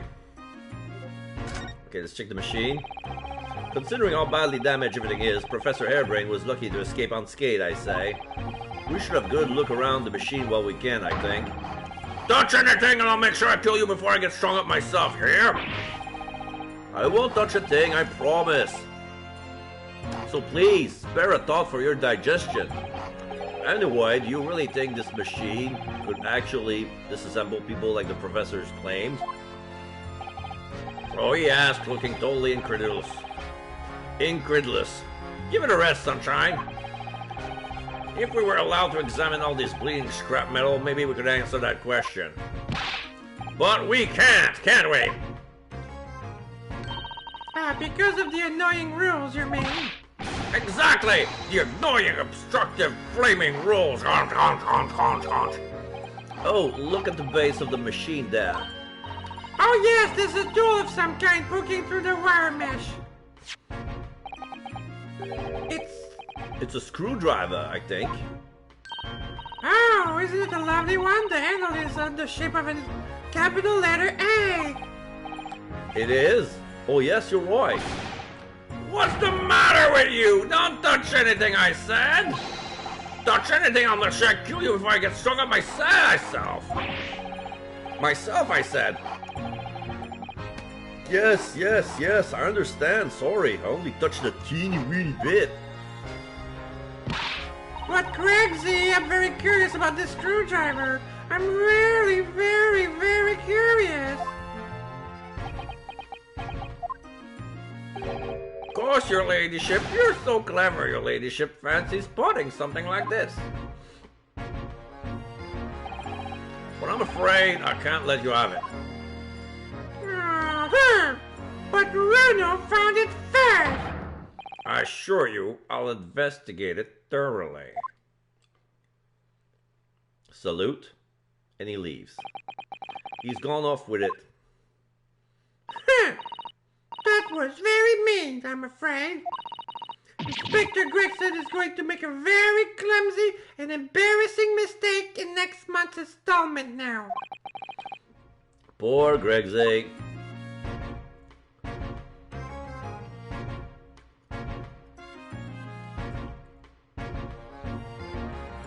Oh yeah, we cannot do anything else. We cannot look at anything else. Oh, besides this thing in the back. There are all sorts of strange buildings there in the great exhibition grounds, aren't there? Oh, I seem to remember something similar being exhibited in Japan one time. Oh, in your country, you know? I do wish I could go and see it. I'd present a particularly steely samurai with a present of one of Hurley's stories I've written especially. And see if I couldn't get Hurley into a jam against some Bartitsu master ninjas. Bartitsu master. You might not find as many of those sort of people around as you think. Oh, well that's dull. Oh, but I do know a prosecutor with a Konmagi top knot I could introduce you to. Oh, a Konmagi! Really? You think I could have my picture taken with him? Do you? Assuming he recovered from the trim Kazuma gave him a year ago, yes. No, he didn't. Spoiler alert, he did not. Okay, so now we're looking at the gun. That looks like a giant megaphone. And there's a giant antenna. We're gonna look at the balloons. So those are people carrying balloons dangling silently in the skies of London. Always thought the day would come when humans would rediscover how to fly. But I never imagined it would involve them being suspended from colorful, floating Tamari handballs. Tamari handballs. I'm sure it must feel amazing being up there among the clouds. Let's take a ride together, Bruno. Please. Do you mind waiting for 3 hours? No! I'm being perfectly honest, I would like to try it. But without a cast iron guarantee that the thing won't plummet into the ground, I'm too scared. I have visions from the future. Something about a Heinberg. Something about Heinberg. I cannot say anything more. Oh, well, in that case, I should tell you what Hurley said. It's physically impossible for a flying balloon to plummet to the ground as long as it doesn't explode. Yes. Call me crazy, but I think that exploding part might play on my mind a little. Okay, here's the machine part. That amazing orange-shaped device is pointing towards the Crystal Tower. I suppose once people are disassembled by the machine, they're shot out of that thing wherever they're going. I don't think it was supposed to shoot anything, Bruno. It was set up to beam people to the Crystal Tower where they'll be reconstructed in their original form. Well, I don't like the look of it. If it was as amazing as it looked, the accident wouldn't have happened in the first place, of course. I suppose that's true, yes. But nothing ever goes according to plan, does it?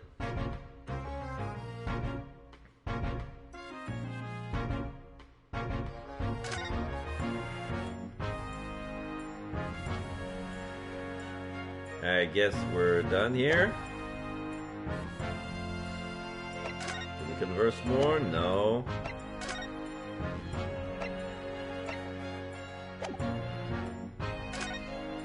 Show Suite, experimentation stage. We can go back. Oh no, this is where we are. Prosecutor office, prison.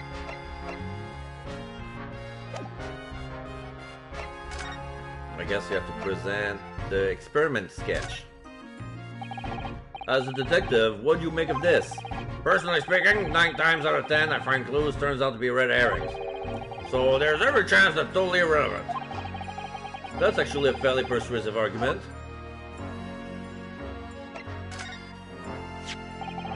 Inspector, have you read this paper? Yeah, 2 unwelcome blasts back to back. This one at the exhibition and the Ripper getting attacked. Why no? Terrible news to wake up to, wasn't it? Tried to pretend I hadn't read it and turned over to over 40 winks. Turned over for another 40 winks. Thanks to that, I was laid up and got a roasting from the super. Some mornings are like that, aren't they?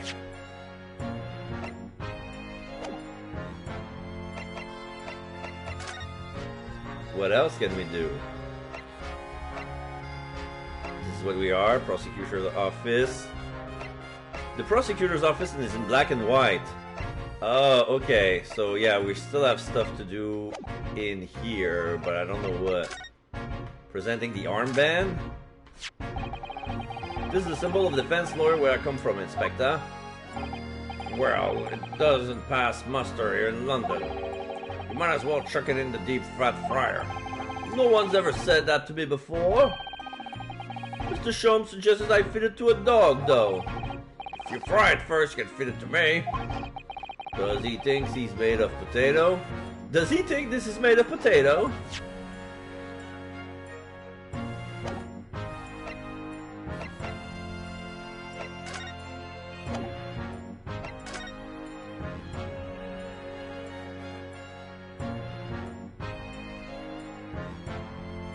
I cannot go back down. Or can I?